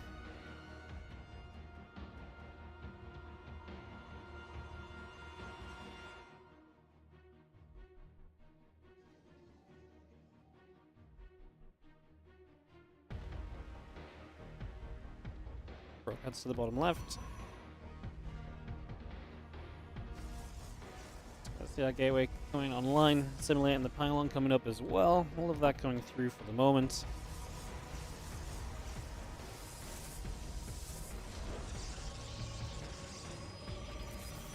And just kind of that cyber orb coming through. Probe chasing another probe around for a couple of moments.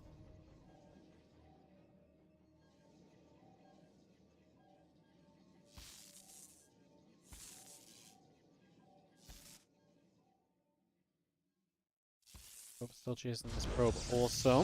Brings up a little pylon down, cybercore coming up as well.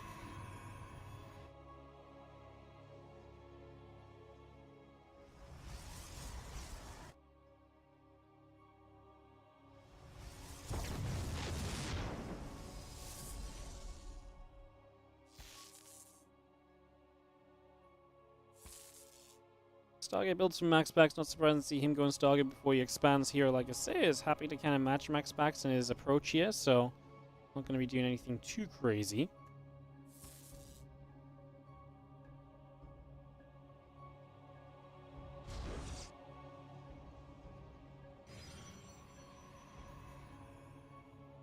So still chasing the probe down, Stargate on the way up.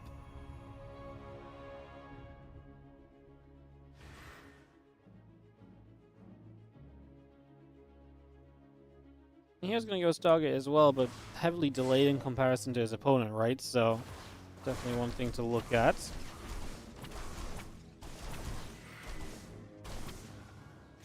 And Adept and the Zealot just going to fly through.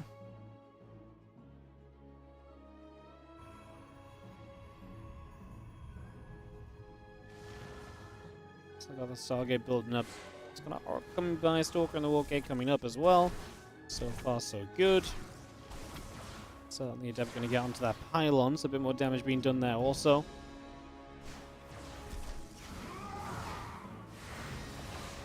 Two Adepts together, and actually in the end come through and they will get a kill. The Oracle overhead going to go after the Zealot, and the Zealot taking quite a lot of hits so far, taking quite some damage.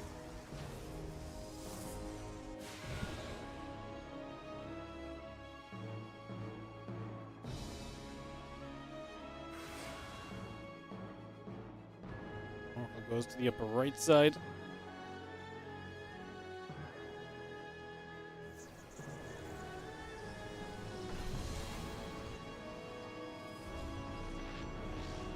And a couple of Adepts is going to move about and really see if they can get anything done. They're going to get across, and a couple of probes are going to be in trouble immediately. So 2 probes going down. Oracle will activate. The Adepts just getting chased ever so slightly there.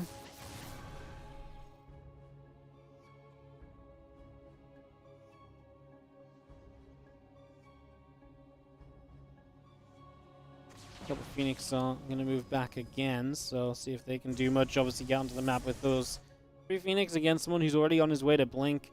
Feels like MaxPax is just ahead on the idea of what's going on, right?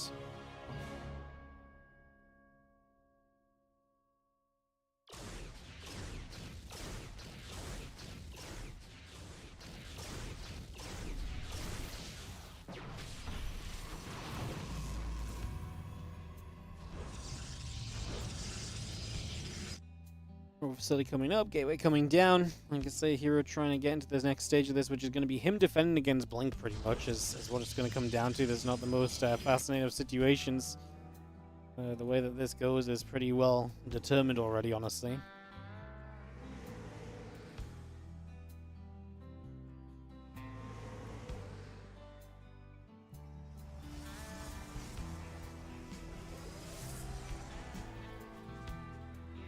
Well, Phoenix overhead, the Blink coming about as well. Stalker's going to shoot the Hallucination, taking damage. Again, Blink about to finish up the MaxPacks. Stalkers will fire a couple of shots off also currently.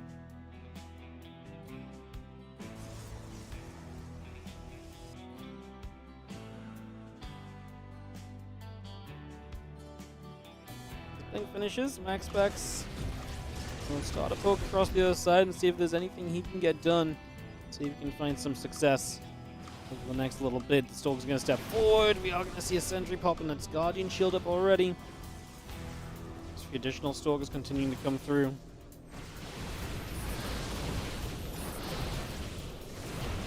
Actually going to be able to get rid of the Immortal, which is one of the big parts of the defense. The Phoenix will lift up a few units in return, though. And by lifting up a few units in return, you're going to give this a little bit of a chance, as now the Stalkers get dropped back down. You can see MaxPax's numbers are just so much better. Hero just kind of played a very similar style to his opponent, just with, yeah, I mean, he played the latest Stargate, and then he kind of built the Phoenix, and then it kind of felt like he thought he was going into one thing, and that's what I mean by a similar style, but actually MaxPax was just so quick to get out of his own Stargate into the Blink, and now Hero's in a lot of trouble. Now, this is not over yet, but all these probes are obviously pulling.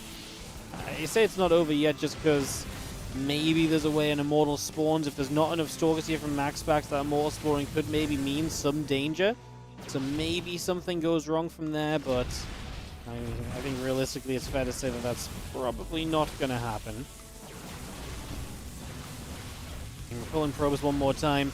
It's finally going to start dropping workers overall, and MaxPax building a third base. On the back of all of this, already has that third on the location on the gold. Again, just a little bit too greedy overall, and MaxPax was able to find the timing to get to a 2-0 lead in this best of 5. That's going to be exactly where we are at with those few probes pulling again. MaxPax is going to take it down, and that is MaxPax 2, Hero 0. For the moment, we'll see if Hero maybe does have a game in store for us, but yeah, so far, it's not really going the way he wants it to be plain and simple about it all. It's not really going the way he wants it to just yet. So something to watch for in that regard, like I say. We'll go into game 3. We'll see what the map's going to be. Have to run some ads just in case we get a long one. You never know in PvP, right? Long games can sometimes be just around the corner. Yeah, sometimes the longer games can be just around the corner. You just don't know it.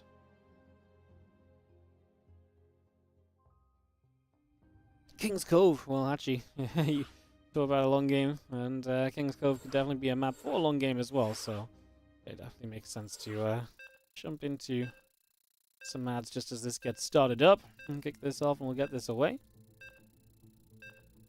MaxPax currently leading 2-0 over Hero.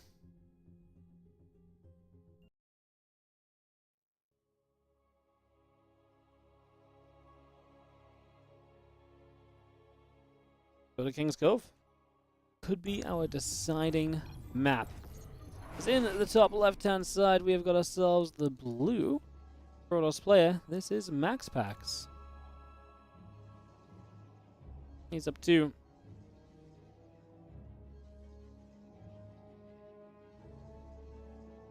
In this best of 5. Taking on the red Protoss on the bottom right-hand side of the map, we have Hero.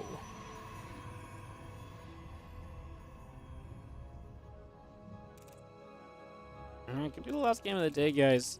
I think we might actually hold off on the sponsor for later in the week. We've got a lot of great matches coming up all week long, so we might just hold off the sponsor until later in the week instead. I feel like we can have better viewership going into it than now, and I'd like to try and maximize the sponsorship monies so that we can afford to run as many tournaments as possible, as usual, so yeah, I think we'll probably do that. Unless this series becomes an epic, maybe if we have a long game, we can start off good viewership. Yeah. Not sure, actually. Maybe we should just send it. I don't know. I can't decide. No, I think I'll not send it because I need to send tournament invites out, so I should probably do those ASAP. So yeah, we'll do it a different day. We have a few days to get it done, so I'm streaming every day this week, apart from Friday.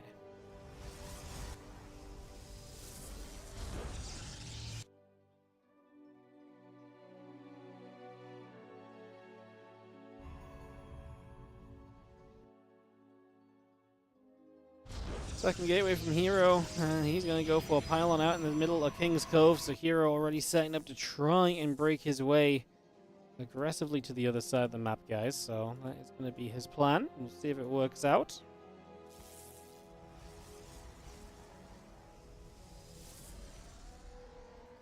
Can he get aggressive to knock MaxPax down? MaxPax who's typically so good defensively. I mean, it's definitely going to be a challenge. You're definitely not setting yourself up for the easiest time around, but I'm never going to say it's impossible, you know? I'm never going to say it's impossible, to be honest.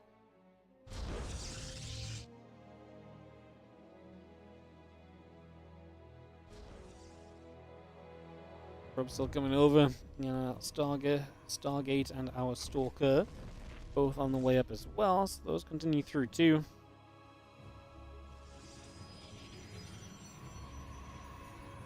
Probe gets back over this direction. And move around a little bit, nothing too crazy.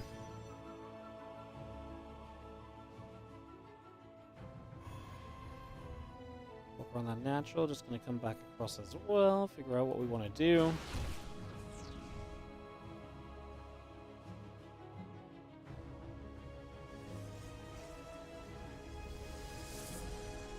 Our facility finishes. Hero is going to go and add a third gateway as well, so has the option of just going straight to Prism and just going for, you know, straight up unit count win, or building a Immortal and get a little bit more kind of buffer firepower. I think against this defense of MaxPax, usually the Immortal isn't as needed as just the Prism for some micro potential will do a lot for you. Yo, Twastad, thank you so much for the 52-month resub on the Prime, by the way. Appreciate it. Let me get you a decoration ready. As our few Stalkers begin to fight.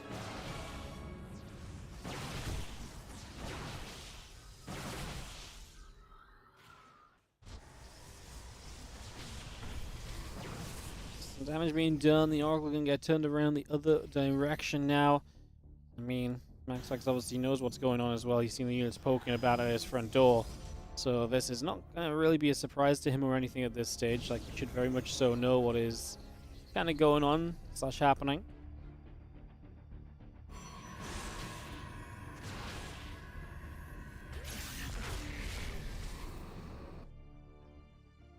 Prism loads up a few units. Stalker's ready to blink into the main. Void Ray is right there, ready to pop out and potentially make something happen as well. Another Stalker warping in. So Hero full aggression mode as MaxPax pulls the probes, gets the Void Ray to the front. We're going to activate that prismatic alignment, which means the Void Ray is doing bonus damage to anything it hits right now, but we lose 15 probes in this defense. Obviously, losing power to that Stargate is very rough as well. That's going to do a lot of good for your opponent and not a lot of good for you at all. That is GG's, and Hero's going to bring it back a map in this grand final. So we are going to go to at least a fourth game. It was absolutely looking like we were going to be kind of 3 and done for today, but not the case. Not going to happen like that. Amazing. All right. Well, we get ready for game number 4, and we'll get this going in just a moment, guys. Just wait for our players to invite us in. We'll take this off beyond Violet Square. Not seeing much PvP on this one. This Hero keeps our tournament alive for the day. Like I say, thank you, Hero. We appreciate you giving us a little bit more StarCraft. Gonna just push us over, shove us over that 4-hour marker this stream today. Love to see it. Ready GLHF getting called across the board as we set up to go, go, go.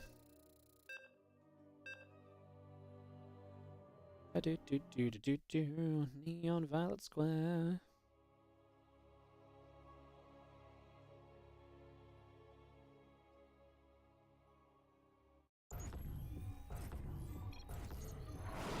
GLHF, alright, let's do it then, guys. Neon Violet Square is in the top left, still up 2-1.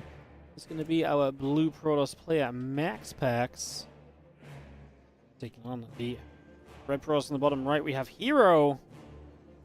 Again, just a little reminder, guys, as we kick off into this one, that we have got so many tournaments for you guys lined up this month. Today, and for every Monday for the rest of the month, the $400 WardiTV Mondays. Tomorrow we'll be covering the Limo League from replays in the evening. Wednesday and Thursday we are going to be live with the WardiTV Christmas Invitational. $1,600 tournament happening tomorrow, Wednesday, Thursday, this week and next week. Friday I will be taking a day off, and then Saturday and Sunday providing you guys coverage of the Masters Coliseum. Saturday evening, however, we'll also have the WardiTV $600 2v2 tournament. So that's going to be coming up after Masters Coliseum on Saturday, and then on Sunday, Masters Coliseum. Like I say, That's a bunch of StarCraft this month. We also have the WardiTV Christmas Eve and Christmas Day games. StarCraft Bonanza for you guys over the Christmas period. You guys are going to be sorted for StarCraft. I promise you that much. So, yeah. Thanks so much for joining us so far. Appreciate you guys. If you really enjoyed, do consider supporting the channel by subscribing and supporting, etc. It really does help out a whole bunch. With all the selling out done, let's get back to this PvP where we do have a Cybercore going down on Hero's side. The Nexus going down on MaxPax's side for this game number 4.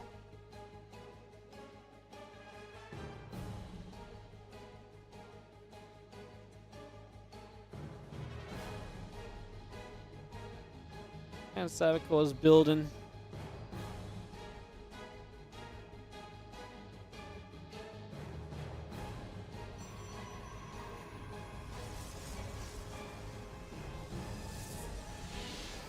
Just take a few moments. Cybercore set up. We get ready to go.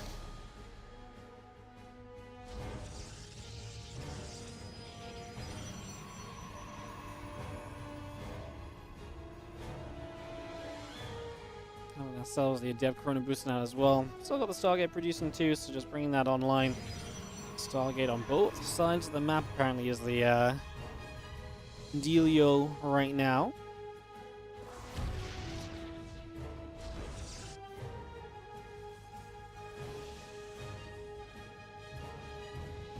Probes going about, the Nexus coming through, the Adept and the Warp Gate setting up as well.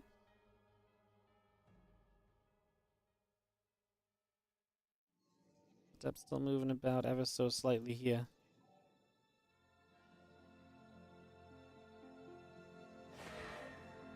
Just have our Stargate building through, the couple of probes on the way in as well. All of that continue to come around for now.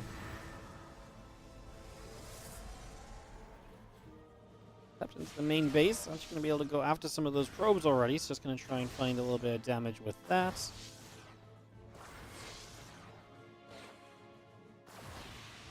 Adepts continue to fly it through, and we are going to go chasing. Adept's going to get one Adept, going to look for the other.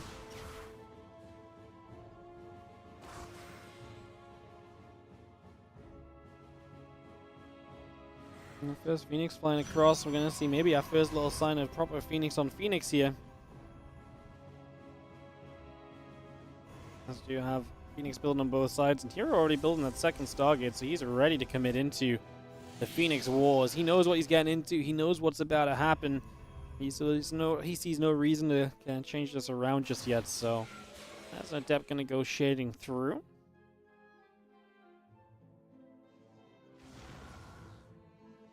Phoenix flying overhead still. The Adept is going to chase the other Adept around just a little bit as well. So just doing what we can in that regard. And we are going to get the kill. So that Adept will go down. Has to be chased right to the corner, but it will, like I say, fall in the end.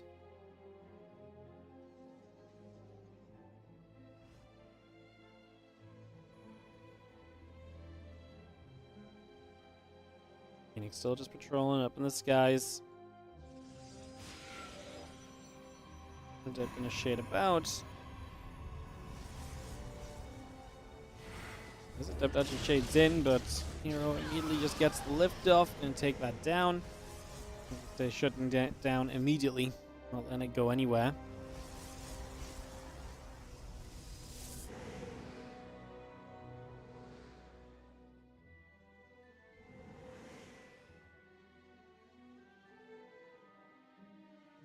Phoenix coming up on both sides. Just going to be seeing the Phoenix versus Phoenix Wars continue to develop. MaxPax, so good at that Phoenix on Phoenix micro. I will favor him against pretty much anybody in the world. In fact, I think anybody in the world when it comes to Phoenix versus Phoenix. But this is obviously still a volatile style that can go very wrong at the click of a button. Or the movement of the mouse ever so slightly. So yeah, I'm not going to count this as being too far along just yet. There's a ways to go as far as I'm concerned. Phoenix will get rid of a couple probes. The Phoenix will come back the other direction.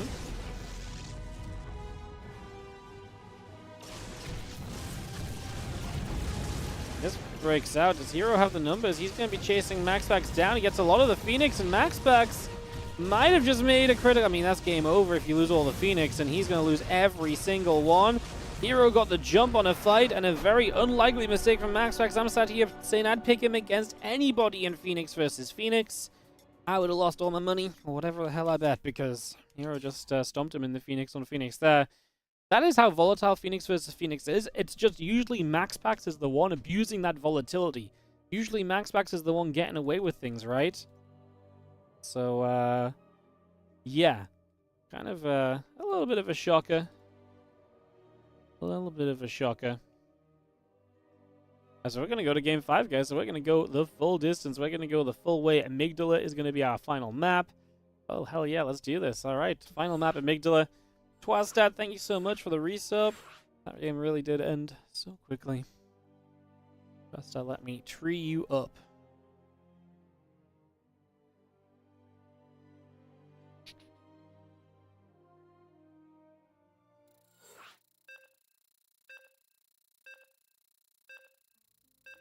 Cool.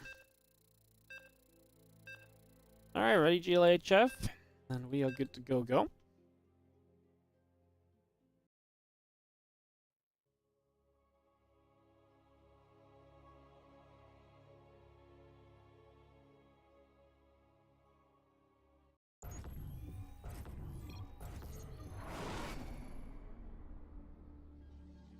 In the top right-hand corner, we are going to have ourselves the Red Protoss player. This is MaxPax as we go all the way to Game 5. It looked like MaxPax was absolutely crushing this matchup, that this was not going to be much contest at all, and yet here we are. Game 5 came about nonetheless.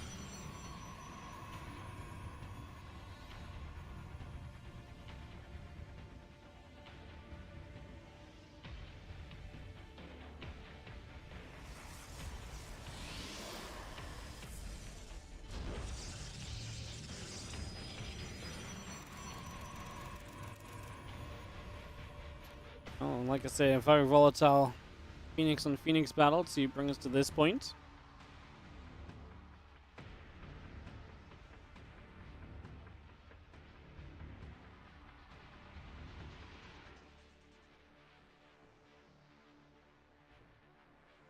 Amygdala with all of the rocks to round us out as well. Definitely a little bit of excitement in that regard.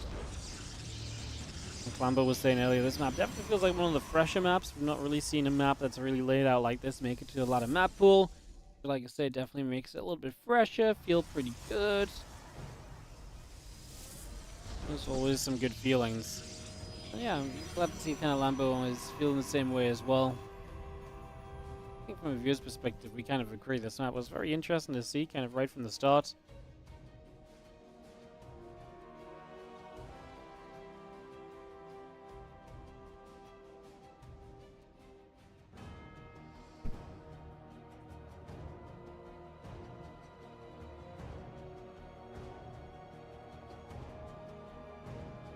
So we'll go chasing the probe. Cybercore coming up.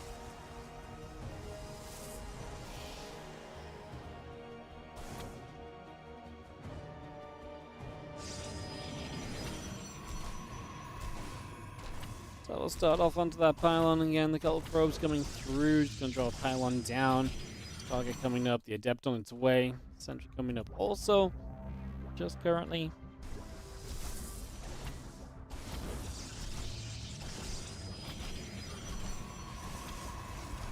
Funny to see Hero being the annoying one with all the blocks and stuff.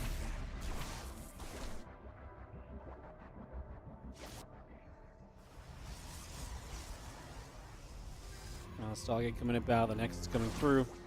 Zala's going to go and pick its way through this location for a couple more moments as well.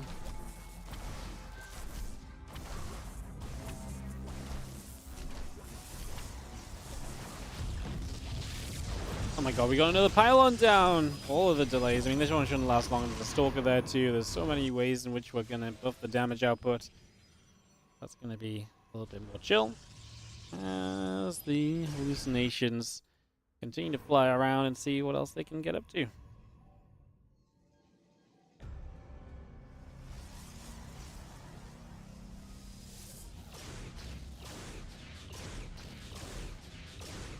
This nation gonna chase that Oracle.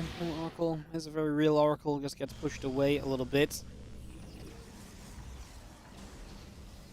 As our Oracle gets over here, it's just gonna be met, obviously, that hallucination telling you that it's gonna be coming already. Nothing really super crazy about that at all. We got ourselves a Zelda and the Adept, continuing straight through. We're taking some shots. The hallucination moves back into the main base. Again, trying to see what else is going on.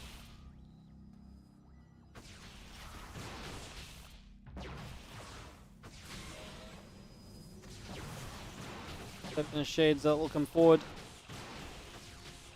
We will go back and forth here. Stalker on Stalker.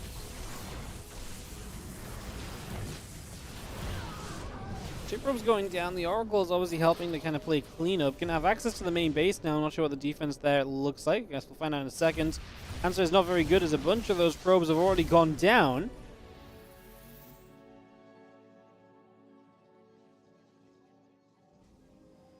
Thing coming up. On both sides, again, just halfway done currently on the side. Hero. So he's going to be on that faster blink from O2 down. Can Hero complete the reverse sweep? Reverse sweep MaxPax in PvP would be really something. I don't even know what we really make of that, you know?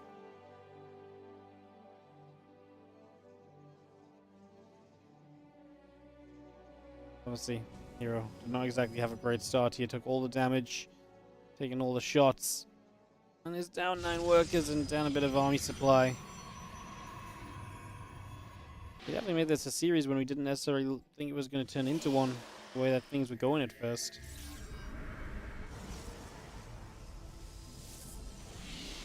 Stalkers and a couple of sentries is going to gather up together.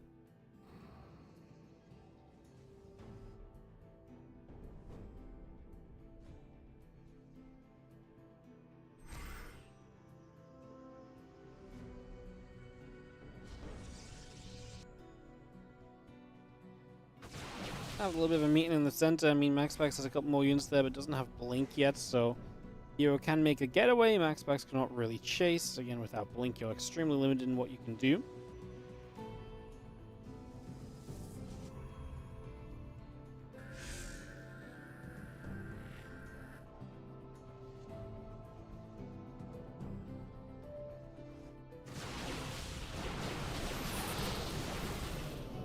On both sides. Let's just see Hero chasing forwards. He's gonna somehow not walk into that stasis ward. I do not know how he didn't walk into that. He was right on the line. Now he is gonna walk into it, which is not gonna do you any favors at all, because now you get blinked on and those units are gonna get chased, and this is gonna turn into a disaster very quickly. This is gonna become a real issue as a few more units getting walked on the bottom side. A couple of Adepts get chased about. Stalker's going to shoot at a couple of those Adepts as well. Again, a few more Stalkers still getting caught up. Another Stasis Ward going to catch right there. It's just getting more and more painful at this point, right? Not exactly ideal.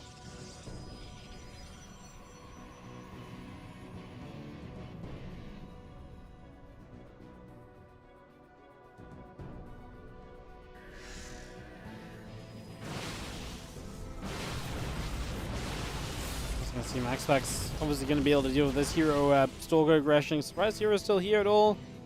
Ended up getting even deeper, just to end up in a bit of a weird spot in general.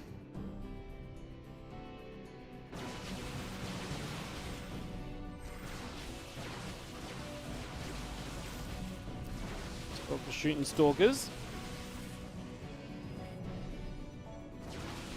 He's coming down either side. Just going to be seeing the Stalkers going to fire once again.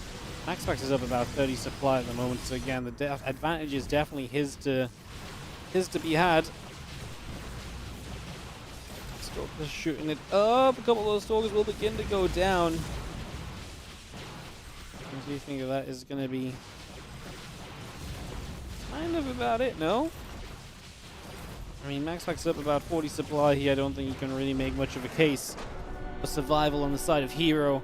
And MaxPax is going to close out WardiTV Mondays edition 13 with a 3-2 victory. So congratulations, MaxPax. He's going to take this one down. GG's well played. like I say, 3-2 victory for him. And that is going to do it for us today, my friends. Thank you so much for watching WardiTV Mondays 13. Tomorrow, we'll be going live around about this time with the Limo League replays. So again, a little bit of a later stream tomorrow. And then we'll be back on Wednesday and Thursday with WardiTV Christmas Invitational, our most common streaming time slot, which is when we started today as well. I need to go do the invites for that event and a couple of other events in general. So I'm going to go work on all of those.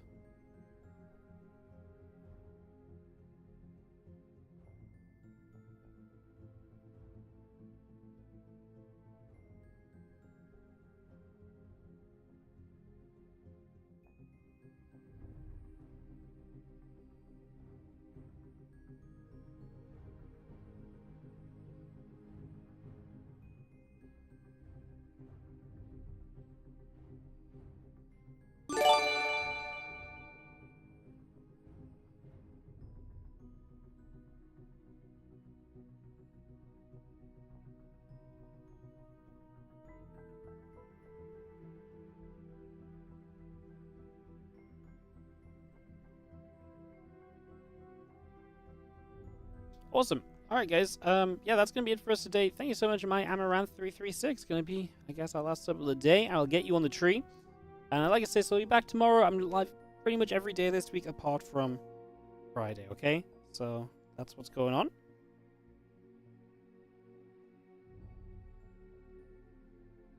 Perfecto. Alright, guys. Appreciate you all. Hope you guys have a great rest of your day. And trying to think what else. If anything else to be said. Not really. I think you guys just have a good one. I'm going to run some ads on the outro, obviously. And then the stream will go offline. We'll host and raid someone up. Perfect. You guys have a great rest of your day. My Amaranth, thank you so much for subbing. Put you on the tree.